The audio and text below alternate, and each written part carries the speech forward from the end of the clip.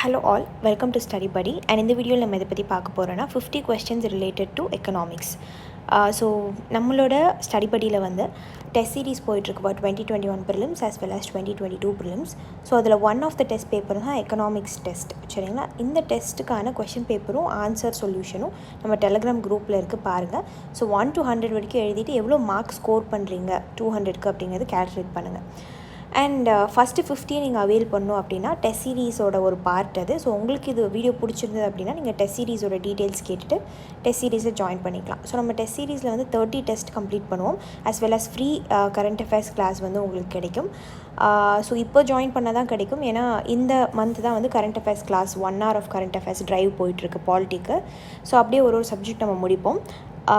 So it may extend to 2 hours, sometimes சண்டேஸில் வந்து it may go a longer period of time. சரிங்களா, so உங்களுக்கு நம்மளோட கோர்ஸை ஜாயின் பண்ணணுன்னா மெசேஜ் பண்ணி கேளுங்க. இது இல்லாமல் நிறையா NCERT courses plus standard books courses போயிட்டுருக்கு, polity, geography, history, economics, environment.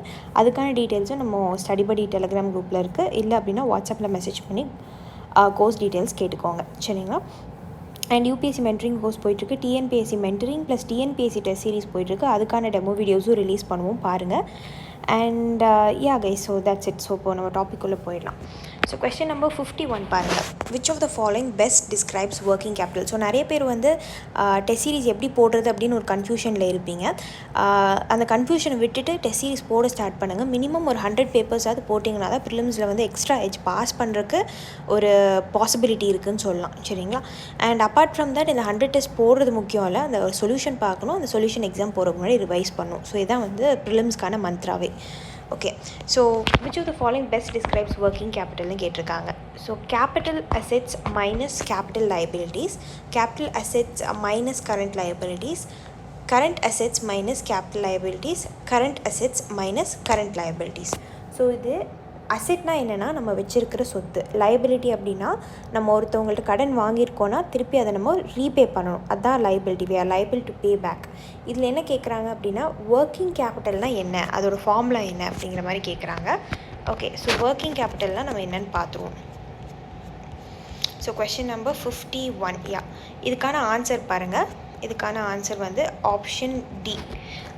D வந்து current assets minus current liabilities. இது ரெண்டுமே வந்து கரண்ட்டில் தான் இருக்குது. கரண்ட்டாக வந்து என்ன அசெட்ஸ் வச்சுருக்கீங்க, நீங்கள் கரண்ட்டாக இப்போ யாருக்கெல்லாம் திருப்பி காசு கொடுக்கணும் அப்படிங்கிறத மைனஸ் பண்ணுறது தான். சரிங்களா, ஸோ பார்ப்போம். So working capital is a financial metric which represents operating liquidity available to a business organisation or other entity including government entities along with fixed assets such as plant and equipment. Working capital is considered a part of operating capital. So இது வரைக்கும் நான் explain பண்ணுறேன். Working கேபிட்டல்னால் என்ன அப்படின்னு பார்த்தீங்கன்னா, for example இப்போ நான் ஒரு பிஸ்னஸ் வச்சுருக்கேன்னு வச்சுக்கோங்களேன், பிஸ்னஸ் ஆரம்பிச்சிருக்கேன். ஸோ அந்த பிஸ்னஸ்க்கு எனக்கு இப்போ கூட்ஸ் உள்ளே எடுக்கணும், வெளியில் போகணும், எக்ஸ்போர்ட் பண்ணணும், இம்போர்ட் பண்ணணும், இதுக்கெல்லாம் வந்து காசு தேவைப்படும், மணி. சரிங்களா, அதுதான் வந்து அந்த லிக்விட் மணி தான் வந்து ஒர்க்கிங் கேபிட்டல்னு சொல்லுவாங்க. ஸோ ஒர்க்கிங் கேபிட்டல் அப்படின்னா என்னென்னா ஆப்ரேட்டிங் லிக்விடிட்டி, காசு எவ்வளோ உங்கள் கையில் இருக்குது அப்படிங்கிறது. ஸோ ஒரு பிஸ்னஸ் கிட்ட இல்லை ஆர்கனைசேஷன்லாம் ஒரு என்டிட்டி கிட்ட இல்லை கவர்மெண்ட் கிட்ட கூடயோ. So along with fixed assets. So fixed அசெட்ஸ்னால் என்ன அப்படின்னு பார்க்குறோம். ஃபிக்ஸ்ட் அசெட்னால் இப்போ நான் ஒரு கம்பெனி வச்சுருக்கேன் அப்படின்னா, இப்போ நான் ஒரு மில்லு வச்சுருக்கேன்னா அதில் மில்லில் நிறையா மெஷினரிஸ் வச்சுருப்பேன். ஸோ அந்த பிளான்ட்டு, அந்த இடம், அந்த எக்யூப்மெண்ட், இதெல்லாமே வந்து ஃபிக்ஸ்ட் அசெட்ஸ்ன்னு சொல்லுவாங்க. So working capital is considered as a part of operating capital. So இதெல்லாமே வந்து ஆப்ரேட்டிங் கேபிட்டல். இந்த ஃபிக்ஸ்ட் அசெட் வந்து இது இல்லாமல் இந்த கம்பெனி ஒர்க் ஆகாது, இதுதான் வந்து எசென்ஷியலான விஷயம். ஸோ அதனால் இந்த பிளான்ட் அண்ட் எக்யூப்மெண்ட்லாம் வந்து ஆப்ரேட்டிங் கேபிட்டல்னு சொல்லுவாங்க. So working capital is a part of this operating capital also. So நாளைக்கு ஏன்னா இந்த பிளான்ட் மெஷினரியெல்லாம் ஒர்க் ஆகலை அப்படின்னா அதுக்கும் நீங்கள் காசு செலவு பண்ணணும். ஸோ அதுக்கும் உங்களுக்கு ஒர்க்கிங் கேபிட்டல் தேவைப்படும். So gross working capital is equal to current assets. So என்ன சொல்கிறாங்கன்னா, we have a concept of gross. சரிங்களா, gross working capitalனால் என்ன அப்படிங்கிறது கேட்குறாங்க. இஸ் ஈக்குவல் டு இப்போ நம்ம கரண்ட்டாக வச்சுருக்கிற அசெட்ஸ். ஏன் கரண்ட் அசெட்ஸ் தான் வந்து gross working capital அப்படின்னு பார்த்தீங்கன்னா, இப்போ நான் ஒரு வீடு வச்சுருக்கேன் அப்படின்னா அந்த வீடை நான் நாளைக்கு விற்றுக்கூடி அதில் மணியை லிக்விட் ஆக்கி அதை நான் ஒரு பிஸ்னஸ் ஆரம்பிக்கலாம். So I'm using the house, I'm using the asset. So அதுதான் வந்து என்னோடய gross working capital. So gross working capital is equal to current assets working capital is calculated as, so இப்போ தான் நம்ம ஃபார்முலாக்கே வரும். ஸோ வெறும் இந்த ஒர்க்கிங் கேபிட்டல் மட்டும் என்ன அப்படின்னு பார்த்துக்கிட்டிங்கன்னா கரண்ட் அசெட்ஸ், இப்போ நம்ம என்னென்ன அசெட் வச்சுருக்கேன் மைனஸ் கரண்ட் லைபிலிட்டிஸ். ஸோ இப்போ நான் 100 வந்து அசெட் வச்சுருக்கேன் அப்படின்னா நான் 50 ஒருத்தட்டு கடன் வாங்கியிருப்பேன், அது என்னோட லைபிலிட்டி. ஸோ 100 - 50, ஸோ நான் அவருக்கு கடன் கொடுத்துட்டேன். மிச்சம் என் கையில் இருக்கிற காசு வந்து 50. ஸோ இந்த 50 தான் என்னோடய நிஜமான ஒர்க்கிங் கேபிட்டல். சரிங்களா? அந்த 50 வச்சு தான் நான் அடுத்து நாளைக்கு ஏதாவது செலவு பண்ண முடியும். அதை வச்சு தான் ஒர்க்கிங் கேபிட்டல் வந்து ஜென்ரேட் பண்ண முடியும். சரிங்களா?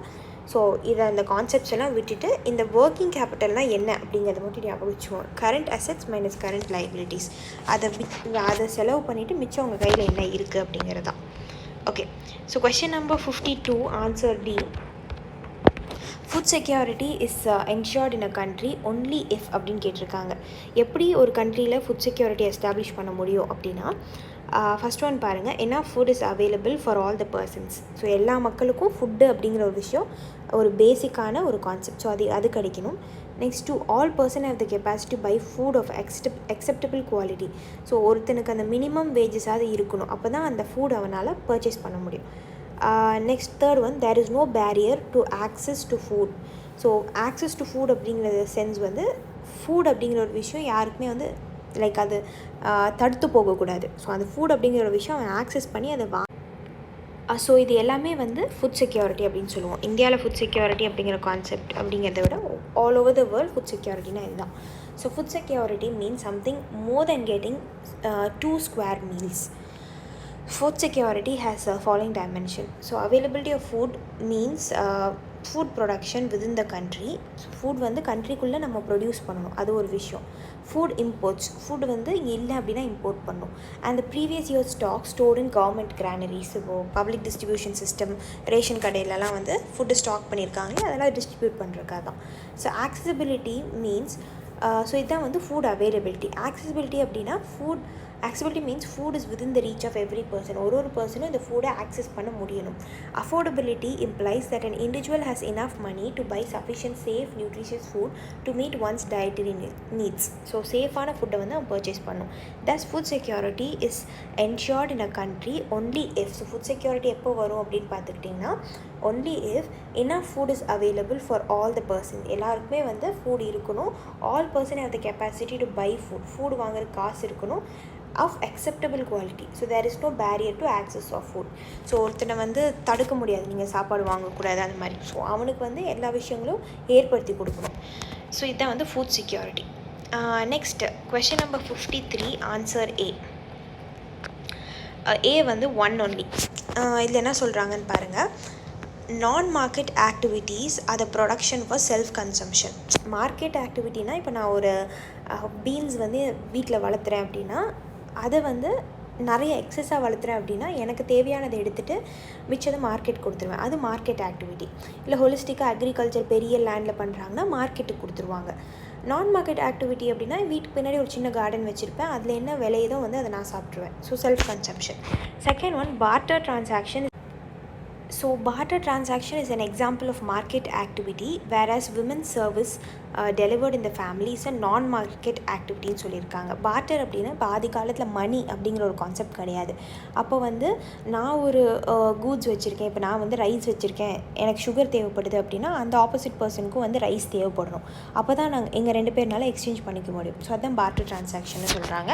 ஸோ இது வந்து தப்பு, ஏன்னு பார்ப்போம்.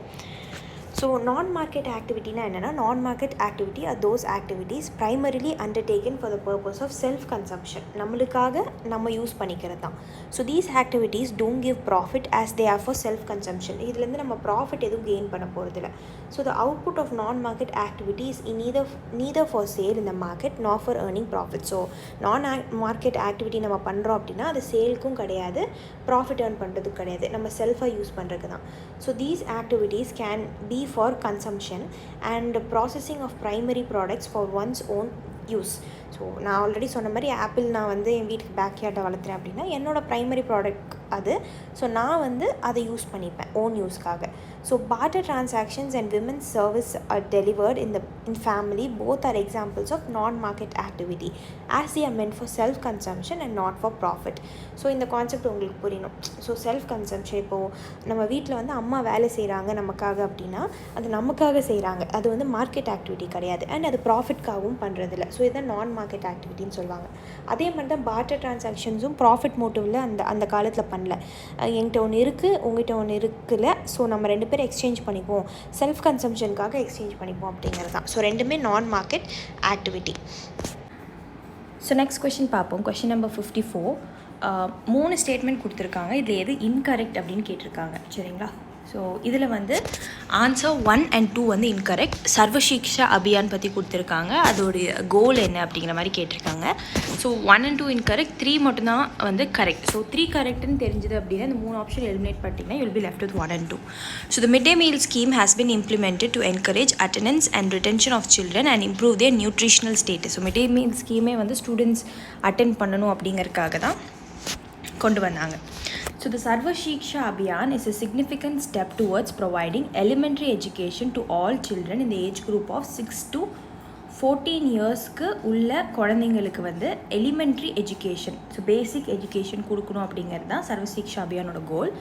So it aims for achieving the goal of universalisation of elementary education. So Sarva Shiksha Abhiyan வந்து கான்சென்ட்ரேட் பண்ணுறதே எலிமெண்ட்ரி எஜுகேஷன் தான், not secondary education. So midday meal scheme has been implemented to encourage attendance and retention of children and improve their nutritional status. So Sarva Shiksha Abhiyan 6 to 14 ஞாபகம் வச்சுக்கோங்க. Next question number 55, answer A. Consider the following statement கொடுத்துருக்காங்க, எது கரெக்ட்னு கேட்டிருக்காங்க, அதுதான் நீங்கள் முதல்ல பார்க்கணும். So in the beginning the coverage of public distribution system was universal with no discrimination between poor and non-poor.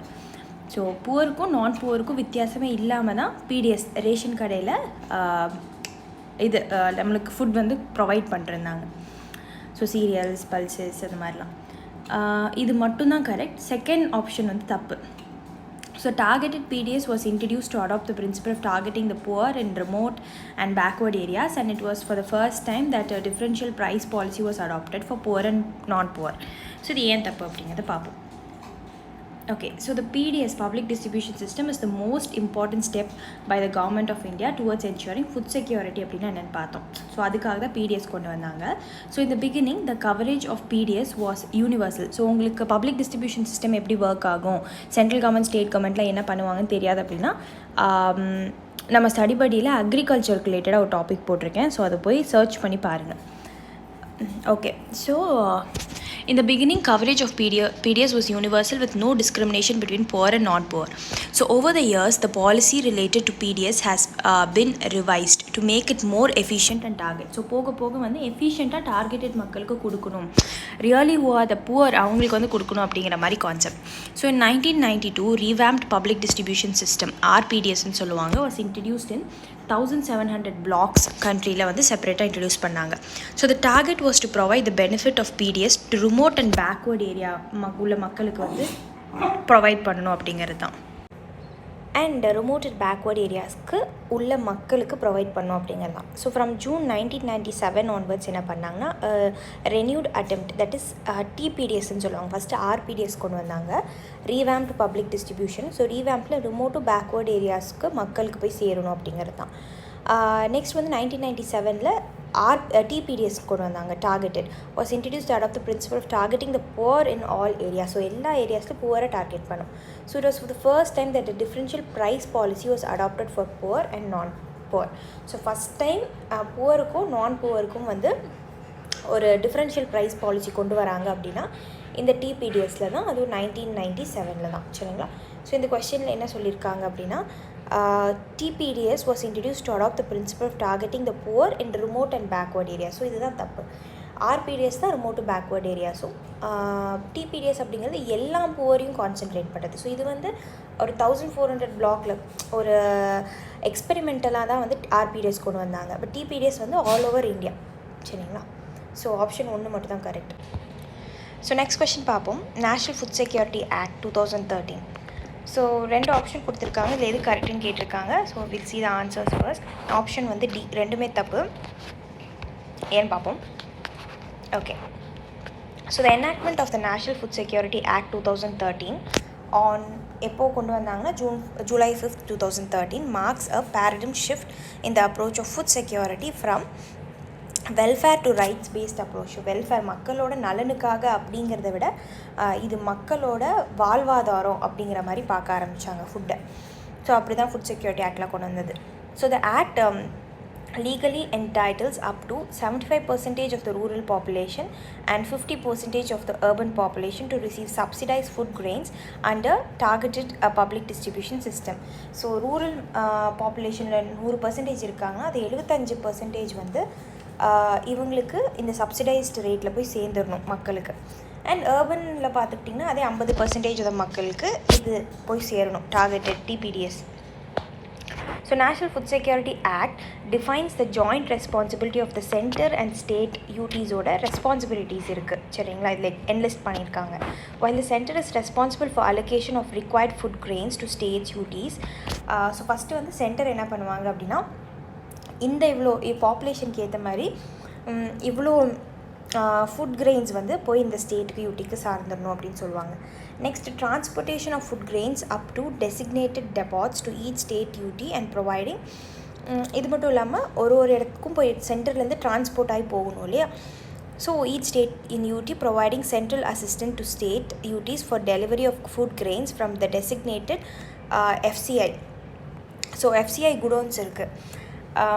To the doorsteps of the FPS, the states UTs are responsible for effective implementation of the act. So இதில் என்ன சொல்கிறாங்கன்னா இது சென்டரோட responsibility தான். First எல்லாத்தையுமே allocate பண்ணணும். அப்புறம் டிரான்ஸ்போர்ட்டேஷனுக்கு ஸ்டேட்ஸுக்கு சென்ட்ரல் அசிஸ்டன்ஸ் கொடுக்கணும். எங்கேருந்து அப்படின்னா food corporation of India godowns இருக்கும், மெயின் குடோன். அதுலேருந்து ஃபேர் ப்ரைஸ் ஷாப்ஸ்னால் ரேஷன் கடைங்களுக்கு போய் சேர்கிற வரைக்குமே சென்டர் வந்து ஸ்டேட்ஸ்க்கு அசிஸ்ட் பண்ணும். So the states UTs are responsible for effective implementation of the act. So national food security ஆக்டில் என்ன இருக்கோ அதுபடி ஸ்டேட்ஸ் வந்து மக்களுக்கு பண்ணி கொடுக்கணும். Which inter alia includes identification of. So states என்ன பண்ணணும், யாரெல்லாம் எலிஜிபிள் ஹவுஸ் ஹோல்டு அப்படிங்கிற மாதிரி ஐடென்டிஃபை பண்ணணும். அவங்களுக்கு ரேஷன் கார்ட்ஸ் வந்து இஷ்யூ பண்ணணும். Distribution of food grain entitlements to eligible house ஹோல்டுக்கு ஃபுட் கிரெயின்ஸ் கொடுக்கணும் through fair price shops. issuance of license to fair price shops. So fair price shops வந்து வைக்கிறாங்க அப்படின்னா அந்த டீலர்ஸ்க்கு லைசன்ஸ் வந்து ப்ரொவைட் பண்ணும் ஸ்டேட்ஸ். அண்ட் அவங்கள மானிட்டர் பண்ணும் state. Setting up effective grievance redressal mechanism எடுத்துகிட்டு வரணும் இன்கேஸ் ஃபேர் ப்ரைஸ் ஷாப்ஸில் ஏதாவது பிரச்சனை இருந்தது அப்படின்னா. And necessary strengthening of TPDS, so targeted public distribution to the புவருக்கு கொண்டு போய் ரீச் ஆகிற மாதிரி நிறைய இனிஷியேட்டிவ்ஸ் எடுத்துகிட்டு வரணும். Okay, question number 57 answer C பாருங்கள். ஸோ நெக்ஸ்ட் வந்து டிஸ்கைஸ்ட் அன்எம்ப்ளாய்மெண்ட்னா என்ன அப்படிங்கிறது கேட்டிருக்காங்க. கொஸ்டின் நம்பர் 57 ஆன்சர் சி வந்து marginal productivity of labour is zero. So disguised unemployment அப்படின்னா என்னென்னு நம்ம பார்ப்போம். சரிங்களா. So disguised unemployed person is the one who seems to be employed but actually is not. ஸோ அவர் வேலை செய்கிற மாதிரி இருக்கும், பட் ஆக்சுவலாக வந்து அவர் வேலை வந்து எதுக்குமே கான்ட்ரிபியூட் பண்ணாது. சரிங்களா. So his contribution to the total output is zero. So டோட்டலாக வந்து அவுட்புட் 1 + 1 = 2ன்னு வரணும். ஆனால் இவரோட அவுட்புட் பார்த்திங்கன்னா இன்புட் இருக்கும், ஆனால் வந்து அவுட்புட் ஜீரோவாக இருக்கும். எப்படி இது அப்படின்னு கேட்பீங்க. So when more people are engage in a job then actually required a state of disguised unemployment is created. இப்போது நார்மலாக இந்தியாவில் பார்த்திங்கன்னா அக்ரிகல்ச்சரில் டிஸ்கைஸ்ட் அன்எம்ப்ளாய்மெண்ட் ப்ரிவேல் ஆகிட்டுருக்குன்னு சொல்லுவாங்க. ஃபார் எக்ஸாம்பிள் ஒரு ஃபேமிலி இருக்காங்க அப்படின்னா அந்த ஃபேமிலியில் வந்துட்டு 4 பேர் இருப்பாங்க. ஆக்சுவலாக 2 பேரோட வேலை தான் அந்த அக்ரிகல்ச்சருக்கு தேவைப்படும். பட் 4 பேருமே அந்த இடத்துல ஒர்க் பண்ணிருப்பாங்க. அப்போ இங்கே 2 பேரோட வேலை வந்து தேவையே படுறதில்ல. ஸோ அவங்க வந்து டிஸ்கைஸ்ட் அன்எம்ப்ளாய்மெண்ட்டில் இருக்காங்க அப்படிங்கிறது சொல்லலாம். சரிங்களா. So it is mostly seen in rural areas, especially in agriculture sector. So in this kind of unemployment, marginal productivity of labor is zero. So labor வந்து work பண்ணுறாங்களே அதுதான் அந்த productivity. Marginal productivity அப்படின்னா at least அந்த corner லைனில் நின்று அவங்க work எதுக்காவது கான்ட்ரிபியூட் பண்ணணும். பட் இந்த இடத்துல அவங்களோட ஒர்க் எதுக்குமே கான்ட்ரிபியூட் பண்ணாதனால ஜீரோன்னு சொல்கிறாங்க. சரிங்களா. ஸோ கொஸ்டின் நம்பர் 58 ஆன்சர் பாருங்கள். ஸோ 58ல் எது இன்கரெக்டுன்னு கேட்டிருக்காங்க ஃபஸ்ட் திங். சரிங்களா. 1 and 3 வந்து incorrect. First one வந்து threat is mainly due to the fact that groundwater is not a renewable source. So non renewable ரிசோர்ஸ்ன்னு சொல்லியிருக்காங்க. தப்பு.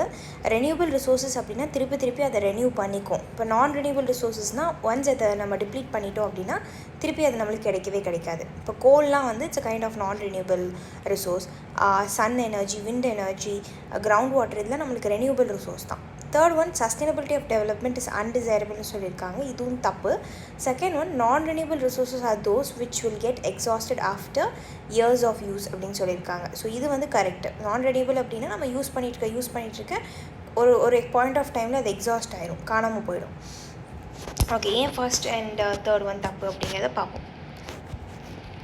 ஃபர்ஸ்ட் பாருங்கள், explanation. Ground water is an example of renewable resources. So these resources are replenished by nature. இப்போ ஒரு ஆக்விஃபயர் இருக்குது, மழை வருது அப்படின்னா இங்கே இருக்கிற ஸ்டோன்ஸு சாண்ட் மூலிமா ஃபில்டர் ஆகி இது கிரவுண்ட் வாட்டரில் போய் தங்கிடும். ஸோ கிரவுண்ட் வாட்டர் டேபிள்லாம் சொல்லுவாங்க. ஸோ அதெல்லாம் வந்து நேச்சுரலாகவே நடக்கிற ஒரு கான்செப்ட். அதனால தான் அது renewable resource. But even these resources maybe over use. So இது நம்ம ஓவர் யூஸ் பண்ணும்போது திருப்பி நம்மளால் ரெப்ளனிஷ் பண்ண முடியாது. So non renewable resources are those which will get exhausted after years of use. Sustainability of development is always desirable. So என்ன சொல்லியிருக்காங்க அப்படின்னா, நம்ம சஸ்டைனபிளாக இருந்தோம், இப்போது ப்ரொடியூஸ் ஆகிறது நம்ம யூஸ் பண்ணுறது இது வந்து ஒரு ஆப்டிமம் லெவலில் மெயின்டைன் பண்ணிகிட்டே இருந்தோம் அப்படின்னா நம்மளுக்கு டெவலப்மெண்ட்டும் அதில் பார்க்கலாம் அப்படிங்கிறாங்க. சரிங்களா? ஓகே, கொஷின் நம்பர் 59 ஆன்சர் வந்து பி. 59 பாருங்கள். ஸோ லாஸ்ட் ஒரு 20 கொஷின்ஸ் பார்க்க தான் எக்கனாமிக்ஸோட கான்செப்ட்ஸ் வரும். சரிங்களா? இது வந்து ஓவராலாக கரண்ட் அஃபேர்ஸ் அந்த மாதிரி கான்செப்ட்ஸ், சில கான்செப்ட்ஸை வந்து ஃபார்மல் கான்செப்ட்ஸ் பார்க்குறோம். 59th answer B. எது கரெக்டுன்னு கேட்டிருக்காங்க. ஓகே, ஸோ 1 and 3 தான் correct. All the public sector establishments and those private sector establishments which employ 10 hired workers or more are called formal sector. So ஒரு sector எப்படி formal informal அப்படின்னு சொல்லுவீங்கன்னு கேட்டிருக்காங்க. So ஒரு formal sector establishment, ஒரு company எடுத்துக்கிட்டிங்கன்னா 10 பேருக்கு மேலே அவங்க ஒர்க்கர்ஸ் வச்சுருந்தாங்க அப்படின்னா அவங்கள ஃபார்மல் எஸ்டாப்ளிஷ்மெண்ட்னு சொல்லுவோம். ஒரு கம்பெனி நார்மலாக 10 பேருக்கு மேலே ஒர்க்கர்ஸ் இருந்தாங்க அந்த இடத்துல அப்படின்னா ஃபார்மல் செக்டர் எஸ்டாப்ளிஷ்மெண்ட்னு சொல்லுவோம். நெக்ஸ்ட் கொஷின், தேர்ட் ஒன் பாருங்கள். In both sector formal and informal male work force is more then the female work force. So ஆப்வியஸாக என்ன சொல்கிறாங்கன்னா, மேல் இஸ் மோர் தென் ஃபீமேல், ஃபார்மலியும் இன்ஃபார்மலியும். 10 பேருக்கு மேலே இருந்தாலும் சரி, 10 பேருக்கு கீழே இருந்தாலும் சரி. So workforce in the informal sector is almost 3 times of the workforce in the formal sector னு சொல்லியிருக்காங்க. இந்த ஸ்டேட்மெண்ட் வந்து தப்பு. ஏன்னு பார்ப்போம். So all the public sector establishments and those private sector establishments which employ 10 hired workers or more are called formal sector establishments. And those who work in the establishments are formal sector workers னு சொல்லுவாங்க. So 10 பேர் அப்படிங்கிற concept ஞாபகம் வச்சுக்கோங்க. So all the enterprises and workers working in those enterprises in the informal sector. Thus informal sector includes millions of farmers. So informal sector வந்து பார்த்துக்கிட்டிங்கன்னா millions of farmers, agricultural laborers, owners of small enterprises, அப்புறம் people working in those enterprises are as also self-employed who do not have any hired workers. So இப்போ அவங்க family மெம்பர்ஸ்லாம் work பண்ணுறாங்களே அவங்களால வந்து working மெம்பராக நம்மளால் கன்சிடர் பண்ண முடியாது. ஸோ இவங்க எல்லாமே இன்ஃபார்மல் செக்டர் கடியில் வருவாங்க. ஸோ இட் ஆல்சோ மேட்ச் ஸ்டிக்ஸ்லாம் தயாரிப்பாங்க இல்லையா ஸ்மால் ஸ்கேலில். So it also includes all non farm casual wage labours who work for more than one employer such as construction workers. So non formal ஒர்க்குன்னு பார்த்துக்கிட்டிங்கன்னா construction workers and headload workers. So தூக்கிட்டு போவாங்க இல்லையா பொருட்களை, இவங்க எல்லாருமே வந்து 1 or more இடத்துல வந்து ஒர்க் பண்ணுவாங்க. ஸோ இந்த கன்ஸ்ட்ரக்ஷன் ஒர்க்கர்ஸ், ஹெட்லோட் ஒர்க்கர்ஸ், இந்த தூக்கிட்டு போவாங்களே இவங்க எல்லாருமே வந்து ஆப்வியஸாக நம்ம பார்த்த மாதிரி இன்ஃபார்மல் செக்டரில் இருக்கிறாங்க. சரிங்களா? இப்போ நம்ம ஃபார்மல் செக்டரில் இன்ஃபார்மல் செக்டரில் எவ்வளோ பேர் இருக்காங்க அப்படிங்கிறத பார்ப்போம். 6% மக்கள் மட்டும்தான் ஃபார்மல் செக்டரில் ஒர்க் பண்ணுறாங்க. மிச்சம் 94% of the people in India வந்து இன்ஃபார்மல் செக்டரில் ஒர்க் பண்ணிகிட்ருக்காங்க. So out of 300 million formal sector workers, so இந்த பர்சன்டேஜ்னு பார்த்தோம்னா அந்த பர்சன்டேஜோட ரியல் ஆப்ஷன் பார்த்தீங்கன்னா 30 million formal sector workers, only 6 million, that is only 21% are women. இதுலேயும் பார்த்துக்கிட்டிங்கன்னா 30 million ஃபார்மல் செக்டரில் வந்து ஒர்க் பண்ணுறாங்க. நம்ம பார்த்தோம் 6% தான் ஃபார்மல் செக்டரில் இருக்காங்கன்னு. அதில் பார்த்துக்கிட்டிங்கன்னா அந்த 30 million பீப்புள்லேயும் 21% மட்டும்தான் விமன் வந்து ஒர்க் பண்ணுறாங்க. இந்த 30 மில்லியனில் வெறும் 21% தான் விமன் ஒர்க் பண்ணுறாங்க. And next thing, in the informal sector, male workers account for 69% of the total work, that they mean workforce. So இதை நீங்கள் இன்ஃபார்மல் செக்டர் எடுத்துக்கிட்டிங்கனாலும் மேல் ஒர்க்கர்ஸ் வந்து 69% வந்து கான்ட்ரிபியூட் பண்ணுறாங்க. ஸோ இதுதான் கான்செப்ட், சரிங்களா? ஓகே, ஸோ நெக்ஸ்ட் பார்ப்போம். ஸோ அதுக்கு முன்னாடி அதை ஒரு தடவை கான்செப்ட் மட்டும் பாருங்கள். இன் போத் செக்டர், ஃபார்மல்லையும் சரி இன்ஃபார்மல்லையும் சரி, ஃபீமேல் ஒர்க்கர்ஸ் வந்து கம்மியாக தான் இருக்காங்க. ஸோ ஒர்க் ஃபோர்ஸ் இந்த இன்ஃபார்மல் செக்டர் இஸ் ஆல்மோஸ்ட் 3 டைம்ஸ்னு கொடுத்துருக்காங்களா. இந்த ஒரு எக்ஸ்ப்ளனேஷனுக்கு நம்மளால், ஒரு கன்க்ளூஷனுக்கு நம்மளால் வர முடியாது. இந்த மாதிரி 3 டைம்ஸ் 4 டைம்ஸ் அந்த மாதிரி. ஸோ இந்த 10 ஹையர்ட் ஒர்க்கர்ஸ் அப்படிங்கிற கான்செப்ட் வந்து ஞாபகம் வச்சுக்கோங்க. Next 60th question, consider the following statement.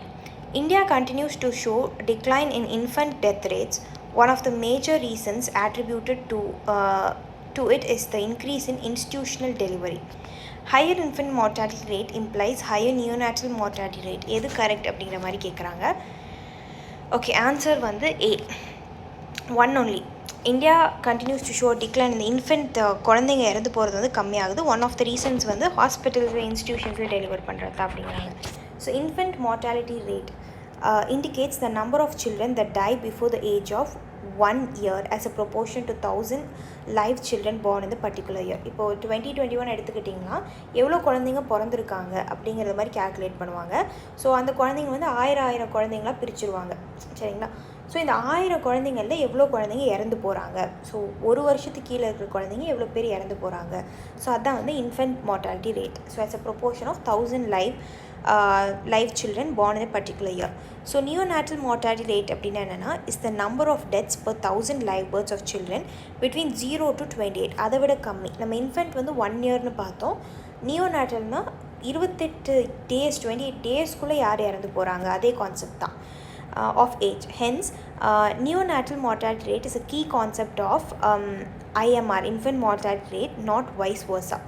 So neonatal mortality rate வந்து இன்ஃபென்ட் மார்ட்டாலிட்டி ரேட்குள்ளே தான் இருக்குது அப்படிங்கிறாங்க. And India has reduced infant mortality rate வந்து நம்ம குறைச்சிருக்கோம் 1 இயர்க்குள்ளே இறந்து போகிற குழந்தைங்க by 42% over 11 years from 57 per 1000 live births. So 2006 பார்த்துக்கிட்டிங்கன்னா 1000 live birthsக்கு 57 குழந்தைங்க வந்து இறந்துட்டு இருந்தாங்க. ஸோ அதான் கான்செப்ட். 2017 பார்த்துக்கிட்டிங்கன்னா 33 குழந்தைங்க தான், இன்ஃபென்ட்ஸ் தான் வந்து 1000 live birthsக்கு இறந்து போகிறாங்க. ஸோ இது வந்து 42% டிக்ளைன் ஆகிருக்கு. A major reason for this achievement is the increase in the number of institutional deliveries வந்து அதிகமாக இருக்கிறனால தான் இதை நம்ம குறைக்க முடிஞ்சிருக்கு அப்படிங்கிற மாதிரி சொல்லியிருக்காங்க. இதில் ஏன் வந்து செகண்ட் ஒன் தப்பு அப்படின்னு பார்த்தீங்கன்னா, higher infant mortality rate implies higher neonatal mortality rate அப்படின்னு சொல்லியிருக்காங்க. இன்ஃபென்ட் மார்ட்டாலிட்டி ரேட் வந்து அதிகமாக இருந்துச்சு. Higher infant mortality rate implies higher neonatal mortality rate அப்படின்னு கிடையாது. ஹையர் நியோநாட்டல் மார்ட்டாலிட்டி ரேட் இருந்தால் தான் இன்ஃபென்ட் மார்ட்டாலிட்டி ரேட் அதிகமாகும். ஏன்னா இன்ஃபென்ட்டுங்கிறது 1 year, நியோநாட்டல்ங்கிறது 28. ஸோ இது வந்து தப்பு. ஸோ அது அப்படியே வைஸ் வர்ஸாக வரும். Higher neonatal mortality rate will contribute to infant mortality rate. ஏன்னா 28 டேஸ்க்குள்ளே இறந்து போகிறாங்க அப்படின்னா it will automatically contribute to infant mortality. So அதை ஞாபகம் வச்சுக்கோங்க. ஓகே, ஸோ இது வந்து இதுக்குள்ளே வராது, நியோநாட்டல் தான் இதுக்குள்ளே வரும். 61st question. Okay, so answer பார்ப்போம். ஆன்சர் வந்து சி. 61st கொஸ்டினுக்கு ஆன்சர் சி. 2 and 3, சரிங்களா? So high foreign exchange rate may increase the export of a country. Foreign exchange rate வந்து ஹையாக இருந்தது அப்படின்னா நம்ம கண்ட்ரியோட எக்ஸ்போர்ட் அதிகமாகும் அப்படின்னு சொல்லியிருக்காங்க. ஏன்னு பார்ப்போம். A trade surplus in an economy may help to appreciate its currency. Trade surplus அப்படின்னா for example, so trade surplus அப்படின்னா எக்ஸ்போர்ட் இம்போர்ட் இதெல்லாம் தான் கணக்கு எடுத்துப்பாங்க. இப்போ நம்ம அதிகமாக எக்ஸ்போர்ட் பண்ணுறோம் அப்படின்னா நிறையா ஃபாரின் கரன்சிஸ் நம்மளுக்குள்ளே வரும், ஃபாரின் ரிசர்வ்ஸ் அதிகமாக இருக்கும். அப்போ வந்து நம்மளோட கரன்சி வந்து அப்ரிஷியேட் ஆகும். ஏன் அப்படிங்கிறது நான் சொல்கிறேன். இங்கே பாருங்கள். A decline in interest rate at home often leads to excess of money currency supply in an economy due to less demand of domestic currency. இப்போது இன்ட்ரெஸ்ட் ரேட் வந்து பேங்க்ஸ் குறைக்கிறாங்க அப்படின்னா, ஓகே இன்ட்ரெஸ்ட் ரேட் கம்மியாக தானே இருக்குது, நம்ம போய் loan எடுப்போம், நான் பேங்க்குக்கு போகிறேன், சரிங்களா? இப்போ லோன் நான் எடுக்கிறேன் அப்படின்னா அதிக அமௌண்ட் ஆஃப் மணி வந்து மக்களோட கையில் இருக்கும். ஸோ என்ன மாதிரி நிறைய பேர் இருப்பாங்க, எல்லோரும் லோன் எடுப்பாங்க. ஸோ அதிகமான மணி நம்ம கையில் இருக்கும் போது நம்மளோட டொமஸ்டிக் கரன்சிக்கு லெஸ் டிமாண்ட் ஆயிரும். ஸோ இன்ட்ரெஸ்ட் ரேட் கம்மியாக இருக்கும்போது நமக்கு அதிகமான காசு நம்ம கையில் இருக்கும். ஆப்வியஸாக என்ன ஆகும், நம்ம டொமஸ்டிக் கரன்சியோட டொமஸ்டிக் கரன்சி வந்து லெஸ் டிமாண்ட் ஆயிரும். From both domestic and foreign players ரெண்டு பேருமே வந்து இதை கம்மியாக தான் டிமாண்ட் பண்ணுவாங்க. In expectation of lower returns in private market. இப்போ இந்த இன்ட்ரெஸ்ட் ரேட் கம்மியாக இருக்கும்போது நான் போய் பணத்தை வந்து டெபாசிட்டில் போட்டேன் அப்படின்னா ஆப்வியஸாக இன்ட்ரெஸ்ட் ரேட் கம்மியாக தான் வரும். சரிங்களா? ஸோ அதனால் லோவர் ரிட்டர்ன்ஸ் அப்படிங்கிறது இன்ட்ரெஸ்ட். ஸோ ப்ரைவேட் மார்க்கெட் இன்வெஸ்ட்லாம் பண்ணியிருந்தாங்க ஃபாரின் பீப்புள், இல்லை நம்மளே வந்து இன்வெஸ்ட் பண்ணியிருந்தோம் அப்படின்னாலும் நம்மளுக்கு லோவர் ரிட்டர்ன்ஸ் தான் வரும். thereby leads to depreciation in the domestic currency. So இந்த கான்செப்ட் நடந்துச்சு அப்படின்னா டெப்ரிசியேஷன் கான்செப்ட் நீங்கள் படிச்சிருப்பீங்க சங்கர் கணேஷ் புக்கில் இல்லைனா என்சிஆர்டிலேருந்து. ஸோ நம்மளோட கரன்சிக்கு எப்போது டிமாண்டு குறையுதோ அப்போ வந்து நம்ம கரன்சி டெப்ரிஷியேட் ஆகுதுன்னு அர்த்தம். சரிங்களா? ஸோ இதுதான் சொல்கிறாங்க, leads to depreciation in the domestic currency. A rise in price of foreign exchange will reduce the foreigner's cost in terms of USD while purchasing products from a country. இப்போ foreign exchange அப்படின்னா வந்து நம்ம எவ்வளோ காசு கொடுத்து ஒரு dollar வாங்குகிறோம் அப்படிங்கிறது. ஃபார் எக்ஸாம்பிள் இப்போ $1 is equals to 100 rupeesன்னு வச்சுக்கோங்களேன். So a rise in price of foreign exchange will reduce the foreigner's cost. இப்போது ஃபாரின் எக்ஸ்சேஞ்ச் வந்து ரைஸ். ஸோ இப்போ இதே $1 வந்து இஸ் ஈக்குவல் டு 110 rupeesன்னு மாறுதுன்னு வச்சுக்கோங்களேன், அதிகமாகிடுது, rise in price. So $1 is equal to 110 அப்படின்னா இப்போ இந்த ஃபாரினர் முதல்ல $100 வர்த்தான பொருள் தான் இந்தியாவில் வாங்க முடிஞ்சிச்சு. இப்போ என்ன பண்ணலாம் அப்படின்னா $110 வந்து இந்தியாவில் பர்ச்சேஸ் பண்ணலாம். ஸோ இதுதான் வந்து கான்செப்ட். சரிங்களா? So rise in price of foreign exchange will reduce the foreigners cost while purchasing products from the country. So அவங்களோட காஸ்ட் வந்து குறையும் அப்படின்னு கூட சொல்லலாம். சரிங்களா? இந்த ஸ்ட்ராட்டஜியை காஸ்ட் குறையும் அப்படின்னு கூட சொல்லலாம். And next thing, this increase the export of the country. Export of the country அப்படின்னா இப்போ வந்து $100 ப்ராடக்ட் $100 வர்த் முன்னாடி வாங்கிட்டு இருந்தவங்க இப்போ $110 வர்த் வந்து இந்தியாவிலேருந்து வாங்கலாம்.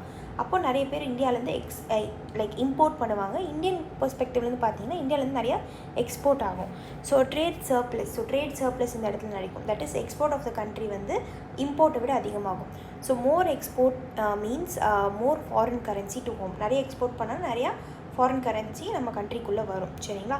Since there will be more supply of foreign currency. இந்த இடத்துல நம்ம ஃபாரின் கரன்சி அதிகமாக இருக்கிறனால டொமஸ்டிக் கரன்சி அப்ரிஷியேட் ஆகும். ஸோ இந்த கான்செப்ட் ஞாபகம் வச்சுக்கோங்க. எப்பப்போலாம் ஃபாரின் கரன்சியோட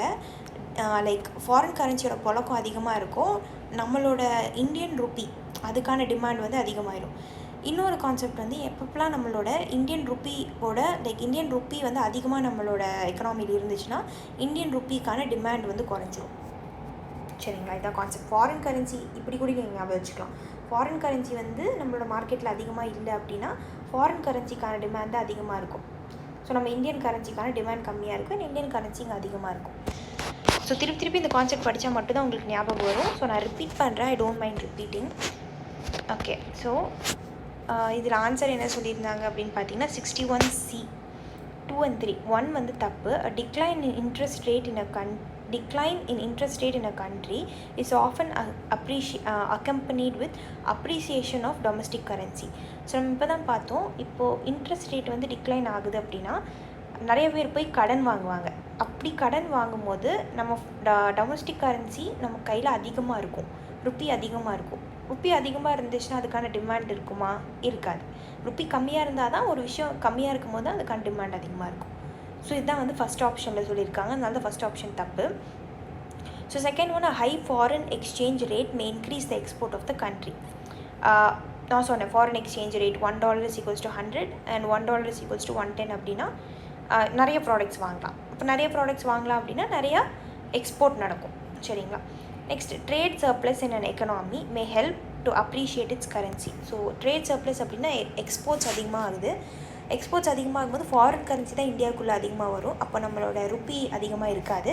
அப்போ ருப்பிக்கான டிமாண்ட் அதிகமாகும். ருப்பிக்கான டிமாண்ட் அதிகமாச்சுன்னா ருப்பி அது அப்ரிஷியேட் ஆகிட்டுருக்குன்னு அர்த்தம். இந்த கான்செப்ட்லாம் திருப்பி படிங்க. இன்கேஸ் நீங்கள் ஃபர்ஸ்ட் டைம் படிக்கிறவங்களா இருந்தீங்கன்னா கண்டிப்பாக கன்ஃபியூசிங்காக தான் இருக்கும். பட் இந்த கான்செப்ட் திருப்பி ரீட் பண்ணிட்டுருங்க. Okay, fine. ஸோ அப்ரிசியேஷன் டெப்ரிசியேஷன்னா உங்களுக்கு என்னென்னு சொல்கிறேன். இதுவும் வந்து எல்லாம் பேசிக் தான். பேசிக் தெரியல அப்படிங்கிறவங்க இதை லிசன் பண்ணலாம், இல்லைனா நீங்கள் ஸ்கிப் பண்ணிடலாம். இப்போது $1 ஈக்குவல் டு 100 rupeesன்னு வச்சுக்கோங்களேன். இது வந்து இப்போ நார்மலாக இருக்கிறது. இப்போ நாளைக்கே வந்து $1 equal to $1 is equals to 110ன்னு மாறுது. சரிங்களா? $1 இஸ் ஈக்குவல்ஸ் டு 110ன்னு மாறுது அப்படின்னா இது வந்து டெப்ரிசியேஷன் சொல்லுவாங்க. டெப்ரிசியேஷன்னா நம்ம கரன்சி டெப்ரிஷியேட் ஆகிருக்கு, நம்மளோட இந்தியன் ரூபி டெப்ரிஷியேட் ஆகிருக்கு. ஏன்னா $1 வந்து 110 ரூபா. இப்போ இந்த கான்செப்ட் சொல்கிறேன் பாருங்கள். $1 இஸ் ஈக்குவல்ஸ் டு 90 rupees. இப்போ வந்து நம்ம கரன்சி அப்ரிஷியேட் ஆகிருக்குன்னு சொல்லலாம். ஏன் அப்படின்னா நான் 90 rupees கொடுத்து $1 வாங்குகிறேன் இன்றைக்கி. நாளைக்கு என்னென்னா 110 ரூபா கொடுத்து நான் $1 வாங்க வேண்டியதாக இருக்குது. அப்போ நான் அதிக காசு கொடுக்குறேன் அப்படின்னா அந்த இடத்துல நம்ம கரன்சி டெப்ரிஷியேட் ஆகிருக்குன்னு அர்த்தம். நான் கம்மி காசு கொடுத்து தான் $1 வாங்குகிறேன் அப்படின்னா நம்ம கரன்சி அப்ரிஷியேட் ஆகிருக்குன்னு அர்த்தம். ஸோ அதுதான் இங்கே மேலே சொல்லியிருப்பாங்க. Okay, question number 62, answer A. A correct தான் கேட்குறாங்க. Consider following statement with respect to pre-1991 period in India. So நம்ம எல்பிஜி ரிஃபார்ம்ஸ் கொண்டு வரக்கு முன்னாடி 1991 முன்னாடி இந்தியா எப்படி இருந்ததுன்னா, it was characterised by import substitution. So import சப்ஸ்டியூஷனுங்கிறது ப்ரீவியஸ் இயர் UPSC கொஸ்டின். ஒன்றும் இல்லை. இப்போ இம்போர்ட் சப்ஸ்டியூஷன்னா இம்போர்ட்டை வந்து தவிர்த்துட்டு டொமஸ்டிக்காக நம்ம என்னென்னலாம் பண்ணுறோமோ அதுதான் இம்போர்ட் சப்ஸ்டியூஷன். சரிங்களா? emphasis was mainly given to promotion of exports to maintain a sound foreign reserveனு சொல்லியிருக்காங்க. அப்போ எக்ஸ்போர்ட்ஸுங்கிற கான்செப்டே ஃப்ரீயாக கிடையாது. So first 7 5-year plan. First 7 5-year plan அப்படின்னா 5-year பிளான்ஸ் கொண்டு வந்தாங்க. 5 வருஷத்துக்கு ஒரு பிளான். அந்த ஃபஸ்ட்டு 7 5-year பிளான் பற்றி பேசியிருக்காங்க. Trade was characterized by an inward looking strategy, trade strategy, technically called import substitution. So நம்ம இந்தியா வந்து நம்ம இண்டிபெண்டன்ஸ் வாங்கினதுக்கப்புறம் 5-year பிளான்ஸ் ரஷ்யாக்கிட்டேருந்து அடாப்ட் பண்ணோம். ஸோ அதில் ஃபஸ்ட்டு 7 5-year பிளான்ஸ் வந்து பார்த்துக்கிட்டிங்கன்னா இன்வர்ட் லுக்கிங் ட்ரேட் ஸ்ட்ராட்டஜி தான் நம்ம ஃபாலோ பண்ணோம். ஸோ இந்த டெக்னிக்கை தான் வந்து இம்போர்ட் சப்ஸ்டியூஷன். ஐ மீன் நம்ம எதுவுமே வந்து ஃபாரின் கண்ட்ரிலேருந்து உள்ளே இம்போர்ட் பண்ணக்கூடாது, இங்கே இருக்கிறத வச்சே நம்ம யூஸ் பண்ணிக்கணும். அதுதான் inward looking trade strategy. So this policy aimed at replacing or substituting imports with domestic production. Domestic production பண்ணி substitute பண்ணிடுறது. No serious thought was given to promote exports until the mid 1980s பக்கம் எல்லாம் வந்து அப்போ தான் யோசிக்கிறாங்க export import பற்றி நம்ம யோசிக்கலாம் அப்படிங்கிற மாதிரி. Since the policies were inward oriented, no emphasis was given to export. So 1991 முன்னாடி எக்ஸ்போர்ட்டை பற்றி நம்ம யோசிக்கவே இல்லை, அதுதான் கான்செப்டே. சரிங்களா? ஸோ நம்ம க்ளோஸ்ட் எக்கனாமியாக இருந்தோம், லிபரலைஸ்டாக இல்லை, ப்ரைவேட்டைஸ் பண்ணல எதுவுமே. இப்போ தான் நிறைய ப்ரைவேட்டைஸ் பண்ணுறோம். குளோபலைசேஷன், மிச்சம் கண்ட்ரிஸ் கூட நம்ம ஒன்றும் சேரல. நம்ம இம்போர்ட் சப்ஸ்டியூஷன் அப்படின்னா நம்ம உள்ளுக்குள்ளேயே டொமஸ்டிக்காக எல்லாமே வேலையும் பண்ணிகிட்டு இருந்தோம். So I hope you got the point. 63 வந்து ஆன்சர் டி. டி பாருங்கள், எல்லாமே வரும். Consider following rights. Which of the following rights are enshrined in the Consumer Protection Act? இப்போ Consumer Protection Act 2019 வந்திருக்கு. ஸோ அந்த கன்சியூமர் ப்ரொடெக்ஷன் ஆக்ட் இப்போ தான் நம்ம கரண்ட் அஃபேர்ஸில் பார்த்தோம் இல்லையா? Polity current affairs, daily current அஃபேர்ஸில் பார்த்தோம். ஸோ அதில் என்ன இருக்குது, பாலிட்டி டெய்லி கரண்ட் அஃபேர்ஸ் போயிட்டுருக்கு. ஸோ அந்த கோர்ஸ் டீட்டெயில்ஸ் வந்து பார்த்துக்கிட்டிங்கன்னா 1 monthக்கு 200 rupees, daily 1 hour of live classes உங்களுக்கு வந்துடும். சரிங்களா? ஸோ இதில் வந்து ஜெயில் டேர்ம், புது ஆக்ட் படி ஜெயில் டேர்ம்லாம் வந்து இன்க்ளூட் பண்ணியிருந்தாங்க. So right to be inform பண்ணணும் கன்சியூமருக்கு, இன்ஃபர்மேஷன் வந்து provide பண்ணப்பட்டிருக்கணும்.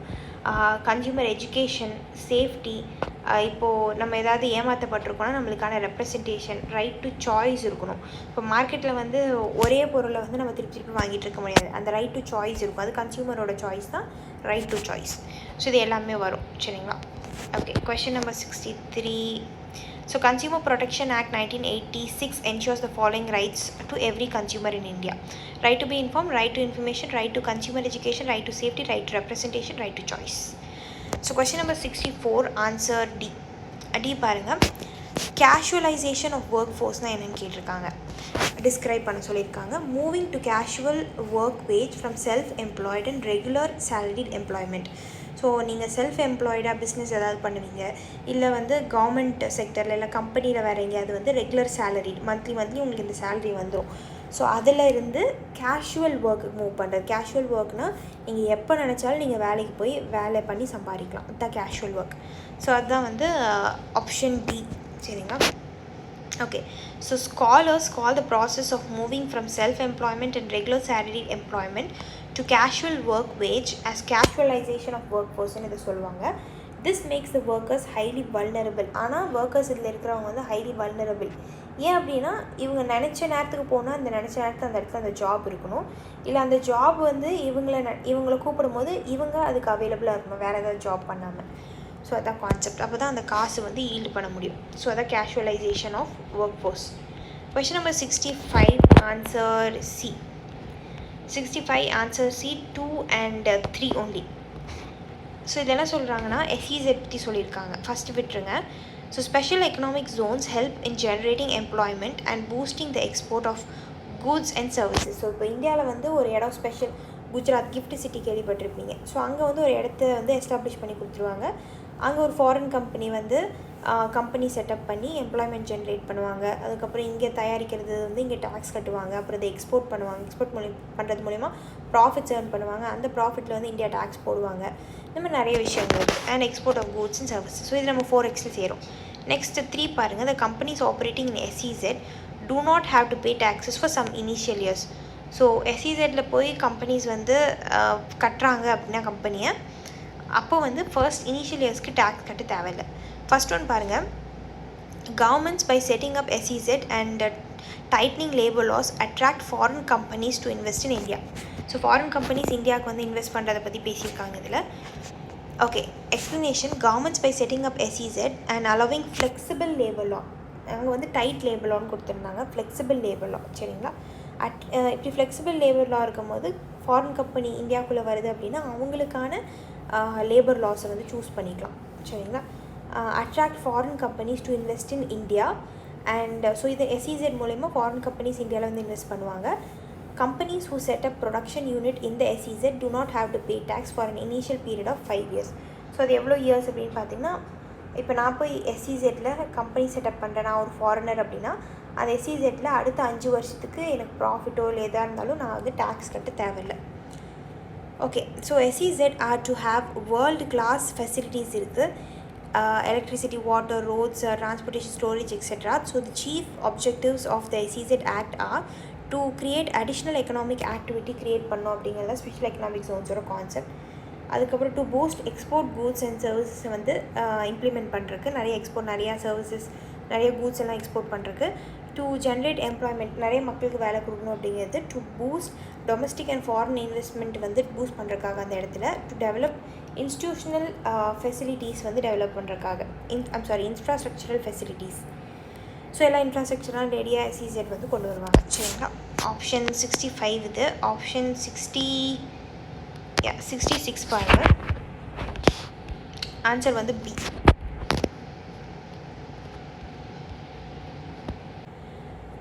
மஹானலோபிஸ் establish the Indian statistical institute in Calcutta. So Mahalanobis தான் வந்து ஃபாதர் ஆஃப் இந்தியன் ஸ்டாட்டிஸ்டிக்ஸ்ன்னு சொல்லுவாங்க. And the first 5-year plan was based on the idea of மஹானலோபிஸ்ன்னு சொல்லியிருக்காங்க. இது தப்பு. Okay, so the planning in the real sense of the term began with the second 5-year planning. Second 5-year plan வந்து planning அப்படிங்கிற ஒரு கான்செப்டே ஆரம்பிச்சிது. So the second plan a landmark contribution to the development planning in general lay down the basic ideas regarding goals of Indian planning. So இந்தியாவோட planning என்னென்னவா இருக்கணும் அப்படிங்கிறது second 5-year plan தான் ஸ்டார்ட் ஆச்சு. திஸ் பிளான் தான் வந்து it's based on the idea of Mahalanobis. So second, so எம்மில் வந்து இந்த மாதிரி ஐடென்டிக்கலாக 2 இருக்குது, இங்கே ஐடென்டிக்கலாக 2 இருக்குது அப்படிங்கிற மாதிரி 2 அப்படின்னு ஞாபகம் வச்சு second 5-year plan. So in that sense he can be regarded as the architecture of Indian பிளானிங்னு கூட சொல்லலாம் மஹானலோபிஸை. Mahalanobis was born in 1893 in Calcutta. He was educated at the Presidency College in Calcutta and Cambridge University வந்து இங்கிலாண்டில் படிக்கிறாரு. His contributions to the subject of statistics brought him international fame வந்து அவருக்கு கொண்டு வந்துச்சு. ஸ்டாட்டிஸ்டிக்ஸ்க்கு இவர் கான்ட்ரிபியூட் பண்ணது. In 1945 he was made a fellow member of so independence வாங்குறதுக்கு முன்னாடி பிரிட்டிஷ் ராயல் சொசைட்டியில் ஒன் ஆஃப் த மெம்பராக இருந்தார். One of the most prestigious organisations of scientists. So அந்த சயின்டிஸ்ட் ஆர்கனைசேஷனில் மஹானலோபிஸும் he was one of the member. So one of the most outstanding scientists are made members of this society. So ரொம்ப அவுட்ஸ்டாண்டிங்காக ஏதாவது ஒரு work accomplish பண்ணியிருக்கிறவங்க தான் வந்து இந்த சொசைட்டியில் மெம்பராக இருக்க முடியும். And Mahalanobis established the Indian Statistical Institute in Calcutta and started a journal. So our journal பேர் வந்து Sankhya, which still serves as a respected forum for statistics. So ஸ்டாட்டிஸ்டிக்ஸ்க்கு வந்து ஸ்டாட்டிஸ்டிஷியன்ஸ்க்கு ஒரு நல்ல ஒரு ஃபோரம்னு சொல்லலாம் இந்த சங்கியா அப்படிங்கிற ஒரு ஜேர்னல். ஸோ ஞாபகம் வச்சுக்கோங்க, ப்ரிலிம்ஸ் உங்களுக்கு சங்கியா அப்படிங்கிறது கூட மேட்ச்சில் கேட்கலாம். ஸோ சங்கியா வந்து மஹானலோபிஸ் தான் எழுதின ஒரு journal. Okay, so next question போயிடுவோம். கொஷின் நம்பர் 67 ஆன்சர் வந்து எது இன்கரெக்டுன்னு கேட்குறாங்க. So great leaf forward campaign 1958 initiate பண்ணது ரஷ்யாவில் இல்லை, சைனாவில். And great leaf forward campaign வந்து எதுக்காக கொண்டு வந்தாங்க அப்படின்னு பார்த்தீங்கன்னா இண்டஸ்ட்ரியலைசேஷனை நோக்கி, industrialising the country on a massive scale. So இங்கே என்ன சொல்லியிருக்காங்க பாருங்கள்.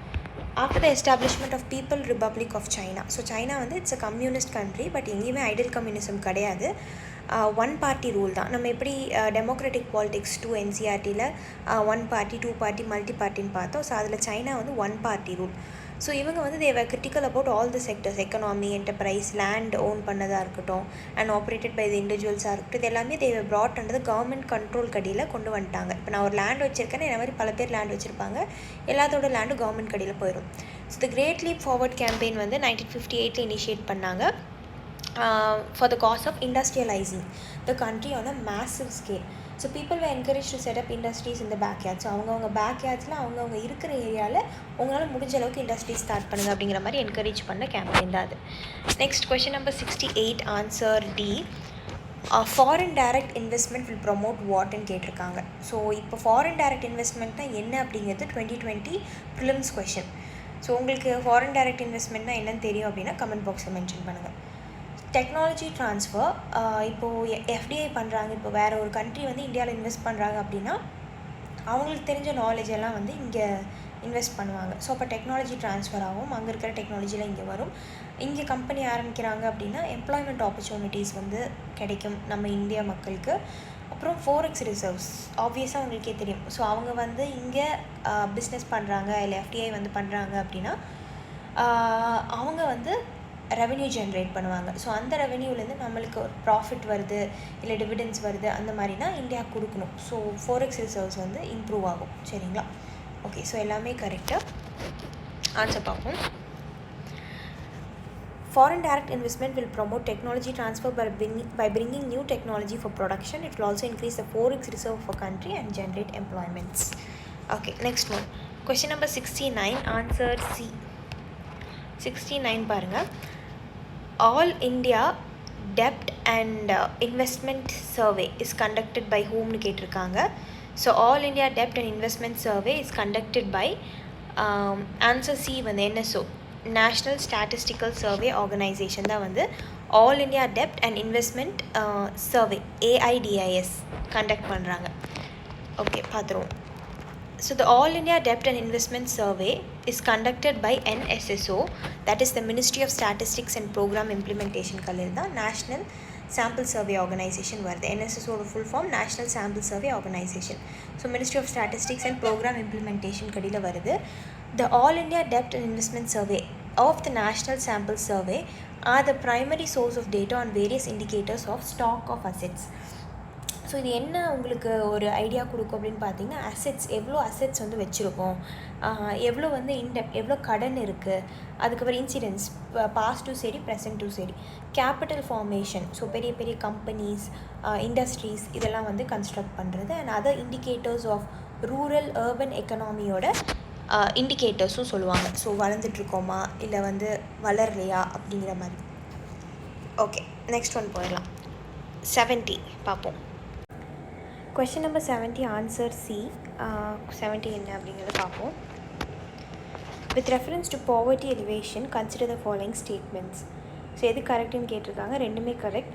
So specific poverty elevation programs were initiated from the third 5-year plan.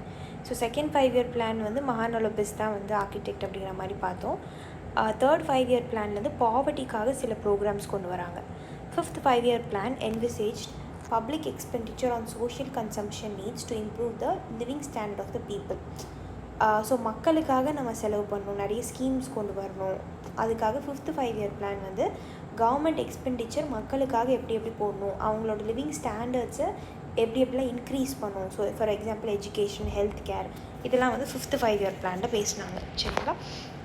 Okay, policy makers started thinking that incomes and employment for the poor could be raised through the creation of additional assets and by means of work generation. So வந்து employment அப்படிங்கிற ஒரு விஷயம் கொடுத்தோம் அப்படின்னா மக்களோட living standards increase ஆகும் அப்படிங்கிற மாதிரி பாலிசி மேக்கர்ஸ் நினச்சாங்க. This could be achieve through specific poverty alleviation programmes மூலயமா like we can achieve things. So this approach has been initiated from the third 5 year plan, that is 1961 66 வரைக்கும் third 5 year plan நடந்துச்சு. அப்பத்துலேருந்து start பண்ணாங்க பாவர்ட்டிக்காக and progressively enlarged since then. So one of the noted programs initiated in the 1970s பக்கம் பார்த்தீங்கன்னா food for work. So work பண்ணிங்க அப்படின்னா அதுக்கு food, அதுதான் வந்து 1970ஸ்லேருந்து சில ப்ரோக்ராம்ஸ் இந்த மாதிரி கொண்டு வந்தாங்க. So one can trace this approach of public expenditure on social consumption to improve living standards of people from the fifth 5 year plan. வந்து மக்களோட ஸ்டாண்டர்டை இன்க்ரீஸ் பண்ணணும் அப்படிங்கிற மாதிரி யோசிச்சாங்க. Even with expanded employment opportunities, employment ஆப்பர்ச்சுனிட்டிஸும் அதிகமாக கொடுக்கணும் அப்படிங்கிறது. So the poor will be able to buy for themselves all the essential goods and services. So எசென்ஷியலான விஷயங்கள்லாம் வாங்கிக்க முடியும் அப்படிங்கிற ஒரு கான்செப்ட் வந்து எடுத்துகிட்டு வரணும். ஃபிஃப்த் 5 இயர் பிளான் வந்து எடுத்துகிட்டு வராங்க. So they have to be supplemented up to at least certain minimum standards by social consumption and investment in the form of essential food grains. So அதுக்கப்புறம் தான் வந்து எசென்ஷியல் ஃபுட் கிரெயின்ஸ் வந்து கொடுக்கணும். Government வந்து எல்லாம் யோசிச்சாங்க, education, health, nutrition, drinking water, housing, communication, electricity, இதில் கொஞ்சமாவது நம்ம கான்ட்ரிபியூட் பண்ணால் தான் அவங்க சைட்லேருந்து அவங்களோட கான்ட்ரிபியூஷன் குறையும். அப்போது எசென்ஷியலான விஷயத்துக்கு இவங்க பே பண்ணிப்பாங்க, அவங்களோட ஸ்டாண்டர்ட் வந்து அதிகமாகும், மக்களோட ஸ்டாண்டர்ட் அதிகமாகும் அப்படிங்கிறது. So question number 71. So specific poverty plans வந்து third 5 year plan and fifth 5 year பிளானில் மக்களோட ஸ்டாண்டர்ட் ஆஃப் பீப்புள் அந்த எக்ஸ்பெண்டிச்சர் நிறையா பண்ணாங்க, இம்ப்ரூவ் ஆகணும் அப்படிங்கிறதுக்காக. ஓகே, 71 பாருங்கள். 71B 2 மட்டும்தான் correct. Liberalisation, privatisation, globalisation, LPG reforms 1991 கொண்டு வந்தாங்க. ஸோ அந்த டைமில் என்ன ஆச்சுன்னு பார்த்தீங்கன்னா நம்மளோட 4x ரிசர்வ்ஸ் ரொம்ப கம்மியாயிடுச்சு. இந்தியாவோட 4x ரிசர்வ்ஸ் வந்து ரொம்ப கம்மியாயிடுச்சு. நம்மளால் வந்து இம்போர்ட் எதுவுமே பண்ண முடியல. உள்ளுக்குள்ளேயும் வந்து கிட்டத்தட்ட ஃபினான்ஷியல் எமர்ஜென்சி அறிவிக்கிற மாதிரி ஆயிடுச்சுன்னு வச்சுக்கோங்களேன். பட் அறிவிக்கலை, அதுக்கு பதிலாக நம்மளோட க்ளோஸ்ட் எக்கனாமியாக இருந்த நம்ம ஓப்பன் எக்கனாமி ஆகிட்டோம். ஸோ லிபரலைசேஷன், ப்ரைவேட்டைசேஷன், குளோபலைசேஷன் கொண்டு வந்தோம். Removing trade barriers or restrictions set by government is known as globalisation அப்படின்னு கொடுத்துருக்காங்க. தப்பு ஏன்னு பார்ப்போம். So tax on imports and subsidy given to domestic industry both are examples of trade barriers in international trade. இப்போது US இருக்காங்கன்னு வச்சுக்கோங்களேன், அவங்க இந்தியாவுக்கு வந்து எக்ஸ்போர்ட் பண்ணுறாங்க, பட் இந்தியாவுக்கு வந்து அது இம்போர்ட். இப்போ இம்போர்ட் பண்ணக்கூடாது, இந்தியன் கவர்மெண்ட் வந்து சில விஷயங்கள் இந்தியாவுக்குள்ளே வரக்கூடாதுன்னு நினச்சாங்க அப்படின்னா அந்த இம்போர்ட் மேலே டேக்ஸ் போடுவாங்க. ஸோ அப்படி டேக்ஸ் போட்டாங்கன்னா அதோட விலை அதிகமாகிடும், அப்போ இம்போர்ட் பண்ணுறதும் வந்து கஷ்டமாயிடும். சப்சிடி கிவன் டு டொமஸ்டிக் இண்டஸ்ட்ரினா, இப்போ நம்ம இந்தியாவில் நம்ம இண்டஸ்ட்ரி வளரணும், மோர் தென் அ ஃபாரின் இண்டஸ்ட்ரி வளர்கிறத விட நம்ம இண்டஸ்ட்ரி வளரணும் அப்படிங்கிறதுக்காக, நம்ம கம்பெனிஸ் வளரணுங்காக கவர்மெண்ட் வந்து சப்சிடிஸ் கொடுப்பாங்க. எலக்ட்ரிசிட்டி, வாட்டர் சப்சிடி, இந்த மாதிரி நிறைய சப்சிடிஸ் ப்ரொவைட் பண்ணுவாங்க. ஸோ அந்த சப்சிடிஸ் கொடுத்தாலோ இல்லை இம்போர்ட் மேலே டேக்ஸ் போட்டாலோ இது எல்லாமே ட்ரேட் பேரியர்ஸ்ன்னு சொல்லி வேர்ல்டு ட்ரேட் ஆர்கனைசேஷனில், இன்டர்நேஷ்னல் ட்ரேடில் எல்லா கண்ட்ரிஸும் ஒத்துக்கிற ஒரு கான்செப்ட். சரிங்களா? ஏன் ஃபஸ்ட் ஒன் தப்புன்னு பார்ப்போம். So trade barriers are government induced restrictions on international trade. So இப்போ இந்தியா வந்து சில ட்ரேட் நடக்கக்கூடாது அப்படின்னு நினைக்கிறாங்கன்னா அதோட டேக்ஸ் இன்க்ரீஸ் பண்ணி விட்ருவாங்க, அது ஒரு ட்ரேட் பேரியர்.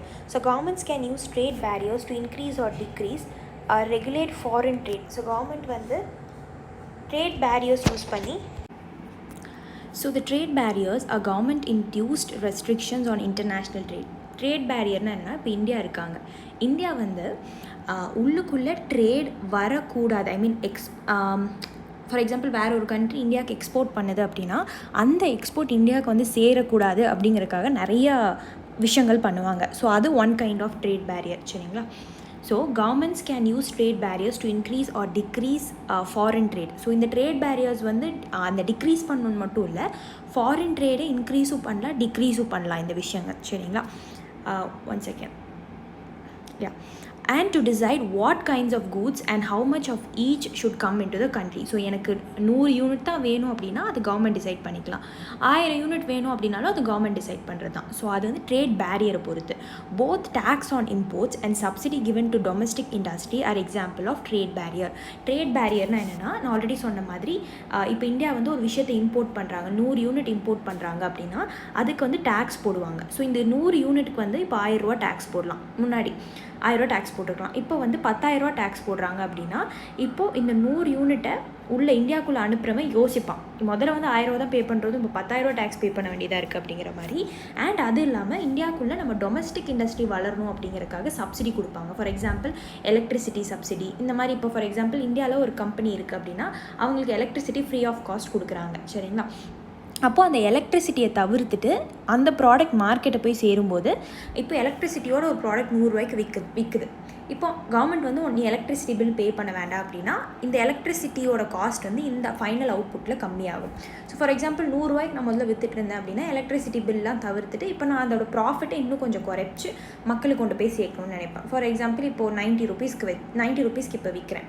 ஸோ இப்போ கவர்மெண்ட் எலக்ட்ரிசிட்டியில் சப்சிடி கொடுத்தனால இந்த final cost of the product 100 90 ரூபீஸ்க்கு மாறி இருக்கு. ஸோ இதெல்லாமே வந்து நம்ம டொமஸ்டிக் இண்டஸ்ட்ரீஸ் வளரணும் அப்படிங்கிறதுக்காக பண்ணுறது. So removing barriers or restrictions set by government is known as liberalisation. லிபரலைசேஷன்னா என்னென்னா, கவர்மெண்ட் அவங்களோட இப்போ இந்த சப்சிடி கொடுக்கறது, இல்லைன்னா உள்ளுக்குள்ளே இம்போர்ட் வராங்களே அவங்களுக்கு வந்து டேக்ஸ் வந்து கம்மி பண்ணுறது, இதெல்லாமே வந்து ரிமூவ் பண்ணிவிட்டு இல்லை ரெஸ்ட்ரிக்ஷன்ஸை கொஞ்சம் கம்மி பண்ணாங்க அப்படின்னா அது லிபரலைசேஷன் சொல்லுவாங்க. So with liberalisation of trade, இப்போ ட்ரேட் வந்து லிபரலைஸ் ஆச்சு அப்படின்னா business are allowed to make decisions freely about what they wish to import or export. இப்போ பிஸ்னஸ் இப்போ இந்தியாவில் வந்து என்னென்ன நம்ம இம்போர்ட் பண்ணணும், இப்போ இம்போர்ட் நான் பண்ணுறேன் அப்படின்னா அதுக்கு நான் டேக்ஸ் கட்டுவேன். இப்போ நான் டேக்ஸ் வந்து முதல்ல நான் சொன்னேன் இல்லையா, 1000 ரூபா கட்டிட்டு இருப்பேன். இப்போ கவர்மெண்ட் வந்து நீ இது இம்போர்ட் பண்ணினா 10,000 ரூபா டேக்ஸ் கட்டணும் அப்படின்னாங்கன்னா நான் ஆப்வியஸாக அது இம்போர்ட் பண்ணுறது நிறுத்திடுவேன். ஸோ ஆப்வியஸாக இந்த ரெஸ்ட்ரிக்ஷன் குறைச்சாங்க, இல்லை அது இல்லை, இந்த ரெஸ்ட்ரிக்ஷன்ஸே இல்லை அப்படின்னா நான் ஈஸியாக ஒரு பொருள் இம்போர்ட் பண்ணலாம், எக்ஸ்போர்ட் பண்ணலாம், அந்த மாதிரியெல்லாம். So the government imposes much less restriction than before and it is therefore said to be more liberal. So முதல்ல ஆதி காலத்தில் இருந்ததை விட இப்போ நம்ம வந்து 1991லலாம் அந்த லிபரலைசேஷன் அப்படிங்கிற கான்செப்ட் அப்படியே ஸ்லோவாக இவால்வ் ஆச்சு. ஸோ கவர்மெண்ட்டும் வந்து மோர் லிபரலாக மாறினதாக வந்து சொல்கிறாங்க. சரிங்களா? நெக்ஸ்ட் கொஷின் பார்ப்போம். Question number 72, answer A. With reference to the agricultural credit, consider the following statement சொல்லியிருக்காங்க. ஸோ 1 and 2 வந்து இதில் correct. So the share of credit to allied activities, allied agriculture and allied activities na agriculture சுத்தி நடக்கிற விஷயங்கள். So livestock, forestry and fisheries is suboptimal compared to the contribution to agricultural output. There exists a regional disparity in agricultural credit across states. Obviously ஆமாம், credit bank வந்து எல்லா இடத்தையும் ஒரே மாதிரி காசு கொடுக்காது ஃபார்மர்ஸ்க்கு, ஒரு எல்லா ஸ்டேட்ஸ்லையும். கரெக்டுங்களா? அதே மாதிரி கவர்மெண்ட்ஸும் அந்த மாதிரி தான். Poor land reforms and its implementation have no effect on accessing institutional credit. So poor land reformsக்கும் பேங்கிங்க்கும் இன்ஸ்டிடியூஷனல் கிரெடிட் வாங்குறதுக்கும் சம்மந்தமே இல்லைங்கிற சொல்லியிருக்காங்க. அது வந்து தப்பு.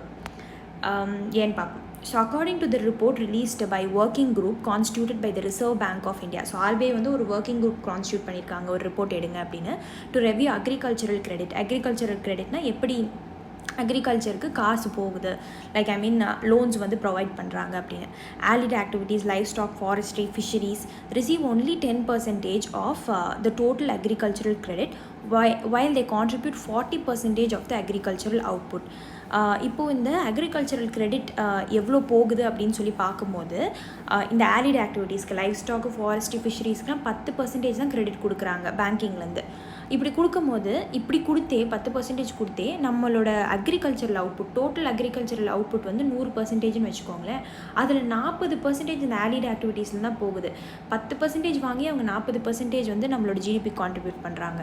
ஸோ டோட்டல் அக்ரிகல்ச்சரல் அவுட்புட்க்கு. So some states are getting higher credit as a proportion of their agricultural GDP.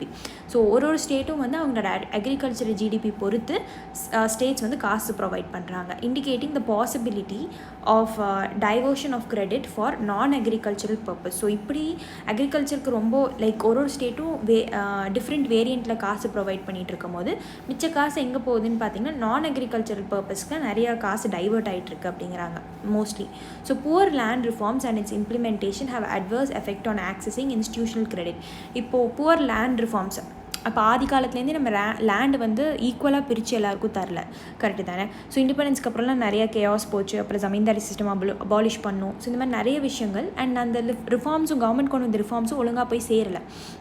So இதுதான் வந்து டெஃபினட்டாக இட்ஸ் லைக் மக்களை வந்து இன்ஸ்டிடியூஷனல் கிரெடிட்க்கு தள்ளுறதில்லை இந்த புவர் லேண்ட் ரிஃபார்ம்ஸ் தான். ஸோ ஆதி காலத்தில் இன்ஸ்டிடியூஷனல் கிரெடிட் வாங்குறாங்க அப்படின்னா ஆப்வியஸாக அவங்களுக்கு ஃபஸ்ட்டு அந்த அவேர்னஸ் இருக்கணும். இல்லை அப்படின்னா இன்ஸ்டிடியூஷனல் கிரெடிட் வாங்கலை, ஆனால் மணி லெண்டர்ஸ் கிட்ட ட்ராப் ஆகிருப்பாங்க. அதிக இன்ட்ரெஸ்ட் ரேட் கொடுத்து லைக் இன்ட்ரெஸ்ட் ரேட்டுக்கு காசு வந்து பர்ச்சேஸ் பண்ணியிருப்பாங்க, லைக் மணி வந்து கடன் வாங்கியிருப்பாங்க. இப்படி வாங்கும் போது ஆப்வியஸாக அந்த டெப்ட் ட்ராப்பில் மாட்டிடுவாங்க. ஸோ இன்னுமே நிறையா ஃபார்மர்ஸ் வந்து டெப்ட் ட்ராப்பில் தான் இருக்காங்க. ஓகே, ஸோ தேர்ட் ஆப்ஷன் மட்டும் தப்பு. 73 answer B. Consider the following statement regarding trends in the employment pattern in India. So எது வந்து கரெக்டுன்னு கேட்டிருக்காங்க. 2 ஒன்லி மட்டும் தான் கரெக்ட். ஸோ இந்த லாஸ்ட் 4 டெக்கேட்ஸ்னால் கடந்த 40 வருடங்களாக people have moved from self-employment and regular salaried employment to casual wage work. கேஷுவல்னால் உங்களுக்கு தேவைப்படுற நேரத்தில் நீங்கள் வந்து ஒர்க் பண்ணிக்கலாம். ஸோ கடந்த 40 வருடங்களில் இப்படி தான் மக்கள் மூவ் ஆகிட்டுருக்காங்க அப்படிங்கிறாங்க. ஃபஸ்ட் ஒன், இந்த last 3 decades GDP of India growth rate has positive correlation with the employment growth rate. GDP வந்து ரைஸ் ஆகுது அப்படின்னா எம்ப்ளாய்மெண்ட்டும் கூடவே சேர்ந்து ரைஸ் ஆகுது அப்படிங்கிற மாதிரி சொல்லியிருக்காங்க லாஸ்ட் 30 இயர்ஸில். இது தப்பு. ஆப்வியஸாக 30 இயர்ஸ் அப்படின்னு கணக்கெடுக்கும் போது அது தப்பாக தான் இருக்கும். So GDP of India, so GDP பற்றி ஒரு வீடியோ போட்டிருக்கேன், அதை போய் பாருங்கள். நான் கமெண்ட் பாக்ஸில் இல்லை டெஸ்கிரிப்ஷன் பாக்ஸில் ஜிடிபி பற்றின வீடியோ அட்டாச் பண்ணுறேன். ஸோ இது ஜிடிபி இல்லைனா நம்ம டெலகிராம் குரூப்பில் சென்ட் பண்ணுறேன், போய் பார்த்துருங்க. ஏன்னா இதில் அட்டாச் பண்ணுறது வந்து ஆஃப்டர் த வீடியோ ஞாபகம் இருக்குமா அப்படிங்கிறது தெரில. ஸோ டெலகிராம்லனா இப்போவே நான் சென்ட் பண்ணிவிட்டு உங்களுக்கு வந்துடுவேன். ஸோ அங்கே அதை ஃபஸ்ட் ரெஃபர் பண்ணிட்டு அதுக்கப்புறம் இந்த வீடியோ வந்து திருப்பி பாருங்கள்.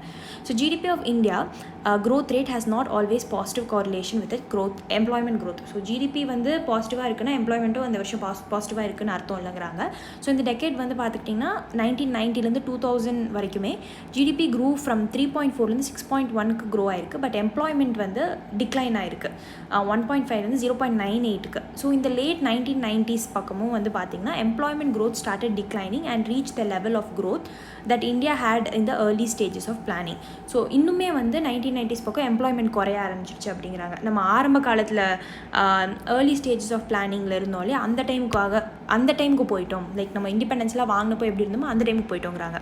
ஸோ இன்னுமே வந்து வேலை திண்டாட்டம்லாம் இருந்துட்டு தான் இருக்குது, உங்களுக்கே தெரியும். So during these years we also find a widening gap between the growth of GDP and employment. So போக இயர்ஸ் வந்து போக ஜிடிபிக்கும் நம்மளோட எம்ப்ளாய்மெண்ட்டுக்கும் ஒரு வைடான கேப் இருந்துகிட்டே இருக்குது. ஜிடிபி இம்ப்ரூவ் ஆகுதுன்னா கண்டிப்பாக எம்ப்ளாய்மெண்ட் இம்ப்ரூவ் ஆகுதுன்னு அவசியம் இல்லை. அதுதான் வந்து நீங்கள் மெயின் கரெக்ட்ஸ் இதில் புரிஞ்சிக்க வேண்டியது.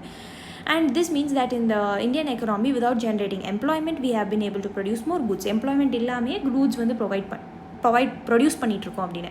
Scholars refer to this phenomenon as jobless growth. So இதுதான் என்ன சொல்கிறாங்கன்னா, வேலை இல்லை ஆனால் நம்மளுக்கு ஜிடிபி க்ரோ ஆகிட்டுருக்கு. ஸோ ஜாப்லெஸ் அப்படின்னா வேலை இல்லை, க்ரோத் அப்படின்னா ஜிடிபி க்ரோ ஆகிட்டுருக்கு. ஸோ லாஸ்ட் 4 டெக்கேட்ஸில் பார்த்தீங்கன்னா 1972 2018 வரைக்குமே people have move from self employment and regular salaried employment to casual wage work போயிருக்காங்க. ஸோ இது வந்து ஜிக் ஒர்க்குன்னு சொல்லுவாங்க. So scholars call the process of moving from self-employment and regular salary to casual wage workers as casualization of workforce. So இந்த concept தான் வந்து workforce casual ஆகிட்டு தான் வந்து சொல்கிறாங்க, casualization of workforce அப்படின்னு சொல்கிறாங்க. Very simple question. Question number 74 பார்ப்போம். ஆன்சர் சி வந்து எது இன்கரெக்ட்னு கேட்டிருக்காங்க பார்த்துக்கோங்க. இன்கரெக்ட் வந்து 2 and 3 இன்கரெக்ட், ஃபர்ஸ்ட் ஒன் மட்டும் தான் correct. With reference to the distribution of work force by industry, consider the following. Though both men and women workers are concentrated in the primary sector, women workers concentration is very high there. So feminization of agriculture கேள்விப்பட்டிருப்பீங்க, தனியாகவே வந்து mains topic. So இதில் men and women workers தான் அதிகமாக. இப்போ நம்ம இந்தியாவில் பார்த்துக்கிட்டிங்கன்னா ப்ரைமரி, செகண்டரி, டெர்ஷரி செக்டர்னு இருக்குது. ப்ரைமரி அக்ரிகல்ச்சர், செகண்டரி வந்து இண்டஸ்ட்ரி, டெர்ஷரி வந்து நம்மளுக்கு சர்வீஸ் செக்டர் லைக் கம்யூனிகேஷன், அதுக்கப்புறம் டிரான்ஸ்போர்ட்டேஷன், டீச்சர்ஸ், டாக்டர்ஸ், இதெல்லாமே டெர்ஷரி செக்டர். ஸோ இதில் வந்து ப்ரைமரி அக்ரிகல்ச்சர் அண்ட் ஆடிட் ஆக்டிவிட்டீஸ்லாம் இந்தியாவில் நிறைய பேர் ஒர்க் பண்ணுறாங்க. அண்ட் அது இல்லாமல் ஏன்னா நம்ம ரூரல் பேஸ்ட் எக்கனாமிலேருந்து தானே வந்தோம். அண்ட் அது இல்லாமல் ஜிடிபிக்கு அதிகமாக கான்ட்ரிபியூட் பண்ணுறது அக்ரிகல்ச்சர் தான். இப்படி இருக்கும்போது விமன் ஒர்க் பண்ணுறாங்க. ஆனால் அதிகமான விமன் வந்து அதில் கான்சென்ட்ரேட் ஆகிருக்காங்கன்னு சொல்கிறாங்க. செகண்ட் ஒன் தப்பு, majority of the urban population is concentrated இந்த செகண்டரி செக்டர் தப்பு. And tertiary services sector provide employment to more than 40% of the work ஃபோர்ஸ்னு கொடுத்துருக்காங்க. இதுவும் தப்பு. ஏன்னு பார்ப்போம். So though men and women workers are concentrated in the primary sector, women workers concentration is very high. So majority of the urban population is concentrated in the tertiary. So service sector தான் obviously urban place வந்துட்டிங்கனாவே வந்து service sector தான் அதிகமாக இருக்கும். About 60% of the urban workers are in the service sector. So எவ்வளோ பாருங்கள், 60% வந்து சர்வீஸில் தான் இருக்காங்க, service செக்டரில். Tertiary service sector provides employment about 31% of the workforce. So ஒரு workforceலையும் எவ்வளோன்னு சொல்லி நீங்கள் கூகுள் பண்ணி கமெண்ட் பாக்ஸில் மென்ஷன் பண்ணுங்கள். So primary, secondary, tertiary. So டெர்ஷரியில் வந்து இதை வந்து நம்ம எம்ப்ளாய்மெண்ட் பார்த்துட்ருக்கோம், சரிங்களா? ஜிடிபி கான்ட்ரிபியூட் பண்ணுறது பார்க்கல, எம்ப்ளாய்மெண்ட். ஸோ எவ்வளோ மக்களுக்கு எம்ப்ளாய்மெண்ட் கொடுக்குது அப்படிங்கிறது தான். ஸோ இதில் டெர்ஷரி செக்டர் வந்து கிட்டத்தட்ட 31% ஒர்க் ஃபோர்ஸ் வேலையில் இருக்காங்க டெர்ஷரி செக்டரில். அதே மாதிரி ப்ரைமரியில் எவ்வளோ, செகண்டரி எவ்வளோ நீங்கள் கண்டுபிடிச்சி கமெண்ட் பாக்ஸில் மென்ஷன் பண்ணுங்கள். Question number 75A.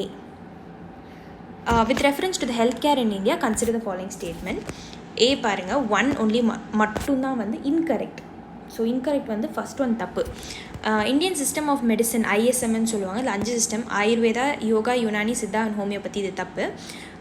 Indian system of மெடிசனில் வந்து systems of medicine has huge potential and can solve a large part of our health care problems because they are effective, safe and இன்எக்ஸ்பென்சிவ்னு கொடுத்துருக்காங்க. ஸோ அதுதான் correct. ஏன்னு பார்ப்போம். So Indian system of medicines includes 6 system. So 6 system இருக்குது, 5 கிடையாது. Ayurveda, yoga, Unani, Siddha, naturopathy அதில் miss பண்ணிட்டாங்க, அண்ட் ஹோமியோபதி, ஆயுஷ்னு சொல்லுவாங்க. ஸோ இதை ஃபுல் ஃபார்ம் படுத்துட்டிங்கன்னா ஆயுஷ், சரிங்களா?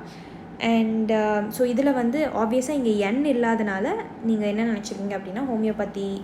ஸோ ஆயுர்வேதா, யுனானி, அதுக்கப்புறம் யோகா, யுனானி, அதுக்கப்புறம் சித்தா, அப்புறம் ஹோமியோபதின்னு நினச்சிப்பீங்க. பட் 6 இருக்குது டோட்டலாக நேச்சுரோபதி நடுவில். So ISM, Indian System of Medicine, has huge potential and can solve a large part of healthcare problem because they are effective. So நம்ம கிளைமேட்டுக்கு ஏற்ற மாதிரி ஃப்ரூட்ஸ், வெஜிடபிள்ஸில் எடுத்துக்க சொல்லுவாங்க. கரெக்டுங்களா? நம்ம இந்தியன் சாயில் என்ன வளருதோ அதுதான் நம்ம பாடிக்கு ஆப்டாக இருக்கும். இப்போ நம்ம ஃபாரினில் லேண்டில் வளர்கிற ஃப்ரூட்ஸோ வெஜிடபிள்ஸோ எடுத்துட்டோம்னா நம்ம பாடிக்கு அது வந்து சூட் ஆகாதுன்னு சொல்ல முடியாது, எஃபெக்டிவாக இருக்காது. அதே மாதிரி தான் நம்மளோட Indian system medicine system follow பண்ணும்போது அது எஃபெக்டிவாக இருக்கும், சேஃபாக இருக்கும், இன்எக்ஸ்பென்சிவாக இருக்கும். AYUSH medicines that come under the category of experienced medicine are cost effective, known for safety issues and time tested. And time tested அப்படின்னா பல வருடங்களாக வந்து இதில் மக்கள் வந்து ஃபாலோ பண்ணிகிட்டே இருக்கிறனால டைம் டெஸ்டட்னு சொல்கிறாங்க. So AYUSH medicines are widely used as stand alone ஆப்ஷன்னு சொல்லியிருக்காங்க, or as adjunct with biomedicine. Stand alone ஆப்ஷன்னா என்னென்னா, இப்போ ஃபார் எக்ஸாம்பிள் நான் வந்து அலோபதிக் மெடிசன்ஸ் எடுக்கிறேன்னு வச்சுக்கோங்களேன், ஐ மீன் இங்கிலீஷ் மெடிசன்ஸ் எடுக்கிறேன் அப்படின்னா அது கூடவே வந்து many people are taking AYUSH மெடிசன்ஸும் சேர்ந்து எடுக்கிறாங்க. ஸ்டாண்ட் அலோன் ஆப்ஷன்னு சொல்லுவாங்க அதை. With biomedicine in long-term disease. Therefore, the relevance of Ayush has become more now because of this change in health paradigm. So இந்த ஹெல்த்தில் வந்து ஒரு ஷிஃப்ட் ஆகிருக்காங்க இல்லையா? மக்கள் நிறைய பேர் வந்து ஒரே மெடிசன் தான் ஃபஸ்ட்லாம் ஃபாலோ பண்ணுவாங்க. இப்போ வந்து ஆயுஷ் வந்து இன்கார்பரேட் பண்ண ஆரம்பிச்சிட்டாங்க, என்னதான் அவங்க வந்து new kind of technological medicines follow பண்ணாலும். So keeping this fact in view, the government is encouraging a pluralistic approach in health care where every medical system is allowed to grow on the basis of evidence strength. So எல்லா medical சிஸ்டமையும் வளர்த்தி விடுறதுக்கு வந்து government வந்து help பண்ணிட்டு இருக்காங்க அப்படிங்கிறாங்க. Yeah, okay. So next question number 76, answer B. Okay, B வந்து 2 only மட்டும் தான் கரெக்ட். ஓகேங்களா? ஸோ 2 பார்ப்போம். Causality between human capital and economic growth flows in either direction. இது எக்ஸ்ப்ளனேஷன் பார்ப்போம். So by using only enormous conventional knowledge available in Indian society, instead of investing in IT, India can be transformed to knowledge economy. So எப்படி ID இல்லாமல் நம்ம ஆப்வியஸாக knowledge எக்கனாமியாக மாற முடியும்? ஆப்வியஸாக நம்ம டெர்ஷரி செக்டர் ஐடி, அது டெர்ஷரிக்குள்ளே service sector, IT is one of the sector. அதுதான் இந்தியாவுக்கு நிறைய கான்ட்ரிபியூட் பண்ணுது. அண்ட் நம்மளோட கன்வென்ஷனல் நாலேஜில் ஆதி காலத்தை நாலேஜை வந்து கன்வெர்ட் பண்ணி நம்ம வந்து நாலேஜ் ஹப்பாக மாறலான்னு சொல்லியிருக்காங்க. அது தப்பு. ஆப்வியஸாக உங்களுக்கு இந்த ஒன்லி இந்த எக்ஸ்ட்ரீம் வேர்ட்ஸ்லாம் வச்சு நீங்கள் தப்புன்னு எலிமினேட் பண்ணிடலாம். ஓகே, ஸோ எக்ஸ்ப்ளனேஷன் பார்ப்போம். The Indian software industry has been showing an impressive record over the past 2 decades. 20 வருடங்களாக வந்து ஐடி சர்வீசஸ் செக்டர்லாம் வந்து it's booming up. Entrepreneurs, bureaucrats and politicians are now having advancing views about how India can transform itself into a knowledge-based economy by using IT. ஐடியை வச்சு எப்படி நம்ம மாறலாங்கிறத சொல்லியிருக்காங்க. So there are reasons to believe that the causality between human capital and economic growth flows in either direction. That is, higher income causes building of high level of human capital and vice versa. That is, high level of human capital causes growth of income. So ஒன்றும் இல்லை, இதில் என்ன சொல்லியிருக்காங்கன்னா human கேபிட்டலும் economic க்ரோத்தையும் வந்து compare பண்ணியிருக்காங்க. சரிங்களா? Human கேபிட்டல்னால் நம்ம மனுஷங்க தான் ஹியூமன் கேபிட்டல். நம்மளுக்குலேருந்து தான் நிறைய அவுட்புட்லாம் வருது. இப்போ மனுஷங்க இல்லாமல் வந்து இனோவேஷன்ஸ் கிடையாது இல்லையா? So that is higher income causes. இப்போ நான் இருக்கேன், எனக்கு வந்து ஹையர் இன்கம் வருதுன்னு வச்சுக்கோங்களேன். நேற்று 10 ரூபா சம்பாரிச்சிட்ருக்கேன், எனக்கு 100 ரூபா அப்படின்னா இது ஹையர் இன்கம் தான் எனக்கு. So causes building of higher level of human capital. இப்போ இந்த 100 ரூபா வச்சு நான் என்னென்ன பண்ணலாம் அப்படிங்கிறது ஜாட் அவுட் பண்ணுவேன். ஸோ இந்த 10 ரூபா வச்சு நான் என்னென்ன பண்ணலாம் அப்படிங்கிறது ஆப்வியஸாக கம்மி தான். 100 ரூபா வச்சு இன்னும் நான் வந்து 9 டைம்ஸ் அதிகமாக பண்ண முடியும். சரிங்களா? ஸோ வந்து என்னோடய ஹியூமன் கேபிட்டல் வந்து இன்க்ரீஸ் ஆகும். And vice versa, that is high level of human capital. இப்போ இந்த ஹியூமன் கேபிட்டல் வந்து அதிகமாக இருந்துச்சு அப்படின்னா ஆப்வியஸாக நான் போக போக வந்து இன்னும் அதிகமான 100 ரூபாலேருந்து 1000 ரூபா சம்பாதிப்பேன், அப்புறம் 10,000 ரூபா சம்பாதிப்பேன். ஸோ ஹியூமன் கேபிட்டலை பொறுத்து தான் வந்து என்ன ஆகும் அப்படின்னா எக்கனாமிக் நிறைய இன்ஃப்ளோ இருக்கும், எனக்கு மணி கேபிட்டல் இன்ஃப்ளோ இருக்கும். அண்ட் மணி கேபிட்டல் வரும்போது என்ன ஆகும்னா ஹியூமன் கேபிட்டல் என்னோட டெவலப்மெண்ட் வந்து அதிகமாக இருக்கும். ஸோ இது ரெண்டுமே வந்து தே கோ அலாங் அப்படின்ற மாதிரி சொல்கிறாங்க. சரிங்களா? Okay, next 77 B answer. 77 பாருங்கள், பி 1 and 3 ஒன்லி இன்கரெக்ட் கேட்டிருக்காங்க. நல்லா பாருங்கள், கொஷின் ரீட் பண்ணுறது இன்கரெக்ட் பாருங்கள். ஸோ 1 3 இன்கரெக்ட், 2 பார்ப்போம். The growth rate of demand for power is generally higher than the GDP growth rate. இது என்னென்னு பார்ப்போம். ஸோ ஃபஸ்ட் ஸ்டேட்மெண்ட் வந்து in India the respect of share of energy source in electricity generation. So electricity வந்து ஆர்டரில் arrange பண்ண சொல்லியிருக்காங்க, எது அதிகமாக கொடுக்குதுன்னு. ஆப்வியஸாக இதை நீங்கள் எலிமினேட் பண்ணிடலாம். 1 year அப்படின்னா நியூக்ளியர் தான் இருக்கிறதுலே கம்மியான எலக்ட்ரிசிட்டி இந்தியாவில் ஜென்ரேட் பண்ணுறோம். ஸோ ஆப்வியஸாக அது நடுவில் வரக்கு வாய்ப்பே இல்லை. ஸோ அதை எலிமினேட் பண்ணிட்டீங்கனாவே you will be left with one second guys. B 1 and 3 incorrect. Yeah, so 1 incorrect, அதுக்கப்புறம் 3 வந்து incorrect. There has been continuous rise in the share of transport sector in consumption of commercial energy. So இது ஏன் அப்படிங்கிறது பார்ப்போம் எக்ஸ்ப்ளனேஷனில். So in India in 2018 thermal sources, so thermal source அப்படின்னா நம்ம கோல் வச்சு electricity generate பண்ணுறது, accounted for 82% of the power generation capacity. Hydel power accounted for 8.5%, while nuclear power accounted for only 2.5%. So thermal, hydel, அதுக்கப்புறம் தான் nuclear. So the growth rate of demand for power is generally higher than the GDP growth rate. So என்ன சொல்கிறாங்க அப்படின்னா பவரோட the growth rate of demand for power. So power வந்து இன்னும் நம்மளுக்கு தேவைப்படுது, எலக்ட்ரிசிட்டி இன்னும் தேவைப்படுது. Electric cars, FAME India scheme இதெல்லாம் வருது இல்லையா? So growth rate of demand for power is generally higher than the GDP growth rate. GDP growth ரேட்னால் உங்களுக்கு தெரியும், நம்ம எவ்வளோ க்ரோ ஆகிட்ருக்கோம் அப்படிங்கிறத கம்பேர் பண்ணுறது. லாஸ்ட் இயர் இந்த இயரையும் கம்பேர் பண்ணுறதா ஜிடிபி க்ரோத் ரேட். ஸோ இப்போ லாஸ்ட் இயர் ஆஃப் பவரையும் இந்த இயர் ஆஃப் பவர் டிமாண்டையும் கம்பேர் பண்ணி பார்த்தீங்கன்னா பவரோட டிமாண்ட் தான் அதிகமாக இருக்கும் மோர் தென் த ஜிடிபி க்ரோத் ரேட்டை விட அப்படிங்கிறாங்க. சரிங்களா? இது just a simple comparison. So studies point out that in order to have 8% GDP growth per annum. So இப்போ நம்ம வந்து 8% க்ரோ ஆகணும் அப்படின்னு நினைக்கிறோம் அப்படின்னா power supply needs to grow around 12%. So 8% grow ஆகிறதுக்கு பவர் சப்ளை எவ்வளோ நம்ம கொடுக்கணும்னா 12% வந்து ஆனுவலாக பவர் சப்ளை க்ரோ ஆகணும். சரிங்களா? ஸோ த டிரான்ஸ்போர்ட், ஸோ இது 8ல் மெயின்டைன் பண்ணணும் அப்படின்னா இது 12ல் மெயின்டைன் ஆகிட்டே இருக்கணும். ஸோ இதுதான் வந்து அந்த ஃபஸ்ட் பாயிண்ட்டில் சொல்லியிருக்காங்க. ஸோ பவரோட டிமாண்ட் தான் அதிகமாக இருக்குது ஜிடிபி க்ரோத் ரேட்டோட அப்படின்னு. So the transport sector was the largest consumer of commercial energy. So transport வந்து it's one of the tertiary sector. அதுதான் வந்து largest consumer of commercial energy in 1953-54. However, there has been continuous fall in the share of transport sector, while the shares of household, agriculture and others have been increasing. So ஆதி காலத்தில் வந்து 53-54லலாம் we were அந்த independence வாங்கி இந்த planning அந்த கான்செப்டில் இருந்தோம். So அந்த டைமில் டிரான்ஸ்போர்ட் செக்டர் தான் அதிகமான ஷேர் கொடுத்தது. அண்ட் நிறைய பேர் கன்சியூம் பண்ணிகிட்டு இருந்தோம். லார்ஜஸ்ட் கன்சியூமர் ஆஃப் கமர்ஷியல் எனர்ஜின்னு சொல்லலாம். ஏன்னா கமர்ஷியல் எனர்ஜி அப்படின்னா like we have various kinds of commercial energy இல்லையா. ஃபார் எக்ஸாம்பிள் இப்போ வந்து பார்த்திங்கன்னா அதே கமர்ஷியல் எனர்ஜியை ஹவுஸ் ஹோல்டு நம்ம அதிகமாக யூஸ் பண்ணுறோம், அக்ரிகல்ச்சர் செக்டரில் வந்து அதிகமாக யூஸ் பண்ணுறோம், and others have been increasing. இப்போ வந்து டிரான்ஸ்போர்ட் செக்டர் வந்து அவ்வளோக்கா யூஸ் பண்ணுறதில்ல அப்படிங்கிறாங்க. சரிங்களா, commercial energy. Okay, so next one 78 answer A. 78 பாருங்கள். A இது வந்து எது கரெக்டுன்னு கேட்டிருக்காங்க. With reference to organic farming consider the following statement. First one correct. Yield may be less than modern agricultural farming in the initial years. So ஆரம்ப காலத்தில் நான் வந்து ஆர்கானிக் ஃபார்மிங் ஸ்டார்ட் பண்ணுறேன்னா ஒரு 2 to 3 இயர்ஸ்க்கு வந்து எனக்கு ஈல்டு கம்மியாக தான் இருக்கும். ஈல்டுனா அவுட்புட். சரிங்களா, நீங்கள் உங்கள் மாடர்ன் அக்ரிகல்ச்சரோட அவுட்புட் இதில் கம்மியாக தான் இருக்கும்.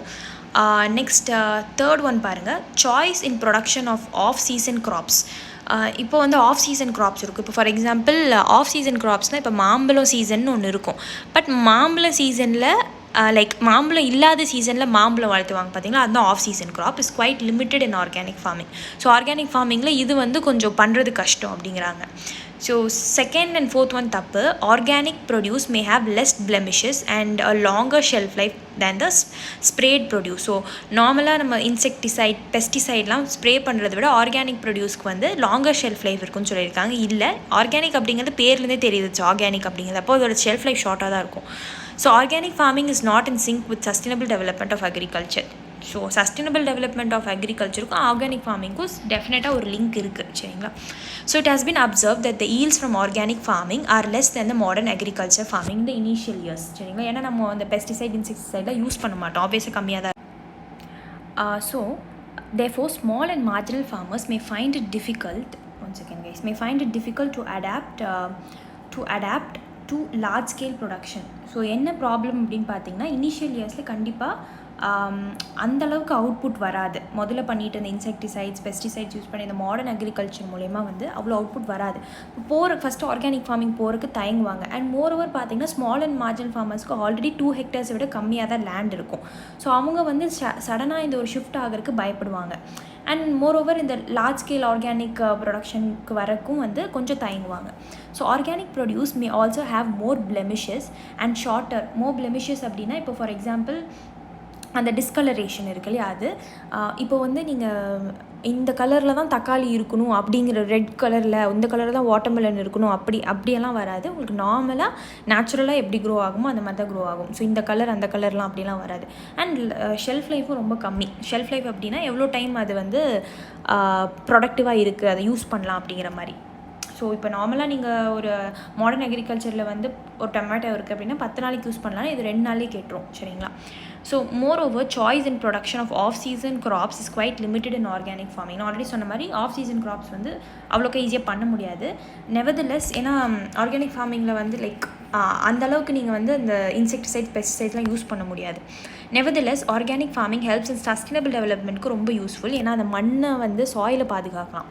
of agriculture, India has clear advantage in producing organic products for both domestic and international markets. நம்ம ஆர்கானிக் ப்ரொடியூஸ் பண்ணணும் அப்படின்னா இந்தியாவுக்கும் வந்து இட் வில் பி ஹெல்ப்ஃபுல். ஏன்னா நம்ம இந்தியாவில் வந்து மோஸ்ட்டாக அக்ரிகல்ச்சர் தானே பண்ணுறோம். ஸோ அதனால் கொஸ்டின் நம்பர் 79 ஆன்சர் சி வந்து எது கரெக்டுன்னு கேட்குறாங்க. 2 and 3 மட்டும் தான் கரெக்ட். ஒர்க்கர் பாப்புலேஷன் ரேஷியோ அந்த ஃபார்முலா இருக்கு இல்லையா, அது கேட்குறாங்க. ஓகே, ஸோ 2 பாருங்கள். worker population ratio for men is higher than women. So இது என்னென்னு பார்ப்போம். மென் வந்து they are higher than womenங்கிறாங்க. A low value of worker population ratio indicates low proportion of population is directly involved in the economic activity. So worker population ratio கம்மியாக இருக்கணும். ஆப்வியஸாக மக்கள் வந்து வேலை செய்கிறது கம்மியாக தான் இருக்குதுன்னு அர்த்தம். சரிங்களா, ஃபர்ஸ்ட் ஒன் தப்பு. worker population ratio is the number of worker available to the people working or seeking or available for work. So இது நம்ம ஃபுல் ஃபார்முலாவோட பார்ப்போம். So worker population ratio is an indicator which is used for analyzing the employment situation in the country. Employment எப்படி இருக்குது அப்படின்னு பார்க்குறக்கு ஒரு கண்ட்ரியில் worker population ratio தான் யூஸ் பண்ணுவாங்க. So the ratio is useful in knowing the proportion of population that is actively contributing to production of goods. So இந்த ratio வச்சு நீங்கள் என்ன பண்ணலாம் அப்படின்னா என்ன கண்டுபிடிக்கலாம்னா யார் ப்ரொடக்டிவாக இருக்காங்க, ஒர்க்கிங்கில் இருக்காங்க. So the ratio is useful in knowing the proportion of population. இப்போ 1000 பேர் இருக்காங்க, இதுதான் நம்ம டோட்டல் பாப்புலேஷன் வச்சுக்கோங்களேன். that is actively contributing to the production of goods and services in the country. So இதில் வந்து 500 பேர் வந்து நிஜமாலுமே ஒர்க்கில் இன்வால்வ் ஆகிருக்காங்கன்னு வச்சுக்கோங்க. ஸோ இதுதான் வந்து ஒர்க்கர் பாப்புலேஷன். இது டோட்டல் பாப்புலேஷனில் எவ்வளோ பேர் நிஜமாலுமே தே ஒர்க்கிங் அப்படின்னு பார்க்குறது. So if the ratio is higher, it means that the engagement of people is greater. ஹையராக இருந்ததுன்னா நிறைய மக்கள் வேலை செய்கிறாங்கன்னு. If the ratio of the if the ratio for a country is medium or low, it means a very high proportion of its population is not involved directly in economic activity. நிறைய பேர் இல்லை அப்படிங்கிற மாதிரி. Compared to females, more males are found to be working. ஆப்வியஸாக Indian setback நீங்கள் ஹிஸ்ட்ரியிலேருந்து எடுத்து பார்த்தீங்கன்னா women வந்து ஒர்க்கிங் ஃபீல்டில் ஆப்வியஸாக இப்போ தான் வராங்க. ஆப்வியஸாக மென் தான் வந்து ஒர்க்கர் பாப்புலேஷன் ரேஷியோவில் அதிகமாக இருப்பாங்க ஃபீமேலை விட. So the difference in participation rates is very large in urban area. அதுவும் அர்பன் ஏரியாவில் பார்த்துக்கிட்டிங்கன்னா ரொம்ப இந்த கேப் மென்னுக்கும் ஃபீமேலுக்கும் உள்ள கேப் ரொம்ப அதிகமாக இருக்கும். For every 100 urban females only 14 are engaged in the economic activity. So அர்பனில் பார்த்தீங்கன்னா 100 விமன் எடுத்திங்க அப்படின்னா அதில் 14 விமன் தான் ஒர்க்கே பண்ணுறாங்க. So in rural areas for every 100 rural women about 18 participate in the employment market. So employment நிஜமாலுமே எம்ப்ளாய் ஆகிருக்கிற விமன் வந்து 18 மக்கள் 100 பேரில் வந்து பார்ட்டிசிபேட் பண்ணியிருக்காங்க. அது அர்பனில் பார்த்துக்கிட்டிங்கன்னா 14 பேர் தான் 100 பேருக்கு. ஸோ இதுதான் வந்து கான்செப்ட், சரிங்களா? ஸோ எவ்ரிவேர் விமனோட கான்ட்ரிபியூஷன் வந்து நாட் கான்ட்ரிபியூஷன், விமனோட அந்த ஒர்க்கிங் அந்த எம்ப்ளாய்மெண்ட் ரேஷியோ வந்து கம்மியாக தான் இருக்கும். நெக்ஸ்ட் கொஷின் நம்பர் 80 ஏ தான் ஆன்சர். ஏன் அப்படிங்கிறத பார்ப்போம். ஏ வந்து social mobilisation, fill in the blanks மாதிரி. So poverty can effectively be eradicated only when the poor start contributing to growth. So poor வந்து ஒர்க் பண்ணணும், அப்போ தான் க்ரோத்துக்கு கான்ட்ரிபியூட் பண்ண முடியும். ஸோ அப்போ தான் அவங்களுக்கும் காசு கிடைக்கும், அப்போ அந்த காசு வச்சு இவங்களும் டெவலப் ஆகலாம். By their active involvement in the growth process. So this is possible through a process of social this is possible through a process of social encouraging poor people to participate and get them empowered. So மக்களை வந்து திரட்டணும், encourage பண்ணணும், சோஷியலாக வந்து அவங்கள ஒன்றா வர வைக்கணும் அப்படிங்கிறாங்க. Next, find the suitable world in the place of social mobilisation தான் இதுக்கு ஆன்சர். மக்களை வந்து ஒன்றா திரட்டணும், மொபிலைசேஷன்னா ஒன்றா கொண்டு வரது, சரிங்களா? So through a process of social mobilization, encouraging poor people to participate and get them empowered. சரிங்களா? Okay. Question number 81. Answer.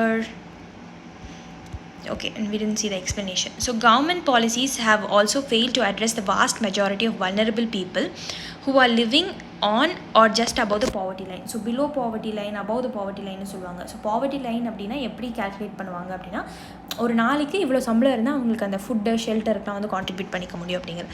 So அந்த பாவர்ட்டி லைனுக்கு ஜஸ்ட் அபவில் இருக்கிறவங்களும் கஷ்டப்பட்டு தான் இருக்காங்க, வல்னரபிள் பீப்புள் தான் அவங்க.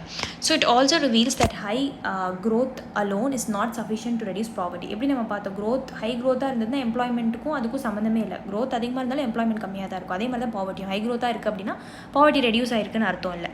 So without the active participation of poor, successful implementation of any programme is not possible. Poor participate பண்ணாமல் எந்த ப்ரோக்ராமையும் சக்ஸஸிவாக இம்ப்ளிமெண்ட் பண்ண முடியாது.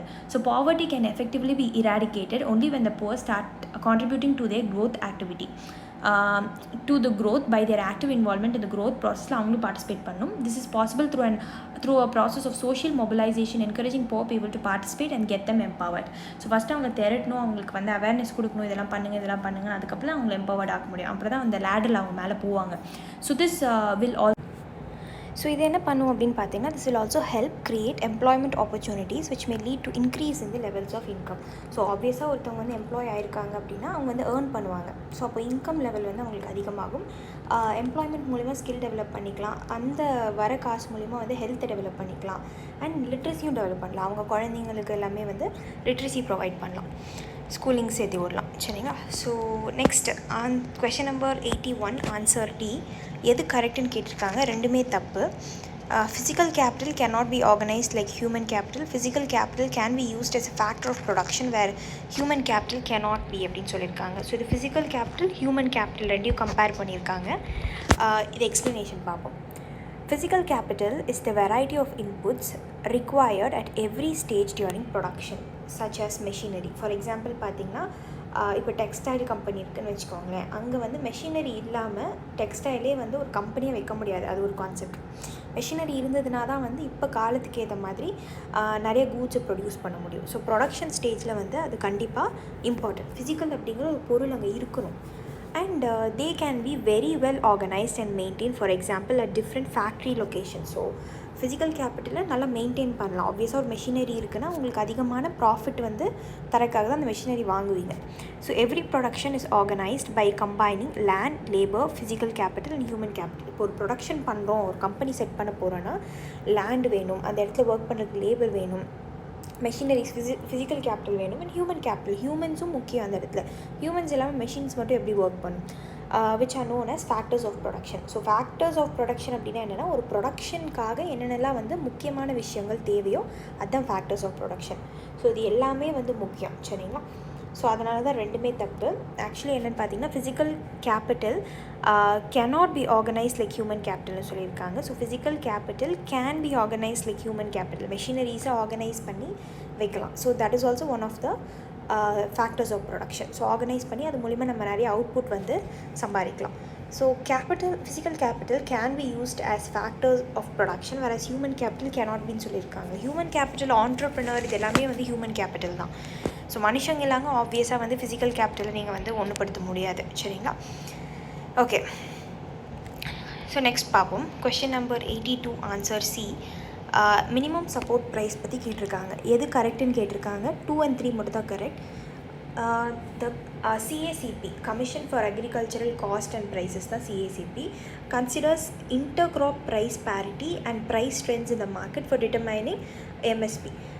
ஸோ இன்டர்க்ராப்னா ஒரு க்ராப்பையும் இன்னொரு க்ராப்பையும் வந்து கம்பேர் பண்ணி பார்த்து அதுலேருந்து ப்ரைஸை வந்து டிட்டர்மைன் பண்ணுவாங்க, end price. And price trends இந்த market for determining the MSP. So மார்க்கெட்டில் இப்போ கரண்ட்டாக ஒரு ப்ராடக்ட்டுக்கு என்ன ப்ரைஸ் போயிட்டுருக்கு, ஒரு அக்ரிகல்ச்சர் ப்ராடக்ட்டுக்கு, அதை வச்சு தான் ப்ரைஸை டிசைட் பண்ணுவாங்க. So basic idea behind MSP is to give guaranteed price and assured market to the farmers. So நார்மலாக MSP, minimum support price, minimum இந்த வார்த்தையிலேருந்தே உங்களுக்கு தெரியும்.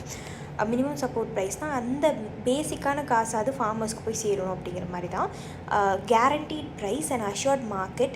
ஸோ சம்டைம்ஸ் வந்து நீங்கள் ப்ரொடியூஸ் பண்ணலாம், ஆனால் அதுக்கான மார்க்கெட் உங்களால் தேட முடியாது.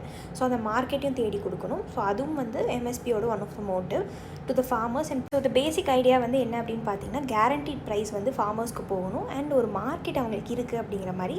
அண்ட் ஃப்யூச்சரில் ப்ரைஸ் ஃப்ளக்சுவேஷன்ஸ், இப்போ நான் வந்து விதையை விதைச்சிட்டேன், நான் வந்து நாளைக்கு எனக்கு 100 ரூபா வந்து ப்ராஃபிட் வரும்னு நினச்சி விதைக்கிறேன். பட் மார்க்கெட்டில் வந்து 50 ரூபா மாறிடுது, ஃப்ளக்சுவேட் ஆகிடுது ப்ரைஸ். ஸோ அப்போ அந்த இடத்துல எனக்கு ஒரு லாஸ் தானே, நான் நினச்சது வந்து எனக்கு கிடைக்கல. And market imperfections. ஸோ இதுதான் வந்து ரெண்டுமே correct. First one, MSP is approved by the commission for agricultural cost and prices சொல்லியிருக்காங்க. இது தப்பு. ஸோ எம்எஸ்பி பற்றி டீட்டெயிலாக ஒரு வீடியோ எடுத்திருக்கேன் அண்ட் ஸோ அதை உங்களுக்கு அட்டாச் பண்ணுறேன், பாருங்கள். நம்ம குரூப்பில் சென்ட் பண்ணியிருப்பேன். அதை பார்த்துட்டதுக்கப்புறம் வந்து இங்கே பார்த்தீங்கன்னா உங்களுக்கு ஆன்சர் வந்து ஈஸியாக புரியும், சரிங்களா? Okay. So the Food Corporation of India purchases wheat and rice from the farmers. So FCI பார்த்தோம் இல்லையா, அவங்க என்ன பண்ணுவாங்க அப்படின்னா, வீட் ரைஸ் எல்லாம் ஃபார்மர்ஸ் கிட்ட ஸ்டேட்ஸ்லேருந்து வாங்குவாங்க. Where there is surplus production, அதிகமாக ப்ரொடியூஸ் பண்ணிட்டாங்க அப்படின்னா வாங்கிடுவாங்க. So the farmers are paid a pre announced price for the crops. So ஃபார்மர்ஸ்க்கு வந்து எப்படின்னா, இப்போ வாங்க போகிறேன், எஃப்சிஐ வந்து வாங்க போகிறாங்க அப்படின்னா முன்னாடியே அந்த ப்ரைஸ் வந்து ஃபார்மர்ஸ் விதைக்கிறதுக்கு முன்னாடியே சொல்லியிருப்பாங்க, இந்த ப்ரைஸில் உங்ககிட்ட நாங்கள் வாங்கிக்கிறோம் அப்படிங்கிற மாதிரி. ஸோ இதை தான் வந்து மினிமம் சப்போர்ட் ப்ரைஸ்ன்னு சொல்கிறாங்க. ஸோ ஃபார்மர்ஸ் வந்து ஒன்று எஃப்சிஐ கிட்ட விற்கலாம், இல்லை வெளியில் எங்கேயாவது அதிகமான ப்ராஃபிட்டுக்கு விற்க முடியும் அப்படின்னாலும் விற்கலாம், சரிங்களா? So MSP is declared by the government every year before the sowing season. So ரொம்ப முக்கியம், யார் டிக்ளேர் பண்ணுற எம்எஸ்பி? கவர்மெண்ட் தான். ஸோ பண்ணுறதுக்கு முன்னாடியே டிக்ளேர் பண்ணிடுவாங்க to provide incentives to the farmers for raising the production of the crops. So எந்தெந்த crop என்னென்ன டைப் ஆஃப் எம்எஸ்பி ப்ரொவைட் பண்ணுறாங்கன்னு தெரிஞ்சு ஃபார்மர்ஸ் வந்து அந்த க்ராப்பை விளைவிப்பாங்க. So MSP is like price signal to provide incentives to the farmers for raising the production of particular crops whose MSP has been set higher. So for example, இப்போ எம்எஸ்பின்னு சொல்லிட்டு ஒரு 24 க்ராப், எம்எஸ்பியில் இருக்கிற க்ராப்ஸ் எல்லாமே நீங்கள் படிக்கணும். ஏன்னா இது previous year UPSC question 2 time கேட்டுட்டாங்க. ஸோ 24 க்ராப்ஸ் இருக்குதுன்னு வச்சுக்கோங்களேன். இது 24, 25 மாறிக்கிட்டே இருக்கும் வருஷம். இதில் வந்து ஹை ப்ரைஸ் எந்த க்ராப் கொடுக்குதோ அதை வந்து விளைவிப்பாங்க, சரிங்களா?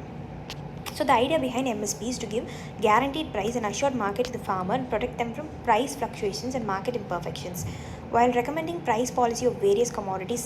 ஸோ இப்போ ஃபார் எக்ஸாம்பிள் ரைஸ்க்கு வந்து 1 கிலோ நாங்கள் இவ்வளோக்கு வாங்கிக்கிறோம் அப்படிங்கிற மாதிரி டிசைட் பண்ணுவாங்க, பார்த்தீங்களா? of various commodities under its mandate, the Commission for Agricultural Cost and Prices. CACP keeps in mind the various factors. So recommend தான் பண்ணுவாங்க, CACP ரெக்கமெண்ட் பண்ணுவாங்க, கவர்மெண்ட் தான் ஃபைனலான ப்ரைஸ் வந்து டிசைட் பண்ணி சொல்லுவாங்க. ஸோ ரெக்கமெண்ட் பண்ணும்போது இந்த CACP என்னென்ன கன்சிடரேஷன் எடுப்பாங்க அப்படின்னா, டிமாண்ட் அண்ட் சப்ளை. டிமாண்ட்னா வந்து மார்க்கெட்டில் அந்த பொருளுக்கு டிமாண்ட் இருக்கா, சப்ளை எவ்வளோ இருக்கும், காஸ்ட் ஆஃப் ப்ரொடக்ஷனுக்கு எவ்வளோ தேவைப்படும். ஸோ ப்ரொடியூஸ் பண்ணும்போது அந்த இப்போ நான் வந்து இன்செக்டிசைட், பெஸ்டிசைட் இதெல்லாம் வாங்கி போடுறது எல்லாமே cost of production. Price trends இந்த மார்க்கெட்டில் பார்ப்பாங்க, லாஸ்ட் 2 இயர்ஸில் எப்படி இருக்குன்னு. போத் டொமஸ்டிக் அண்ட் இன்டர்நேஷ்னல் மார்க்கெட்டில் பார்ப்பாங்க. க்ராப் ப்ரைஸ் பேரிட்டி ரொம்ப முக்கியம். ஸோ ஒரு க்ராப்புக்கு ரொம்ப அதிகமாகவும் இன்னொரு க்ராப்புக்கு ரொம்ப கம்மியாகவும் எம்எஸ்பி வைக்க மாட்டாங்க. ஓரளவுக்கு இப்போ வீட் இருக்குது, ரைஸ் இருக்குது அப்படின்னா ஆப்வியஸாக அது ஒரு பேரிட்டினா ஈக்குவாலிட்டி, கொஞ்சம் ஓரளவுக்கு மேலே கீழே அப்படி தான் வைப்பாங்க. And the terms of trade between agriculture and non agriculture. So agriculture products இருக்குது, non agriculture products like stocks இந்த ப்ராடக்ட்ஸ்லாம் இருக்குது இல்லையா. ஸோ இதுக்கும் வந்து டேர்ம்ஸ் ஆஃப் ட்ரேட் இருக்குது. And a minimum of 50% as the margin over cost of production. So cost of production இப்போ வந்து 100 ரூபா ஆகுது எனக்கு ஒரு கிலோ ப்ரொடியூஸ் பண்ணுறதுக்கு அப்படின்னா அட்லீஸ்ட் வந்து 150 ரூபா நாங்கள் கொடுக்குறோம் அப்படின்னு சொல்லி கவர்மெண்ட் அஷ்யூர் பண்ணுவாங்க, சரிங்களா. And 7th one, likely implications of MSP on consumers of that product. So இதுக்கு வந்து லைக் என்ன சொல்கிறாங்கன்னா, மினிமம் சப்போர்ட் ப்ரைஸ் கொடுக்கறது மூலயமா வந்து ஆப்வியஸாக ஃபார்மர்ஸ்க்கு இது நல்லது தான் அப்படிங்கிற மாதிரி சொல்லியிருக்காங்க, சரிங்களா. So it may be noted that cost of production is an important factor that goes as an input. So இன்புட்னு சொல்லுவாங்க, நம்மளுக்கு என்னென்ன காஸ்ட், இப்போ ஃபர்டிலைசர் யூஸ் பண்ணுற வாட்டர், எலக்ட்ரிசிட்டி இதெல்லாமே வந்து இன்புட் காஸ்ட்னு சொல்லுவாங்க அக்ரிகல்ச்சருக்கு. In determination of MSP.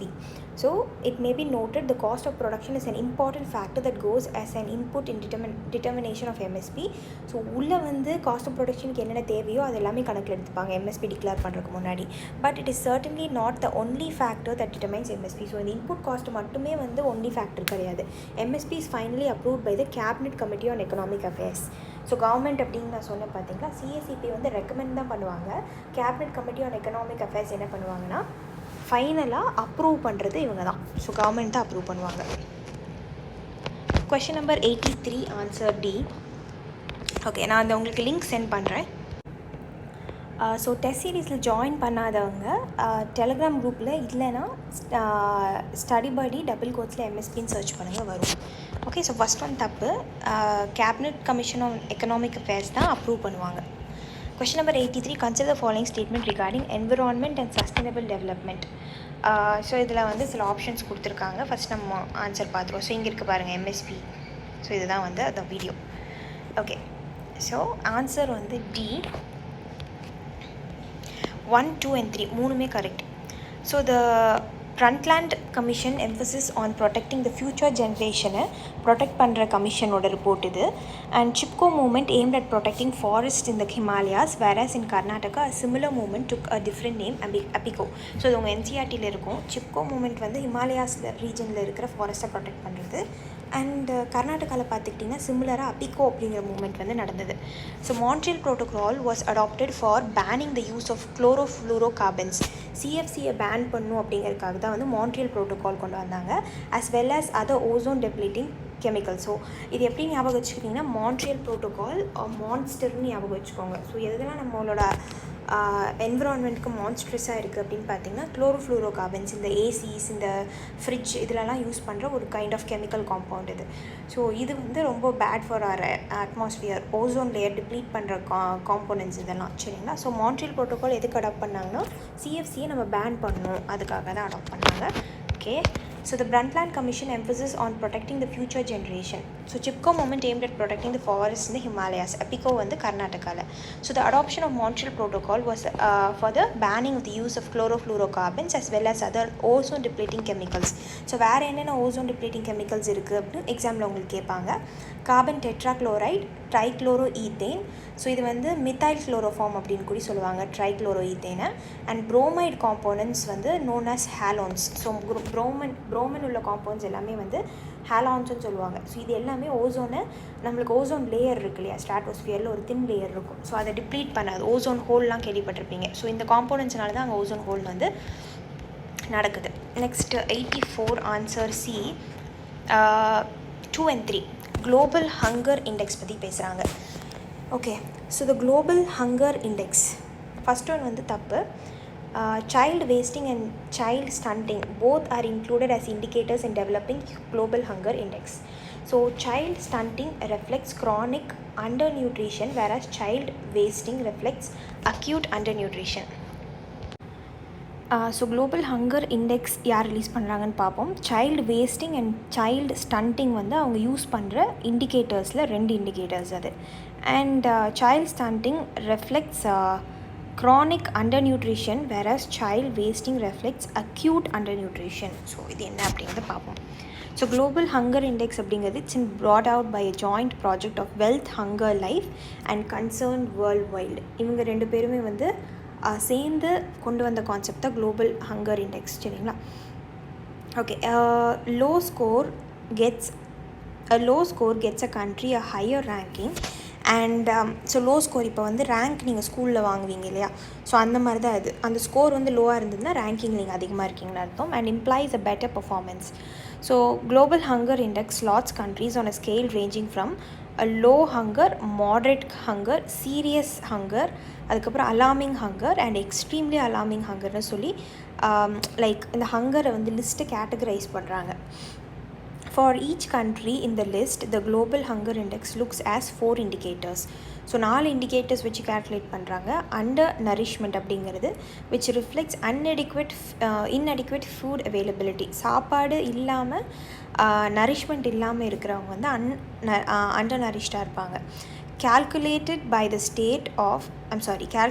the share of population that is undernourished, that is whose caloric intake is insufficient. So முழு பாப்புலேஷன்லேயும் வந்து எவ்வளோ கேலரிஸ் எடுத்துக்கிறாங்க அப்படிங்கிறது அண்டர் நரிஷ்மெண்ட்.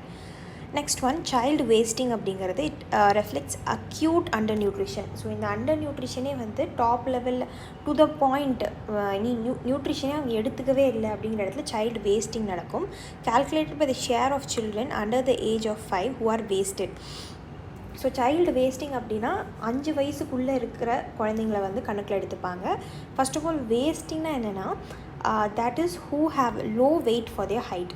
ஸோ இப்போ வந்து ஹைட் வந்து இவ்வளோ இருக்குது அப்படின்னா இப்போ வெயிட் வந்து ஒரு 30 கிலோ 40 கிலோ இருக்கணும். சரிங்களா? 13 வச்சுக்கலாம். ஆனால் 20 தான் இருக்குது அப்படின்னா லோ வெயிட்டாக இருக்குது, அவங்க ஹைட்டுக்கு ஏற்ற வெயிட் இல்லை அப்படின்னு சொல்கிறது தான் வந்து வேஸ்டிங். சரிங்களா? அண்ட் ஹைட்டையும் வெயிட்டையும் கம்பேர் பண்ணுவாங்க. நெக்ஸ்ட் ஒன் சைல்டு ஸ்டண்டிங் அப்படிங்கிறது வந்து which reflects chronic under nutrition, calculated by the share of children under the age of 5 who are stunted. So ஸ்டண்டடான குழந்தைங்க வந்து நீங்கள் பார்த்துருப்பீங்க. Low height for their age. So ஹைட்டையும் ஏஜையும் இங்கே கம்பேர் பண்ணியிருக்காங்க. ஸோ என்ன சொல்கிறாங்க அப்படின்னா ஏஜுக்கு ஏற்ற ஹைட் இருக்கணும், பட் அந்த ஹைட் இல்லைன்னா அப்படின்னா ஸ்டண்டட் குழந்தைங்க அப்படின்னு சொல்லுவாங்க. ஸோ அதுதான் வந்து சைல்டு ஸ்டண்டிங். இது வந்து ரொம்ப க்ரானிக்கான ஒரு விஷயம். ஸோ இந்த அக்யூட்டுன்னு பார்த்தோம், க்ரானிக்குன்னு பார்த்தோம். அதோட மீனிங் என்ன அப்படின்னா அக்யூட் அப்படிங்கிறது it's severe and sudden condition. சிவியராக இருக்கும் வந்ததுன்னா அண்ட் சடனாக வந்துடும் அப்படிங்கிறாங்க. சரிங்களா? ஃபார் எக்ஸாம்பிள் ஒரு ப்ரோக்கன் போன்னால் வந்து சடனாக நடக்கிற ஒரு விஷயம், அதனால் வேரியஸ் எஃபெக்ட்ஸ் வரும். ஆஸ்துமா அட்டாக் ரொம்ப சிவியரான அட்டாக். நெக்ஸ்ட் வந்து க்ரானிக் கண்டிஷன் அப்படிங்கிறது அக்யூட்டுக்கு ஆப்போசிட் லாங் டெவலப்பிங் சிண்ட்ரோம், கொஞ்சம் கொஞ்சமாக வளரும். ஓகேங்களா? Such as osteoporosis or asthma. So ஆஸ்துமாவும் வந்து லைக் ரொம்ப ஸ்லோவாக தான் வரும். ஆஸ்துமா அட்டாக் அப்படிங்கிறது ஸ்பீடாக வந்துடும். ஆஸ்துமானால் வந்த அந்த அட்டாக். ஸோ இதுதான் வந்து அக்யூட்க்கும் க்ரானிக்கும் டிஃப்ரென்ஸ். அக்யூட்டுங்கிறது அட் அ டைமில் லைக் சடனாக வருது. க்ரானிக் அப்படிங்கிறது த்ரூ அவுட் த டைம் வந்து ஸ்லோவாக டெவலப் ஆகி வந்த ஒரு கான்செப்ட். சரிங்களா? ஓகே. ஸோ இதுதான் வந்து சொல்கிறாங்க. ஸோ சைல்டு வேஸ்டிங் நம்ம பார்த்தோம் அண்ட் சைல்டு ஸ்டண்டிங் பார்த்தோம். சைல்டு வேஸ்டிங் வந்து அக்யூட்டாக வருது, ஐ மீன் சிவியராகவும் சடனாகவும் வர்றது வந்து சைல்டு வேஸ்டிங். ஐ மீன் அவங்களோட வெயிட் வந்து ரொம்ப லோ ஆயிடும், ஹைட்டுக்கு அப்படியே வந்து லைக் ரொம்ப ஒல்லி ஆகிடுவாங்க. நெக்ஸ்ட்டு அதே பார்த்துக்கிட்டிங்கன்னா ஸ்டண்டிங் அப்படிங்கிறது வந்து த்ரூ அவுட் த டைம் ரொம்ப ஸ்லோவாக நடக்கிற ஒரு விஷயம், எடுத்தனே உங்களுக்கு தெரியாது, ஒரே நாளில் வந்து ஆயிடாது. சரிங்களா? ஸோ சைல்டு மார்ட்டாலிட்டி அப்படிங்கிறது which reflects both inadequate nutrition and unhealthy environmentனால நடக்கிறது தான் child mortality, calculated by the mortality rate of children under the age of 5. So 5 வயசுக்குள்ளே யார் யாரெல்லாம் இறந்து போகிறாங்க அப்படிங்கிறத child mortality. And then in part a reflection of the fatal mix of inadequate nutrition. இது mortality அப்படிங்கிறது எப்படி நடக்கும்னு பார்த்தீங்கன்னா, இதெல்லாம் மிக்ஸ் ஆகும்போது நியூட்ரிஷன் இல்லை, வேஸ்டிங் நடக்குது. இது sometimes refer to us mortality வந்து அக்யூட் சடனாக நடந்த மேல் நியூட்ரிஷன்னாலையும் வந்து ஒரு குழந்தை சடனாக இறந்து போகும். Because it is believe that episodes of wasting. So ஆதி காலத்துலேருந்து அந்த குழந்தை வந்து அந்த வேஸ்டிங் அப்படிங்கிற ஒரு கான்செப்டில் இருந்தனால have a short duration in contrast to stunting, which is regarded as a chronic malnutrition. So இதில் என்ன சொல்லியிருக்காங்க அப்படின்னா, ஃபஸ்ட் திங் நீங்கள் இந்த 2 கான்செப்ட், க்ரானிக்னா என்ன, அக்யூட்னா என்னன்னு படிச்சிட்டிங்க. அக்யூட்டில் தான் வந்து என்ன பார்த்தோம் அப்படின்னா, சைல்டு வேஸ்டிங் சடனாக வந்து ஒரு நாள் நடக்கிறது, சிவியராக இருக்கும் சைல்டு வேஸ்டிங். அதே க்ரானிக் அப்படிங்கிறது த்ரூ அவுட் த டைம், ஸ்டண்டிங்லாம் பார்த்துக்கிட்டிங்கன்னா ஸ்லோவாக டெவலப் ஆகிற ஒரு கான்செப்ட். ஸோ இது வந்து ஞாபகம் வச்சுக்கணும். And global hunger index brought up by Welthungerhilfe and Concern Worldwide அப்படிங்கிற ஞாபகம் வச்சுக்கணும். அவங்களோட இண்டிகேட்டர்ஸ், இது previous year UPSC question. Undernourishment, child stunting, child wasting, இது எல்லாத்தையுமே வந்து கேல்குலேட் பண்ணுவாங்க. சரிங்களா? அண்ட் மார்ட்டாலிட்டியும் வந்து சேர்ந்து கேல்குலேட் பண்ணுறது, சைல்டு மார்ட்டாலிட்டி. ஸோ 4 விஷயங்கள் வந்து கேல்குலேட் பண்ணுறாங்க அப்படிங்கிறத ஞாபகம் வச்சுக்கோங்க. Question number 85, answer D. Okay, D பார்ப்போம். 1, 2, 3 மூணுமே இன்கரெக்டுன்னு சொல்லியிருக்காங்க. அப்போ நம்ம ஆன்சரை பார்த்துட்டு அதுக்கப்புறம் இங்கே வரும். ஸோ ஓகே, கொஸ்டின் பார்ப்போம் first. Consider the following statement with regard to World Trade Organization, WTO பற்றி கேட்டிருக்காங்க. ஸோ இது 1995 கண்டுபிடிச்சது as a successor organization of the General Agreement on Trade and Tariff. So கேட்டோட ஒரு சக்ஸஸர் அக்ரிமெண்ட் தான் இந்த WTO. So the WTO agreements cover trade in goods as well as services to facilitate international trade. So WTO agreements என்ன பண்ணுறாங்க அப்படின்னா, கூட்ஸில் and services ரெண்டுமே வரும், வெறும் கூட்ஸ் மட்டும் இல்லை. Goods and services to facilitate international ட்ரேடை வந்து ஒரு கண்ட்ரிக்கும் இன்னொரு கண்ட்ரிக்கும், இந்த கார்னரில் இருக்கிற கண்ட்ரிக்கும் அந்த கார்னரில் இருக்கிற கண்ட்ரிக்கும் ஒரு ட்ரேட் பேரியர் இல்லாமல் ஒரு பாலம் மாதிரி இணைச்சி கொடுக்குது. Through removal of tariff as well as non tariff barriers. So 2 வகையான பேரியர்ஸ் இருக்குது. இப்போ நம்ம என்ன டேரிஃப், அந்த டேக்ஸு இதெல்லாமே நம்ம பார்த்தோம், சர்வீசஸில் போடுற டேக்ஸஸ் இதெல்லாமே.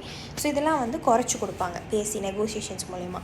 So WTO is expected to establish a rule-based trading regime in which nations cannot place arbitrary restrictions on trade. So இப்போது இந்தியா வந்து இந்த கண்ட்ரிலேருந்து எந்த ப்ராடக்ட்டுமே உள்ளே வரக்கூடாது அப்படிங்கிற மாதிரி ஆர்பிட்ரரி ரெஸ்ட்ரிக்ஷன்ஸ்லாம் போட முடியாது.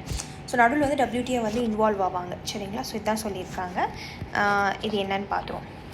ஸோ இட் இஸ் ஃபவுண்டட் இன் 1991 கொடுத்துருக்காங்க. இதுதான் தப்பு, 1995. So the WTO agreement cover trade in goods as well as services to facilitate international trade through removal of only tariff barriers, இல்லை நான் டேரிஃப் பேரியர்ஸையும் வந்து ரிமூவ் பண்ணலாம் அப்படிங்கிற மாதிரி சொல்கிறாங்க. ஸோ டேரிஃப் பேரியர்ஸ்னால் என்னென்னு பார்த்தீங்கன்னா, includes custom levy or tariff, tax போடுறது. ஒரு கூட் வந்து இப்போ யூஎஸ்ஏலேருந்து இந்தியாவுக்குள்ளே என்டர் ஆகுதுன்னா அதுக்கு வந்து டேக்ஸ் போடுவாங்க, அதெல்லாம் வந்து டேரிஃப் பேரியர்ஸ். ஸோ அது வந்து ஒரு அளவுக்காவது குறைங்க அப்படிங்கிற மாதிரி WTO நெகோஷியேட் பண்ணுவாங்க. நான் டேரிஃப் பேரியர்ஸ்னால் என்னென்னு பார்த்தீங்கன்னா, எக்ஸசிவ் ரெட் டேப். இப்போ இங்கே இருக்கிற ஆஃபீஷியல்ஸ்லாம் வந்து ஒரு ப்ராடக்ட் இந்த கண்ட்ரிக்குள்ளேருந்து வரக்கூடாது அப்படின்னு இண்டிவிஜுவலாக யோசிச்சிட்டாங்க, இல்லை ஒரு கம்யூனிட்டியாக யோசிச்சிட்டாங்க அப்படின்னா அந்த ப்ராடக்ட் அந்த கம்பெனிலேருந்தோ அந்த கண்ட்ரிலேருந்து உள்ளே வர முடியாது. அப்புறம் வந்து ஆனரஸ் ரெகுலேஷன்ஸ். ஸோ இல்லாத ரெகுலேஷன்ஸ்லாம் புதுசாக ப்ராடக்ட் வந்து லேண்ட் ஆனதுக்கப்புறம் கொடுக்குறது. அன்ஃபேர் ரூல்ஸ் வந்து போடுறது. இப்போ இந்தியாவுக்கு ஒரு ரூல், இப்போ வந்து ஃபார் எக்ஸாம்பிள் இந்தியா இருக்குது அப்படின்னா, நம்ம ஆஸ்திரேலியாவிலேருந்து யூஎஸ்க்கு பொருள் இம்போர்ட் பண்ணுறோம் அப்படின்னா ஆஸ்திரேலியாவுக்கு ஒரு விதமான பார்ஷியாலிட்டி காட்டுறது, அதே யூஎஸ்க்கு வேறு ரூல்ஸ் பண்ணுறது. So unfair rules or decisions or anything else that is stopping you from competing effectively. So நீங்கள் இந்தியாவுக்குள்ளே வந்து ட்ரேடே பண்ணக்கூடாது நீ அப்படிங்கிற மாதிரி ஒரு கான்செப்ட் தான் நான் டேரிஃப் பேரியர்ஸ். சரிங்களா? டேரெக்டாக டேக்ஸ் போடாமல் இந்த மாதிரி வழியிலலாம் வந்து அவங்கள துரத்துவாங்க. ஸோ அதான் டேரிஃப் அண்ட் நான் tariff. And WTO is expected to establish a power-based trading regime based on the donations provided by the participating countries. So யாருமே வந்து WTO டொனேஷன்ஸ்லாம் கொடுக்கறதில்ல, அந்த கான்செப்ட் ஞாபகம் வச்சுக்கோங்க. ரூல் பேஸ்ட் மூலிமா போயிட்டுருக்கு. ஐ மீன் கன்சென்சஸ், எல்லா கண்ட்ரிஸும் நான் இது பண்ணுறேன்னு அதை பண்ணுறேன்னு ஒத்துக்கிறாங்க. ஸோ அந்த ரூல் படி தான் எல்லோரும் போயிட்டுருக்காங்க. அண்ட் யாரும் WTOக்கு டொனேஷன்லாம் ப்ரொவைட் பண்ணுறதில்ல. சரிங்களா? ஓகே, ஸோ 86 பார்ப்போம். 86A. ஓகே, அண்ட் ஏ வந்து என்னென்னு பார்ப்போம். 1 and 2 மட்டும் தான் correct. So with respect to liberalisation in India, which of the following has happened? Reduction in import duties. So நம்ம எல்பிஜி கொண்டு வந்தோம் இல்லையா 1991. அப்போ லிபரலைசேஷன்னா என்ன அப்படிங்கிற மீனிங் பார்த்துட்டோம். உங்களோட கேட்ஸை நீங்கள் ஓப்பன் பண்ணி விட்றீங்க, இந்த டேரிஃப் நான் டேரிஃப் பேரியர்ஸ்லாம் கம்மி பண்ணுறீங்க. ஸோ இம்போர்ட் டியூட்டிஸ் வந்து ஃபஸ்ட்டு கம்மி பண்ணுறோம் லிபரலைசேஷனில். இப்போ 100 ஒரு விஷயத்தை வந்து இம்போர்ட் பண்ணுறதுக்காக டியூட்டி போட்டுருந்தா 50 போடுறது. And abolition of import licensing except in some cases. இப்போது ஆதி காலத்தில் என்னென்னா ஒரு விஷயத்தையும் இம்போர்ட் பண்ணுறப்போ லைசன்ஸ் போய் வாங்கணும், அதுக்கு நிறைய செலவு பண்ணணும், அலையணும். ஸோ இப்போ என்னென்னா ஒரு விஷயத்தை இப்போ எவ்வளோ ஈஸியாகிடுச்சு ஒரு விஷயம் இம்போர்ட் பண்ணுறது இந்தியாவுக்குள்ளே. ஸோ அதுதான் சொல்கிறாங்க அபாலிஷன் ஆஃப் இம்போர்ட். இப்போ நான் வந்து ஒரு 10 ப்ராடக்ட் இம்போர்ட் பண்ண போகிறேன்னா நான் இங்கே இந்தியன் கவர்மெண்ட் கிட்ட லைசன்ஸ் வாங்கணும். ஸோ அதை வந்து அபாலிஷ் பண்ணாங்க லிபரலைசேஷன் மூலயமா. In some cases, not in everything. Increasing quantitative restrictions on import. So எப்படி குவான்டிடேட்டிவ் ரெஸ்ட்ரிக்ஷன்ஸ்னாவே வந்து லிபரலைசேஷனை தடுக்கிற மாதிரி தான். ஸோ அதனால் ஆப்ஷன் 3 வராது. During liberalisation in India import duties வந்து ரெடியூஸ் பண்ணணும், இம்போர்ட் லைசன்சிங் அபாலிஷ் பண்ணணும், except for some cases like but alcohol, cigarettes, hazardous கெமிக்கல்ஸ்லாம் லைசன்ஸ் வாங்கணும் இந்த கம்பெனிஸ்லாம் etcetera. So quantitative restrictions on import were dismantled. So dismantle அப்படின்னா தூக்கிட்டாங்க. குவான்டிடேட்டிவ் ரெஸ்ட்ரிக்ஷன்ஸ்னால் இவ்வளோ தான் வரணும், இப்போ 10 ப்ராடக்ட் தான் இந்தியாவுக்குள்ளே வரணும் இந்த கம்பெனிலேருந்து, அந்த மாதிரிலாம் இல்லை. இப்போது குவான்டிடேட்டிவ் ரெஸ்ட்ரிக்ஷன்ஸ் வந்து தூக்கிட்டாங்க, எவ்வளோ வேணாலும் இம்போர்ட் பண்ணலாம் அப்படிங்கிற மாதிரி. சரிங்களா? Next answer question number 87, answer A. Golden revolution அப்படின்னு என்னென்னு கேட்டிருக்காங்க. Golden revolution is related to horticulture அப்படிங்கிற மாதிரி சொல்லியிருக்காங்க. Okay, so the period between 1991 to 2003 is also called an effort to heralding a golden revolution because during this period the planned investment in horticulture became highly productive. So ஹார்டிகல்ச்சருக்கு India வந்து plan பண்ணாங்க 1991 to 2003. So அது வந்து ஒரு பாசிட்டிவான effect வந்து காட்டுச்சு அப்படின்னு வந்து சொல்கிறாங்க. So horticulture is related to golden revolution அப்படின்னு சொல்லுவாங்க. ஸோ ஒரு கான்செப்ட்டுக்கும் இப்போ ஒயிட் ரெவல்யூஷன் அப்படின்னா வந்து ஒரு கான்செப்ட் இருக்குது, பிங்க் ரெவல்யூஷன் அப்படின்னா வந்து இந்த ப்ரான்ஸ், ஃபிஷ்ஷஸ் அந்த மாதிரி. ஸோ இந்த மாதிரி நிறைய விஷயங்கள் இருக்குது. ஸோ அந்த ரெவல்யூஷன்ஸோட பேரெல்லாம் வந்து என்னென்ன அப்படிங்கிறத பாருங்கள். சரிங்களா? ஸோ இதில் வந்து க்ரீன் ரெவல்யூஷன் அப்படிங்கிறது அக்ரிகல்ச்சர்னு சொல்லியிருக்காங்க. அண்ட் உங்களுக்கு தெரியும் white revolution or operation flood அப்படிங்கிறது வந்து மில்க், டைரி ப்ராடக்ட்ஸ் இதெல்லாமே. சரிங்களா? அண்ட் நெக்ஸ்ட் ப்ளூ ரெவல்யூஷன் அப்படிங்கிறது fish and aqua. And golden ரெவல்யூஷனுங்கிறது இங்கே இருக்குது பாருங்கள், ஹார்டிகல்ச்சர், ஹனி, ஃப்ரூட்ஸ், இது எல்லாமே கோல்டன் ரெவல்யூஷன் அப்படிங்கிறது சொல்லுவாங்க. ஓகே, நெக்ஸ்ட் ஒன் போயிடலாம். ஸோ கொஷின் நம்பர் 88, ஆன்சர் வந்து டி. கொஷின் நம்பர் 88 பாருங்கள். increase in the labor force participation tells what ன்னு கேட்குறாங்க. So number of people who are either employed or are actively looking for work is increasing. So labour force அப்படின்னா வந்து யாரெல்லாம் வேலையில் இருக்காங்க, யாரெல்லாம் வேலை தேடிட்டுருக்காங்க, தேடுறவங்களும் லேபர் ஃபோர்ஸில் வருவாங்க. அப்போது either எம்ப்ளாய் ஆன மக்கள் அதிகமாகறாங்க அண்ட் வேலை வந்து தேடுறவங்களும் அதிகமாகறாங்க. ஸோ இதுதான் வந்து என்ன சொல்லுவாங்க அப்படின்னா labour force participation rate increase அப்படிங்கிறத சொல்லுவாங்க. ஆப்ஷன்ஸ் பார்த்துருவோம், answer. So labour force participation refers to the number of people who are either employed or or actively looking for work. So எம்ப்ளாய்டாகவும் இருக்கலாம், ஒர்க் தேடுறவங்களாலும் இருக்கலாம். இவங்கள தான் வந்து லேபர் ஃபோர்ஸ் பார்ட்டிசிபேஷன் இருக்காங்க அப்படின்னு வந்து சொல்லுவோம். 89 வந்து ஆன்சர் பி. பி பாருங்கள், gross domestic product per capita. So among the following, which one comes closely to be able to measure the degree of human development in a country? So human development இண்டெக்ஸ்லாம் நீங்கள் கேள்விப்பட்டிருப்பீங்க, இதில் சங்கர் கணேஷ் புக்கில் படிச்சிருக்கணும். So இதில் வந்து நம்ம cross capital formation, gross domestic GDP கேள்விப்பட்டிருப்போம், டிகிரி ஆஃப் ஓப்பன்னஸ். இதில் ஆன்சர் வந்து கிராஸ் டொமஸ்டிக் ப்ராடக்ட் பர் கேபிட்டானா ஒருத்தவங்களுக்கு வந்து ஜிடிபி என்ன அப்படிங்கிறத வச்சு ஹியூமன் டெவலப்மெண்ட்டை மெஷர் பண்ணலாம் அப்படின்னு வந்து சொல்கிறாங்க. கிட்டத்தட்ட ஹியூமன் டெவலப்மெண்ட்டை மெஷர் பண்ணிடலாம். ஸோ ஹியூமன் டெவலப்மெண்ட்னா எப்படி டெவலப் ஆகிறோம், ஹெல்த், எஜுகேஷன், எக்கனாமிக் வைஸ் இது எல்லாமே வந்து எப்படி டெவலப் ஆகிறோம் அப்படிங்கிறது தான். சரிங்களா? Okay, next one. Sorry guys. Only the quantum of natural resources but its use in a production chain that makes a nation rich. So gross capital formation is the total physical infrastructure which does not ensure human development. So என்ன சொல்கிறாங்கன்னா natural resources நம்ம கண்ட்ரியில் இருக்குது. So only the quantum of natural resources but its use in a production chain that makes a nation rich. நம்மள்கிட்ட வந்து எவ்வளவோ வெல்த்தியான நேஷனாக இருந்துட்டு போகுது. இப்போ ஆஃப்ரிக்காவில் பார்த்திங்கன்னா அவ்வளோ ரிசோர்ஸஸ் இருக்குது, ஆனால் அந்த கண்ட்ரினால் டெவலப் பண்ண முடியுதா? இல்லை. ஸோ அதே மாதிரி தான் நீங்கள் கிராஸ் கேபிட்டல் ஃபார்மேஷன், கேபிட்டல் அப்படின்னா இப்போ ஒரு கம்பெனி நான் வைக்கிறேன் அப்படின்னா அதுக்கு உள்ள தேவையான பொருட்கள் எல்லாம், இப்போ ஃபார் எக்ஸாம்பிள் மெஷினரி எல்லாம் is a kind of capital.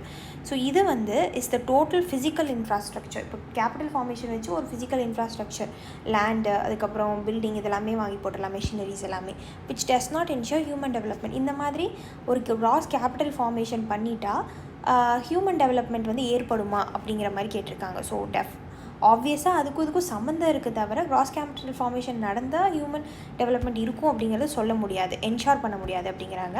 So GDP tell the total production only, whereas GDP per capita is a better proxy to human development. So GDP அப்படிங்கிறது gross domestic product, ஒரு கண்ட்ரியோட பார்டருக்குள்ளே அந்த வருஷம் goods and services என்னென்னலாம் produce பண்ணுறாங்க அப்படிங்கிறது தான். So 1 year கணக்கில். So ஒரு நேஷனை பற்றி சொல்கிறது தான் ஜிடிபி பர் கேபிட்டா அப்படின்னு எடுக்கும் போது ஒருத்தன் எப்படி வளர்றான் அப்படிங்கிற மாதிரி தெரியும். ஸோ ஹியூமன் டெவலப்மெண்ட் அதை வச்சு கேல்குலேட் பண்ணலாம். So as it will consider per capita production, நம்ம எவ்வளோ வந்து ஒருத்தன் ப்ரொடியூஸ் பண்ணுறான் ஆஃப் த கண்ட்ரி அப்படிங்கிறது நம்மளால். இப்போ நான் வந்து சர்வீசஸ் உங்களுக்கு ப்ரொவைட் பண்ணுறேன், டீச்சிங். ஸோ அந்த டீச்சிங் மூலயமா நான் எவ்வளோ ஏர்ன் பண்ணுறேன் அப்படிங்கிறது. ஸோ இது மூலயமா என்னோடய ஹியூமன் டெவலப்மெண்ட் எப்படி இருக்கும்னு பர் கேபிட்டா லெவலில் கண்டுபிடிக்கலாம். So degree of openness is related with export import only. So இந்த டிகிரி ஆஃப் ஓப்பன்னஸ் அப்படிங்கிறது நம்ம கேட்ஸ் எப்படி ஓப்பன் பண்ணியிருக்கோம், எக்ஸ்போர்ட் இம்போர்ட்ஸ்லாம் வந்து டேரிஃப் நான் டேரிஃப் பேரியர்ஸ் எல்லாமே ஈஸியாக போயிட்டு வருது அப்படிங்கிறது degree of openness. So degree of ஓப்பன்னஸ்க்கும் இதுக்கும் சம்மந்தம் இல்லை, ஹியூமன் டெவலப்மெண்ட்க்கும் சம்மந்தம் இல்லை. சரிங்களா? Okay, 90th question. Consider the following statement regarding money multiplier அப்படின்னு சொல்லியிருக்காங்க. ஸோ மணி மல்டிப்ளையர் அப்படின்னா என்ன பார்ப்போம். Question number 90, answer A. ஒன்று தான் correct. So a low bank rate reduces the reserve deposit ratio and hence increases the value of money multiplier. For example, இப்போ உங்களுக்கு பேங்க்கில் வந்து கம்மி இன்ட்ரெஸ்ட் ரேட்டில் உனக்கு காசு தரேன் அப்படின்னு வந்து சொல்லுவாங்க. அப்போ ஆப்வியஸாக நீங்கள் வந்து ஒரு பிஸ்னஸ் பண்ணணுமோ இல்லை ஏதாவது ஒரு ஐடியாவில் இருப்பீங்க. இப்போ என்ன பண்ணுவீங்க, போய்ட்டு அந்த காசை வாங்கிட்டு இன்ட்ரெஸ்ட் ரேட்டு நீங்கள் கம்மி தானே, இப்போ முதல்ல 100 ரூபா இன்ட்ரெஸ்ட் ரேட் இருந்தால் இப்போ 20 ரூபா 30 ரூபா தான் இருக்குது. ஸோ ஆப்வியஸாக நம்ம கடன் வாங்குறது தப்பே இல்லை அப்படிங்கிற மாதிரி போய் வாங்குகிறோம். ஸோ அந்த மணி தான் வந்து என்ன பண்ணுவோம்னா நம்ம வேறு எதுலையாவது செக்டரில் இன்வெஸ்ட் பண்ணுவோம், அண்ட் அந்த மணி அப்படியே மல்டிப்ளை ஆகி போயிட்டே இருக்கும். ஸோ இந்த ரிசர்வ் டெபாசிட் ரேஷியோ அப்படின்னா பேங்க்ஸ்கிட்ட இருக்கிற காசை நம்ம வந்து வாங்குகிறோம். ஸோ அது வந்து பேங்க்ஸ்கிட்ட இருக்கிறது தான் ரிசர்வ். ஸோ அது குறையுது, அந்த டெபாசிட் ரேஷியோ வந்து குறையுது. டெபாசிட்டில் இருக்கிற காசை தான் எடுத்து உங்களுக்கு ப்ரொவைட் பண்ணுறாங்க. சரிங்களா? ஸோ இதுதான் வந்து மணி மல்டிப்ளையர்னு சொல்லுவாங்க. செகண்ட் ஒன் தப்பு ஏன்னு பார்ப்போம். High value of cash reserve ratio helps increase the value of money multiplier. So எப்படி வந்து கேஷ் ரிசர்வ் ரேஷியோ அதிகம், சிஆர்ஆர் வந்து கேஷ் ரிசர்வ் ரேஷியோ வந்து பேங்க்ஸ் ஆர்பிஐட்ட கொடுத்து வச்சுருக்கிற பணம். ஸோ சிஆர்ஆர் அண்ட் எஸ்எல்ஆருக்கு வந்து டிஃப்ரென்ஸ் நம்ம எக்கனாமிக்ஸ் பிளேலிஸ்ட்டில் இருக்கும், போய் பாருங்கள். ஸோ பேங்க்ஸ் வந்து ஆர்பிஐ கிட்ட கொடுத்து வச்சுக்கிற காசு. ஸோ அந்த சிஆர்ஆர் அதிகமாகுது அப்படின்னா பேங்க்ஸ் அதிகமான காசை வந்து ஆர்பிஐட்ட கொடுத்துருப்பாங்க. அப்புறம் எப்படி வந்து மணி மல்டிப்ளையர் ஆகும்? மணி வந்து மக்கள் கையில் இருக்கும் போது தான் மணி மல்டிப்ளை ஆகும், பேங்க்ஸ்கிட்ட இருந்து ஆகாது.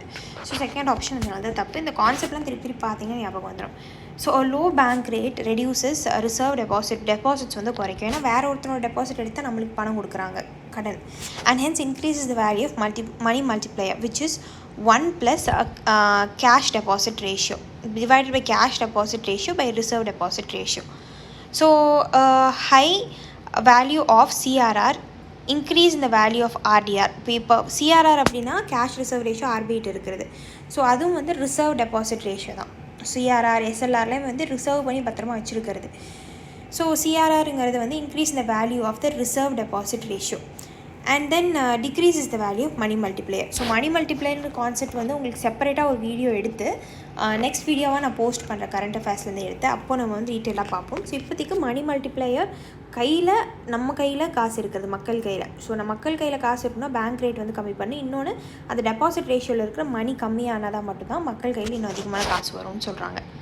Okay, so I hope you got the point. Question number 91, answer C பாருங்கள். போத் 1 and 2 ரெண்டுமே இன்கரெக்ட் அப்படின்னு சொல்லியிருக்காங்க. பட் அப்போது நம்ம இதுக்கு போயிடுவோம் ஆன்சருக்கு. Consider the following statement regarding the sterilisation by RBI. So RBI வந்து ஸ்டெரிலைஸ் பண்ணியிருக்காங்க. என்னென்னு ஸ்டெரிலைஸ் பண்ணாங்கன்னு பார்ப்போம். Sterilisation is the intervention by the monetary authority like RBI of a country in the money market to keep the money supply stable against exogenous or sometimes external shocks as an increase in the foreign exchange inflow. So money market கேள்விப்பட்டிருப்போம், capital market கேள்விப்பட்டிருப்போம். Capital market அப்படிங்கிறது it involves huge amount of money and huge amount of time. Money மார்க்கெட்டுங்கிறது ஒரு short period of டைம்குள்ளே money market முடிஞ்சிடும். So அதுவுமே வந்து RBI தான் வந்து ரெகுலேட் பண்ணுறாங்க. ஸோ ஸ்டெரிலைசேஷன் அப்படிங்கிற கான்செப்ட். அண்ட் தென் இது எதுக்கு ஸ்டெரிலைசேஷன் பண்ணுவாங்கன்னா மணி மார்க்கெட்டை வந்து and money market and money சப்ளையை வந்து கரெக்டாக ஸ்டேபிளாக வச்சுக்கணும். ஏன்னா ஃபார் எக்ஸாம்பிள் வெளியிலேருந்து ஃபாரின் எக்ஸ்சேஞ்ச் இன்ஃப்ளோ, ஃபாரின் எக்ஸ்சேஞ்ச்னால் வந்து டாலர்ஸ், பவுண்ட், என் இதெல்லாம் வந்து இந்தியாவுக்குள்ளே அதிகமாக வருது அப்படின்னா நம்ம மணிக்கும் இதுக்கும் நான் சொன்ன அப்ரிசியேஷன் டிப்ரிஷியேஷனுங்கிற கான்செப்ட் எல்லாமே. ஸோ ஃபாரின் எக்ஸ்சேஞ்ச் இன்ஃப்ளோ வந்து இன்க்ரீஸ் ஆகும்போது கண்ட்ரோல் பண்ணுவாங்க. இதெல்லாம் எக்ஸ்டர்னல் ஷாக்ஸ்ன்னு சொல்லுவாங்க. So hence it is operation of RBI against the adverse external shocks. இந்த எக்ஸ்டர்னல் ஷாக்ஸ்லேருந்து இந்தியாவை வந்து பாதுகாக்கணும் RBI. So as a consequence of sterilisation commercial banks total reserves and deposits will remain unchanged whereas RBI's foreign exchange holding will go up. So இதில் என்ன சொல்லியிருக்காங்கன்னா so நான் திருப்பி இந்த கான்செப்ட் சொல்கிறேன் பாருங்கள். Sterilisation is the intervention by the monetary authority like RBI. So RBI தான் இங்கே central authority of the country இந்த money market. So money market அப்படின்னா வந்து லெஸ் தேன் 1 இயர். ஸோ 1 இயர்க்குள்ளே என்னென்ன கான்செப்ட்ஸ் வந்து இந்தியாவுக்குள்ளே போயிட்டுருக்கோ அதுதான் மணி மார்க்கெட். கேபிட்டல் மார்க்கெட் அப்படிங்கிறது it's more than 1 year. So இது வந்து நீங்கள் சங்கர் கணேஷ் புக்கிலேருந்து படிக்கணும். தனியாகவே இது 2 டாபிக் இருக்கும், சரிங்களா? ஸோ மணி மார்க்கெட்டோட கான்செப்ட்ஸ் என்னென்ன அப்படிங்கிறத சங்கர் கணேஷ் புக்கிலேருந்து படிங்க.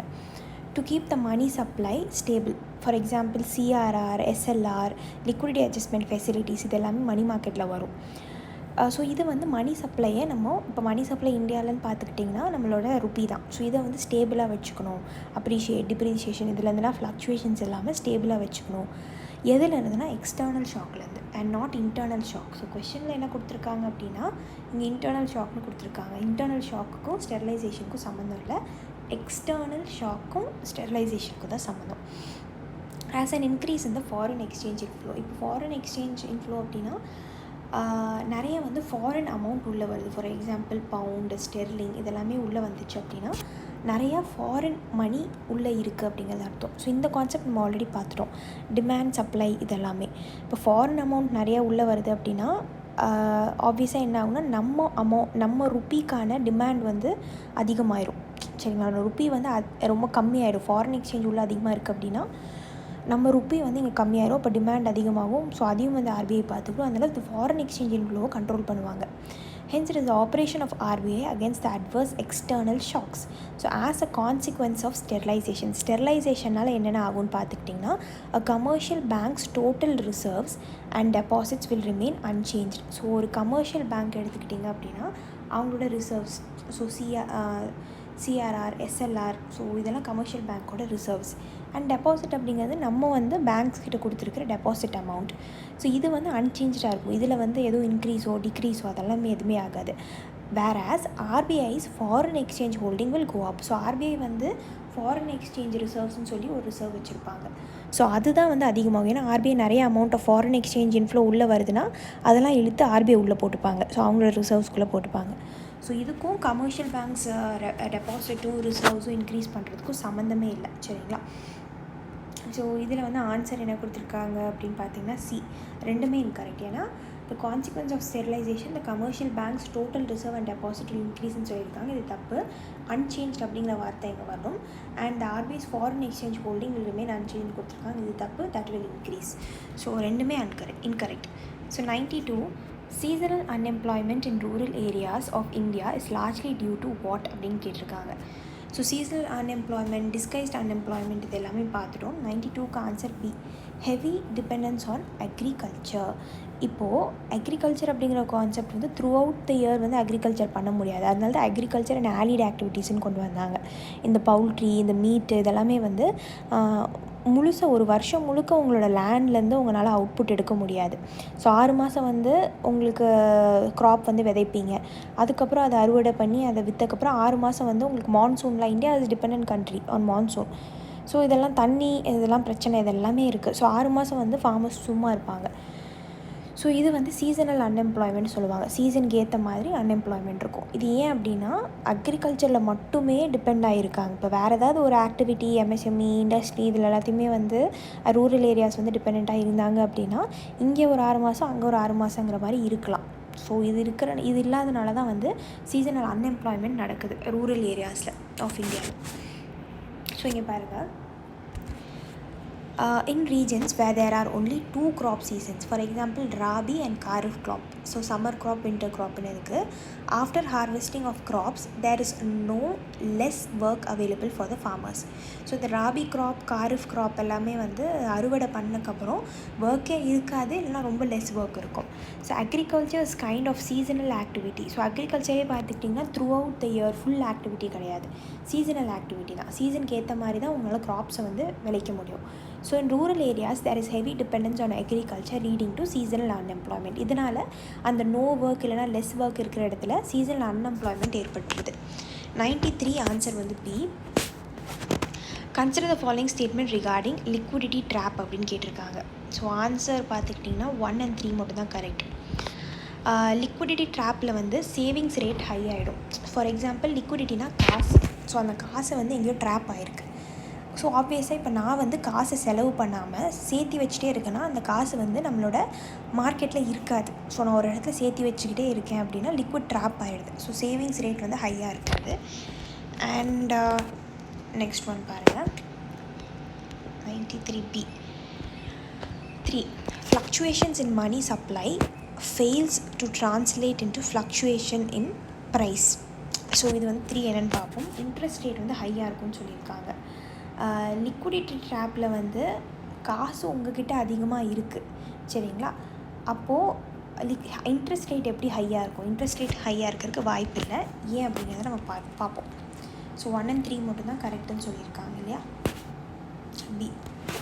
Okay, liquidity trap is a situation in which prevailing interest rate are low and savings rate are high.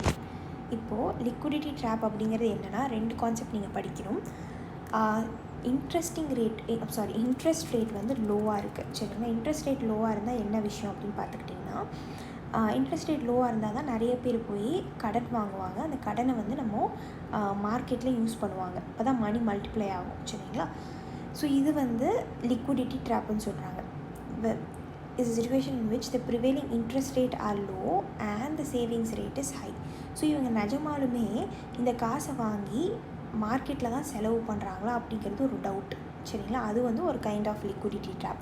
Liquid வந்து லைக் இந்த அமௌண்ட் வந்து ஒருத்தவங்க கையில் மாட்டியிருக்கு, வெளியில் அவங்க வந்து செலவு பண்ணுறது இல்லை. என்ன தான் வந்து பேங்க்ஸ்கிட்ட போய் கடன் வாங்கினாலும் அதை நிஜமான அந்த அவுட்புட் வந்து கொடுக்கறதில்ல அந்த காசு. ஸோ அது ஒரு kind of liquidity drop.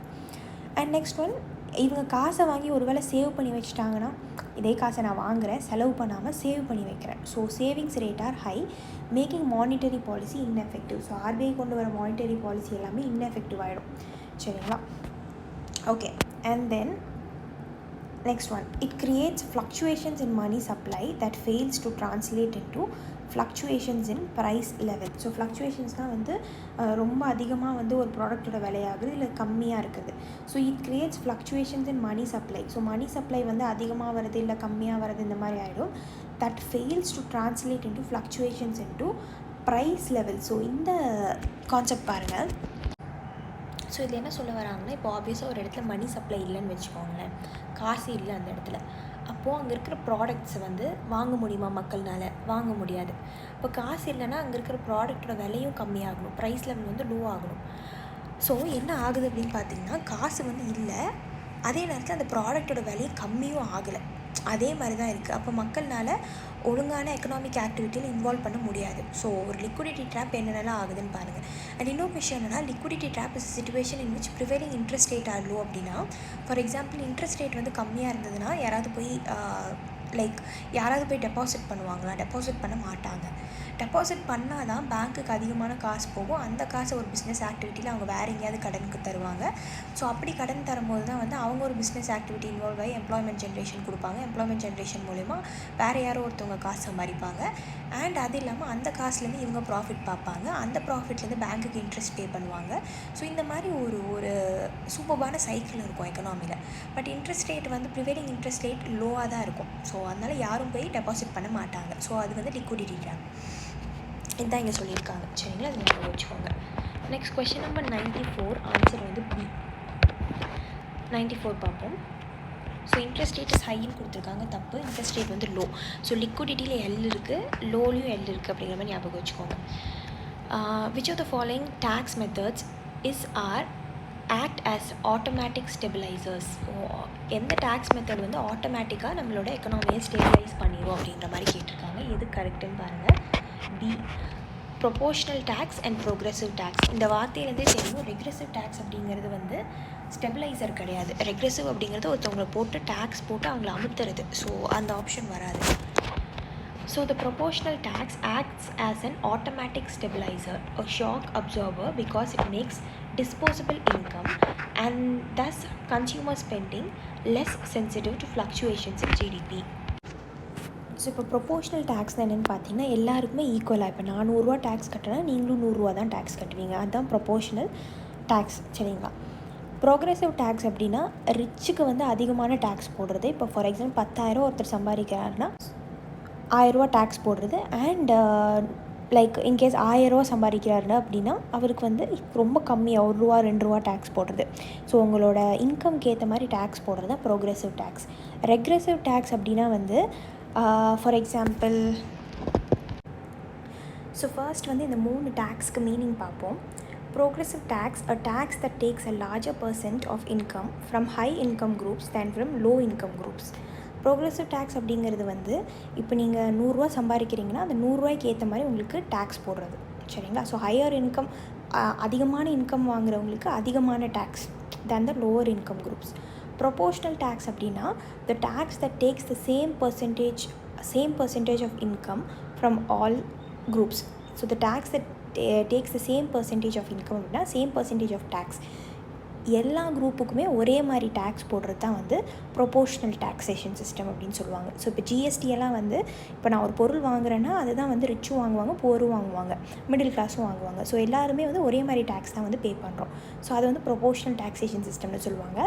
Regressive tax அப்படின்னா tax that tax a larger percentage of income from the low income group than from the high income group. High income group கிட்ட காசு டேக்ஸ் அதிகமாக போடுறதை விட லோ இன்கம் குரூப்புக்கு வந்து tax அதிகமாக போட்டுருவாங்க. So இதுதான் வந்து ரெக்ரெசிவ் டேக்ஸேஷன் சிஸ்டம்னு சொல்லுவாங்க. ஓகேங்களா? ஸோ இதுக்கான எக்ஸாம்பிள்ஸ் உங்களுக்கு ஏதாவது ஒரு எக்ஸாம்பிள் கொடுக்க முடியும் அப்படின்னா நீங்கள் கமெண்ட் பாக்ஸில் மென்ஷன் பண்ணுங்கள். ஒரு டேக்ஸ்க்கும் ஒரு எக்ஸாம்பிள், சரிங்களா? சரி, என்ன சொல்லியிருக்காங்க அப்படின்னா எது வந்து ஆட்டோமேட்டிக் ஸ்டெபிளைசர்னால் ப்ரொபோஷ்னல் அண்ட் ப்ரோக்ரெசிவ் தான். ரெக்ரெசிவ் வந்து இட்ஸ் நாட் அ ஸ்டெபிளைசர், சரிங்களா? Okay, so the proportional tax அதை தான் இங்கேயும் கொடுத்துருக்காங்க. Okay, so next one, the proportional tax acts as an automatic stabilizer, a shock absorber. Okay, a shock absorber because it makes disposable income. Disposable incomeனா என்ன concept அப்படின்னா இப்போ நான் 100 ரூபா சம்பாதிக்கிறேன் அப்படின்னா அதில் வந்து 20 ரூபா டேக்ஸ் பே பண்ணிடுவேன். ஸோ என் கையில் எவ்வளோ இருக்குது அப்படின்னா 80 rupees இருக்குது. இந்த 80 rupees தான் வந்து நான் செலவு பண்ணுறதுக்கு யூஸ் பண்ணுவேன், டிஸ்போஸ் பண்ணுவேன். ஸோ அதுதான் disposable income. So shock absorber because it makes disposable income and thus consumer spending. So இது ப்ரொபோஷ்னல் டேக்ஸேஷன் மூலயமா வந்து நம்ம கான்செப்ட் பார்த்தோம். ப்ரொபோஷ்னல் அப்படின்னா வந்து எல்லாருமே வந்து ஈக்குவலண்ட்டாக டேக்ஸ் பே பண்ணுறது தான் ப்ரொபோஷ்னல் டேக்ஸேஷன் சிஸ்டம். இப்போ எல்லாருமே பே பண்ணுறோம் அப்படின்னா எல்லாருமே ஒரே அமௌண்ட் ஆஃப் காசு தான் கையில் இருக்கும், அந்த இன்கம் சம்பாதிக்கிற மாதிரி. ஸோ அது வந்து டிஸ்போசபிள் இன்கம் வந்து அதிகமாக ஏற்படுத்தி தரும் and thus consumer spending less sensitive to fluctuation. So ஜிடிபியில் வந்து ஃப்ளக்சுவேஷன்ஸ் இருக்குது, ஜிடிபி க்ரோத்தில் வந்து ஃப்ளக்சுவேஷன்ஸ் இருக்குன்னா இந்த டிஸ்போசபிள் இன்கம்லையும் கன்சியூமர் ஸ்பெண்டிங்லேயும் அவ்வளோக்கா வந்து அந்த ஃப்ளக்சுவேஷன்ஸ் இருக்காது. ஏன்னா இந்த ப்ரொபோஷ்னல் டேக்ஸேஷனே ஒரு ஷாக் அப்சர்வர்னு சொல்கிறாங்க. எல்லாருக்குமே ஈக்குவல் அமௌண்ட் ஆஃப் டேக்ஸேஷன் போடுறது, சரிங்களா? Okay, question number 95 answer B. இது வந்து previous year UPSC question. Okay, fine. B வந்து 1 and 3 மட்டும்தான். எஃப்ஆர்பிஎம் ஆக்ட் பற்றி கேட்டிருக்காங்க. லாஸ்ட் இயர் இது யூபிஎஸ்சி ப்ரிலிம்ஸ் கொஷனில் இருந்தது. It requires the reduction of fiscal deficit to not more than 3% of the GDP and elimination of the revenue deficit by March 31st, 2009. ரொம்ப முக்கியமான விஷயம் இதில் என்ன அப்படின்னு பார்த்தீங்கன்னா இது வந்து 2003 இந்த ஆக்ட் கொண்டு வராங்க. 2 கான்செப்ட் நீங்கள் இதில் படிக்கணும், ஃபிஸ்கல் டெஃபிசிட், ரெவன்யூ டெஃபிசிட்னா என்னென்னு. ஸோ ஃபிஸ்கல் டெஃபிசிட்டையும் ரெவன்யூ டெஃபிசிட்டும் நான் இங்கே எக்ஸ்பிளைன் பண்ணேன் அப்படின்னா it will take around 15 minutes. அப்போ யோசிச்சு பாருங்கள், நம்ம எக்கனாமிக்ஸ் பிளேலிஸ்ட்டு போய் பார்த்தீங்க அப்படின்னா fiscal deficit, revenue deficit explanation ஒரு தனியாகவே வந்து 30 minutes பக்கம் ஒரு வீடியோ போட்டிருப்பேன். அதை போய் பாருங்கள், டீட்டெயிலாக எக்ஸ்பிளைன் பண்ணியிருப்பேன். அண்ட் ஃபிஸ்கல் டெஃபிசிட்டை வந்து நம்ம ரெடியூஸ் பண்ணணும். இது கான்செப்ட் என்ன அப்படின்னு பார்த்தீங்கன்னா எக்ஸ்பெண்டிச்சர் நம்ம அதிகமாக பண்ணுறோம். நம்மளுக்கு வர காசு கவர்மெண்ட் வந்து ரெவன்யூ வரதை விட அவங்க எக்ஸ்பெண்டிச்சர் அதிகமாக பண்ணுறாங்க. அப்போ எக்ஸ்பெண்டிச்சர் அதிகமாக பண்ணுறாங்க அப்படின்னா அந்தளவு காசு வரலைன்னா பாரோ பண்ண வேண்டியது வரும். ஸோ அந்த மிச்ச காசை வந்து ஃபார் எக்ஸாம்பிள் இப்போ நான் 100 ரூபா சம்பாதிக்கிறேன்னு வச்சுக்கோங்களேன். ஆனால் நான் செலவு பண்ண வேண்டியது 120 ரூபா செலவு இருக்குது. அப்போ 20 ரூபா அங்கே பற்றாக்குறையாகுது. அப்போ நான் 20 ரூபா பாரோ பண்ணுவேன். ஸோ இதான் வந்து fiscal deficit, revenue deficit concept. So இது வந்து நம்ம நாட் மோர் தென் 3% எடுத்துகிட்டு போகக்கூடாது. ஆஃப் ஜிடிபி கூட கம்பேர் பண்ணுவாங்க. அண்ட் ரெவன்யூ டெஃபிசிட் வந்து ரொம்ப மோசமான கான்செப்ட், சரிங்களா? ஏன் அப்படின்னா ஃபிஸ்கல் டெஃபிசிட்டுக்கு அதிகமாக கான்ட்ரிபியூட் பண்ணுறதே ரெவன்யூ டெஃபிசிட் தான். ஸோ இதை March 31, 2009 நம்ம இதை எலிமினேட் பண்ணணும்னு நினச்சோம், பட் பண்ண முடியல. ஸோ த ஆக்சுவல் பார்ப்போம். தேர்ட் ஒன் வந்து FRBM Act is more of an expenditure ஸ்விட்சிங் mechanism than expenditure compressing mechanism. So எக்ஸ்பெண்டிச்சரை ஸ்விட்ச் தான் பண்ணுது தவிர எக்ஸ்பெண்டிச்சரை கம்ப்ரெஸ் பண்ணுறது இல்லை. எக்ஸ்பெண்டிச்சர் வந்து ஸ்விட்ச் தான் பண்ணி விடுது அப்படிங்கிற மாதிரி வந்து சொல்லியிருக்காங்க. இது ஏன்னு பார்ப்போம். செகண்ட் வந்து தப்பு. The actual deficits may exceed the target specified only on the grounds of national கெலாமிட்டிங்கிறது தப்பு. ஒன்லின்னு கொடுத்துருக்காங்க, அதுலேருந்தே உங்களுக்கு தெரியணும். FRBM Act பற்றி ஃபுல்லாக பார்ப்போம். So the enactment of the FRBM Act in August 2003 marked a turning point in fiscal reforms, binding the government through an institutional framework to pursue a prudent fiscal பாலிசியை வந்து ஃபாலோ பண்ணும் அப்படிங்கிறதுக்காக தான். இல்லைனா இஷ்டப்பட்ட மாதிரி எக்ஸ்பெண்டிச்சர் எல்லாம் பண்ணுவாங்க, ரெவன்யூ ஆனால் கம்மியாக வரும்.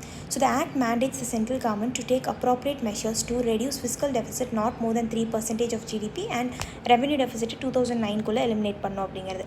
And thereafter build adequate revenue surplus, revenue அதிகம் வர மாதிரி பண்ணணும், சரிங்களா? ஸோ இந்த கான்செப்ட்டில் சங்கர் கணேஷ் புக்கில் நீங்கள் படிக்கலைன்னா இது உங்களுக்கு புரியுறது ரொம்ப கஷ்டமாயிடும். ஸோ அதனால் அங்கே போய் பார்த்துடுவாங்க. இட் ரிக்வயர்ஸ், ஸோ நான் எடுத்திருக்கேன் பார்த்தீங்கன்னா அந்த வீடியோவில் பார்த்துட்டு வாங்க, கிளியராக எக்ஸ்பிளைன் பண்ணியிருப்பேன். It requires the reduction in fiscal deficit.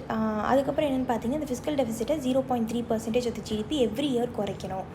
And revenue deficit வந்து 0.5% குறைச்சிட்டே வந்தோம்னா 2003 அது ஒரு டைம் வந்து ரெவன்யூ டெஃபிசிட் வந்து 0 ஆகிடும். அந்த ஃபிஸ்கல் டெஃபிசிட்டை வந்து நம்ம மெயின்டைன் பண்ணலாம் ஒரு 3%. ஏன்னா ஆப்வியஸாக எல்லா நேரமும் கடன் வாங்காமல் இருக்க முடியாது கவர்மெண்ட்டால். ஸோ ப்ராக்டிக்கலாக வைக்கிறேன் அப்படிங்கிற மாதிரி வச்சுருக்காங்க. So if this is not achieve through tax revenues, so என்ன சொல்கிறாங்க அப்படின்னா revenue one of the revenue method வந்து டேக்ஸ் போடுறது கவர்மெண்ட். ஸோ இதை அச்சீவ் பண்ண முடியல அப்படின்னா அந்த necessary adjustment has to come from a reduction இந்த எக்ஸ்பெண்டிச்சர். உங்களால் டேக்ஸ் ரெவென்யூ ஜென்ரேட் பண்ண முடியல அப்படின்னா உங்கள் எக்ஸ்பெண்டிச்சரை குறைச்சிங்க அப்படிங்கிறாங்க FRBM ஆக்டில். So the actual deficits may exceed the targets specified only on grounds of national security or natural calamity. So இந்த ஆக்சுவல் டெஃபிசிட் டார்கெட் வச்சுருப்பாங்க பார்த்தீங்கன்னா 0.3, 0.9, 0.5. ஸோ இதை வந்து எக்ஸீட் பண்ணிடுவாங்க. ஏன் அப்படின்னா சம்டைம்ஸ் நேஷ்னல் செக்யூரிட்டி வரும், வார் அந்த மாதிரி, அதுக்கு கான்ட்ரிபியூட் பண்ண வேண்டியது வரும். சில டைம்ஸ் வந்து மான்சூன் ஃபெயிலியர் ஆகும், மான்சூன் அதிகமாக வந்துடும், அதுக்காக செலவு பண்ண வேண்டியது வரும். Or such other exceptional grounds as the central government வந்து ஸ்பெசிஃபை பண்ணுவாங்க. இதெல்லாம் பிரச்சனை ஆயிடுச்சு, அதனால நாங்கள் வந்து இந்த டார்கெட் அச்சீவ் பண்ண முடியலங்கிற மாதிரி. So the popular understanding of the FRBM act is that it is meant to compress or restrict government expenditure. ஒரு FRBM அப்படின்னா என்ன அப்படின்னா it is meant to compress or restrict government எக்ஸ்பெண்டிச்சரை குறைக்க வைக்கிறது தான் FRBM ஆக்ட் அப்படிங்கிற மாதிரி அண்டர்ஸ்டாண்ட் பண்ணியிருக்கோம் அப்படிங்கிறாங்க. பட் இது வந்து தப்பான understanding. The truth is that FRBM act is not a expenditure compressing mechanism கிடையாது, ரேதர் அன் எக்ஸ்பெண்டிச்சர் ஸ்விட்சிங் மெக்கானிசம். இந்த எக்ஸ்பெண்டிச்சரை இந்த இடத்துல பண்ண வேணாம், வேற ஒரு இடத்துல பண்ணால் அந்த இடத்துலேருந்து கொஞ்சம் ரெவன்யூ அதிகமாக வரும். இப்போ நான் ஒரு பிஸ்னஸ் பண்ண போகிறேன் அப்படின்னா அந்த பிஸ்னஸ் வந்து ப்ராஃபிட் 100 ரூபா எனக்கு கிடைக்கும் ஒரு பிஸ்னஸில். அதே இன்னொரு பிஸ்னஸில் அதே காசை போட்டேன்னா 500 ரூபா ப்ராஃபிட் கிடைக்கும். ஸோ இந்த எக்ஸ்பெண்டிச்சர் ஸ்விட்சிங் மெக்கானிசம்னு சொல்லியிருக்காங்க. So in other words, FRBM Act, by limiting the total fiscal deficit to 3% of the nominal GDP and asking for revenue deficit to be eliminated altogether. நம்ம பார்த்தோம் fiscal deficit வந்து 3% maintain பண்ணலாம், revenue deficit ஆனால் eliminate பண்ணணும் அப்படிங்கிறது தான் FRBM act. Is helping the government to ஸ்விட்ச் their expenditure from revenue to capital.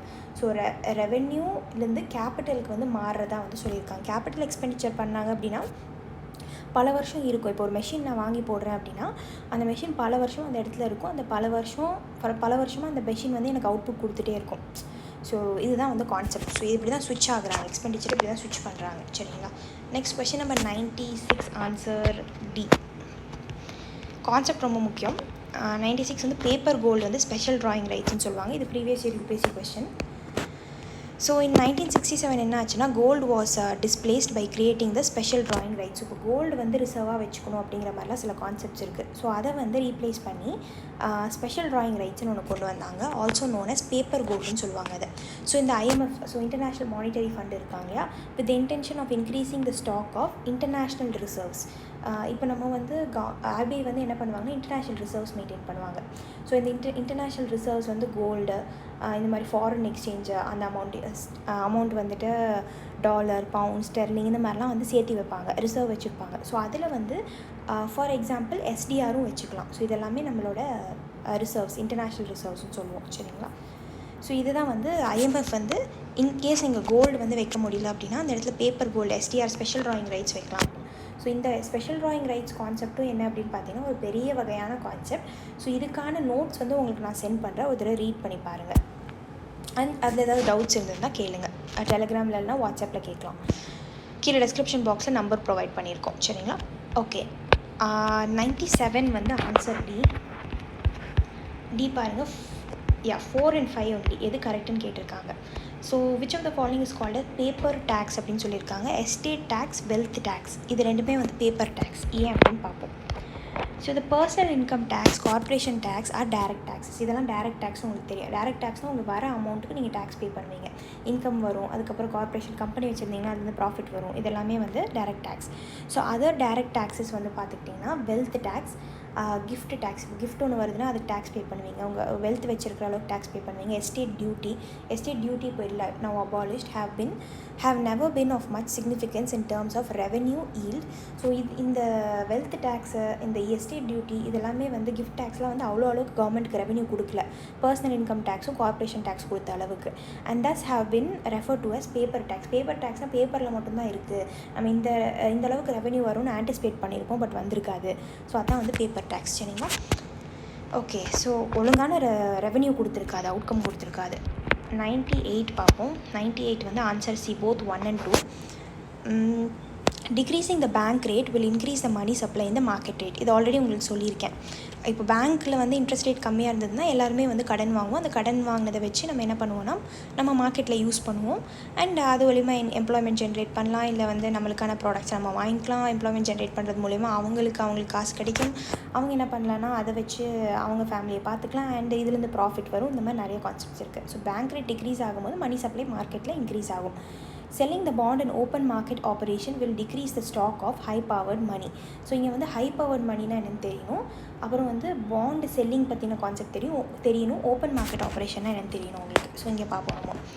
So low bank rate encourages the bank to keep smaller portion of the deposits as reserves. So கம்மியாக தான் வச்சுருப்பாங்க, மிச்சலாம் கடன் கொடுத்துருவாங்க. Since borrowing from RBI is now less costly than before. So banks வந்து RBIட்டேருந்து borrow பண்ணுவாங்க, and அதுதான் வந்து மக்கள்கிட்ட கொடுப்பாங்க, சரிங்களா. அவங்களும் வந்து பேங்க்ஸும் வந்து அதுக்கு இன்ட்ரெஸ்ட் ரேட் பே பண்ணணும் RBIட்டேருந்து borrow பண்ணுற காசுக்கு. ஸோ அதனால் RBI வந்து பேங்க்ஸ்லேருந்து கம்மியான இன்ட்ரெஸ்ட் ரேட் வாங்கினாங்க அப்படின்னா ஆப்வியஸாக பேங்க்ஸும் வந்து நமக்கு கொடுக்குற இன்ட்ரெஸ்ட் ரேட்டும் கம்மியாக தான் கொடுப்பாங்க. So as a result banks use a greater proportion of their resources for giving out loans to borrowers or investors. Hence money supply வந்து இன்க்ரீஸ் ஆகும். Selling of bonds means RBI collecting money from public market. பாண்டை வந்து இப்போ RBI வச்சுருக்காங்கன்னு வச்சுக்கோங்க, government bond வச்சுருக்காங்க அப்படின்னா அதை வந்து செல் பண்ணுறாங்க, மார்க்கெட்டில் வந்து செல் பண்ணுறாங்க. இப்போ நம்ம தான் மார்க்கெட், சரிங்களா. நம்ம போய் அந்த பாண்டை வாங்குகிறோம் அப்படின்னா நான் வந்து RBIட்டேருந்து பாண்ட் வாங்குகிறேன், அதுக்கு RBIட்ட வந்து என்ன பண்ணுவேன்னா காசு கொடுப்பேன். So there will be decrease in the stock of high powered money. நான் வச்சுருக்க நம்ம மார்க்கெட்டில் வச்சுருக்கிற மணி வந்து இந்த இடத்துல குறையுது. ஸோ இதுவும் ஆப்போசிட். இன்ட்ரெஸ்ட் ரேட் கம்மி பண்ணுறதும் RBI வந்து பாண்டு செல் பண்ணுறதும் ஆப்போசிட் கான்செப்ட், சரிங்களா. ஸோ அந்த ஹை பவர்ட் மணியை வந்து குறையுது. ஸோ வந்து ஒரு வேர்டு விடாமல் நீங்கள் படிக்கணும். இந்த இடத்துல என்ன அப்படின்னா high powered money or powerful மணின்னு சொல்லுவாங்க. Refers to the currency that has been issued by the government வந்து கரன்சி இஷ்யூ பண்ணுவாங்க. Coins, Reserve bank of India வந்து நோட்ஸ் இஷ்யூ பண்ணுவாங்க. ஸோ இதுதான் ஹை பவர்ட் மணின்னு சொல்லுவாங்க. எக்ஸாம்பிள் உங்களுக்கு எப்படி கேட்பாங்கன்னா ஹை பவர்ட் மணி வந்து RBI ரிலீஸ் பண்ணுற நோட்ஸ் மட்டும்தான், கவர்மெண்ட்டை ரிலீஸ் பண்ணுற காயின்ஸ் கிடையாது அப்படிங்கிற மாதிரிலாம் கேட்கலாம். ஸோ ரெண்டுமே தான் வந்து high powered money. So some portion of this currency is kept along with the public. So இந்த கரன்சி வந்து ரிலீஸ் பண்ணுறது நம்ம கையில் இருக்கும், அண்ட் சிலது வந்து RBIயோட ரிசர்வில் இருக்கும். ஸோ பேங்க்ஸும் வந்து சிலது வந்து வச்சுருப்பாங்க, பேங்க்ஸ் வந்து சில காசு RBIட்ட கொடுத்து வச்சுருப்பாங்க. இது எல்லாமே வந்து ஹை பவர்ட் மணி தான். தான். ஸோ இது எப்படின்னா high powered money H is equals to C plus Rன்னு சொல்லுவாங்க. C அப்படிங்கிறது கேஷ், நம்ம கையில் இருக்கிற கேஷ் கரன்சி, Rங்கிறது ரிசர்வ், வைல் Hங்கிறது ஹை பவர்ட் மணி அப்படிங்கிற மாதிரி சொல்கிறாங்க. ஸோ அதான் இதில் சொல்லியிருக்காங்க. Yeah, next one 99th question, second last question for the day. Answer வந்து D. ஓகே, உங்களுக்கு இந்த கோர்ஸ் பிடிச்சிருந்தாலும் definitely give a thumbs up. And இந்த வீடியோ வந்து உங்கள் ஃப்ரெண்ட்ஸ் கூடயும் ஏதாவது குரூப்ஸில் இருந்தீங்கன்னா ஷேரும் பண்ணிவிடுங்க. It's a word of mouth தான். அண்ட் தேங்க்யூ ஃபார் இவ்வளோ லாங்காக வந்து இந்த வீடியோ பார்த்து முடிச்சதுக்கு. Hats off to you guys. ஏன்னா it's been a long video இல்லையா. அண்ட் நெக்ஸ்ட் திங், இந்த எக்கனாமிக்ஸ் டெஸ்ட் எழுதினவங்களுக்கு நீங்களே வந்து இவாலுவேட் பண்ணி எவ்வளோ மார்க்ஸ் வாங்கியிருக்கீங்க அப்படிங்கிறத பாருங்கள். That is very important. In case வந்து இந்த கொஷின் பேப்பர் உங்களுக்கு வேணும் அப்படின்னாலும் நம்ம ஸ்டடி படி டெலகிராம் குரூப்பில் இருக்குது, அங்கே போய் டவுன்லோட் பண்ணிக்கோங்க. அண்ட் நெக்ஸ்ட் திங், இந்த கோர்ஸ் உங்களுக்கு பிடிச்சிருந்தா அப்படின்னா நம்ம டெஸ்ட் சீரீஸில் one of the test paper தான் இது. ஸோ டெஸ்ட் சீரீஸில் நம்ம 30 டெஸ்ட் பேப்பர்ஸ் போடுவோம். அலாங் வித் எல்லா மெட்டீரியல்ஸும் ப்ரொவைட் பண்ணிடுவோம். உங்களுக்கு கரண்ட் அஃபேர்ஸ்க்கு நூக் அண்ட் கார்னரில் இருக்கிற மெட்டீரியல்ஸ் எல்லாமே உங்களுக்கு ப்ரொவைட் பண்ணிடுவோம். Subject wise and monthly wise current affairs எல்லாமே கம்பைலேஷன்ஸ் ப்ரொவைட் பண்ணிடுவோம். அண்ட் நெக்ஸ்ட் திங், உங்களுக்கு வந்து ப்ரிலிம்ஸ் வரைக்குமே வந்து உங்களுக்கு மென்டரிங் ஃப்ரீயாக கிடைக்கும். So 2021 or 2022 prelims. And after that என்ன அப்படின்னு பார்த்தீங்கன்னா, உங்களுக்கு எந்த டவுட்ஸ் இருந்தாலும் நீங்கள் கிளாரிஃபை பண்ணிக்கலாம். டெஸ்ட் சீரீஸில் ஏதாவது புரியல அப்படின்னாலும் கிளாரிஃபை பண்ணிக்கலாம். ஸோ 30 டெஸ்ட் பேப்பர்ஸ் ஞாபகம் வச்சுக்கோங்க. அண்ட் இதோட காஸ்ட் வந்து பார்த்துக்கிட்டிங்கன்னா 5000. ஃபுல் டெஸ்ட் சீரீஸுமே வந்து 5000 காஸ்ட் ஆகுது. ஸோ கொஸ்டின் பேப்பர்லேருந்து உங்களுக்கு ஃபுல் அனாலிசிஸ், என்னென்ன பண்ணுறது ஏது பண்ணுறது, ஒரு டெஸ்ட் பேப்பர்ஸ்க்கும் வீடியோ கோர்ஸ் எல்லாமே ப்ரொவைட் பண்ணிடுவோம். சரிங்களா? Okay.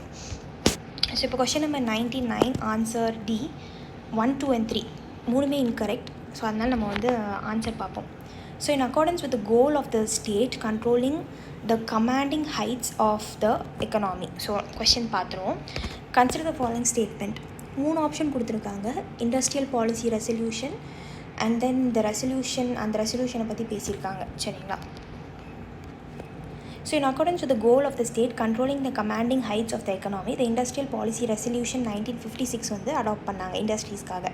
This resolution formed the basis of the second 5-year plan. ரொம்ப முக்கியம். இந்த இண்டஸ்ட்ரி பாலிசி ரெசல்யூஷன் வந்து செகண்ட் 5-year பிளானுக்கு நிறைய கான்செப்ட்ஸ் எடுத்துக்கிட்டாங்க. So the plan which try to build, so second 5-year பிளானில் என்ன அப்படின்னு பார்த்தீங்கன்னா, which try to build the basis of a socialist pattern கொண்டு வரணும். இப்போ ரஷ்யாலெல்லாம் சோஷியலிஸ்டிக் கண்ட்ரி, அந்த பேட்டர்னை கொண்டு வரணும் அப்படிங்கிறதுக்காக. So this resolution classified industry வந்து 3ஆக பிரிக்கிறாங்க இந்த ரெசல்யூஷன் மூலிமா, இண்டஸ்ட்ரியல் பாலிசி ரெசல்யூஷன் மூலிமா. And the first category comprised industries which would be exclusively owned by the government. சில இண்டஸ்ட்ரீஸ் கவர்மெண்ட்டோட, PSUs இதெல்லாம் கவர்மெண்ட்டோடதுன்றவாங்க, public sector undertakings. So the second category வந்து consisted of industries in which the private sector could supplement the efforts of the public sector. Government to private சேர்ந்து பண்ணுறது, with the government taking the sole responsibility for starting new units. So government தான் நாங்கள் ஆரம்பிப்போம், but இன்புட்ஸ்லாம் நீங்கள் கொடுங்கன்னு ப்ரைவேட்டை கேட்பாங்க. Third category consisted of the remaining industries which were to be in the private sector கையில் தான் இருக்கும். ஸோ இப்படி 3ஆக பிரித்தாங்க. Although there was a category of industries left to the private sector, the sector was kept under state control through a system of licenses. உங்களுக்கே தெரியும், private செக்டராக இருந்தாலும் உங்களுக்கு full autonomy கிடையாது. அவங்களும் வந்து லைசன்ஸ் வாங்கி தான் வந்து கவர்மெண்ட் கடையில் இருக்கிற மாதிரி இருந்தது.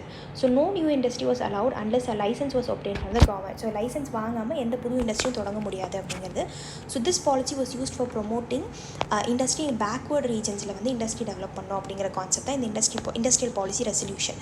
It was either to obtain a license, it was easier to obtain a license if the industrial unit was established in an economically backward area. So இப்போ நான் வந்து ஒரு இண்டஸ்ட்ரியை எக்கனாமிக்கலி பேக்வர்ட் ஏரியாவில் தொடங்க போகிறேன். அப்போ தொடங்கினா அந்த இடத்துல இருக்கிறவங்களுக்கு எம்ப்ளாய்மெண்ட் கொடுப்பேன். ஆப்வியஸாக பாவர்ட்டி எலிவேஷன்லேருந்து தூக்கலாம் மக்களை.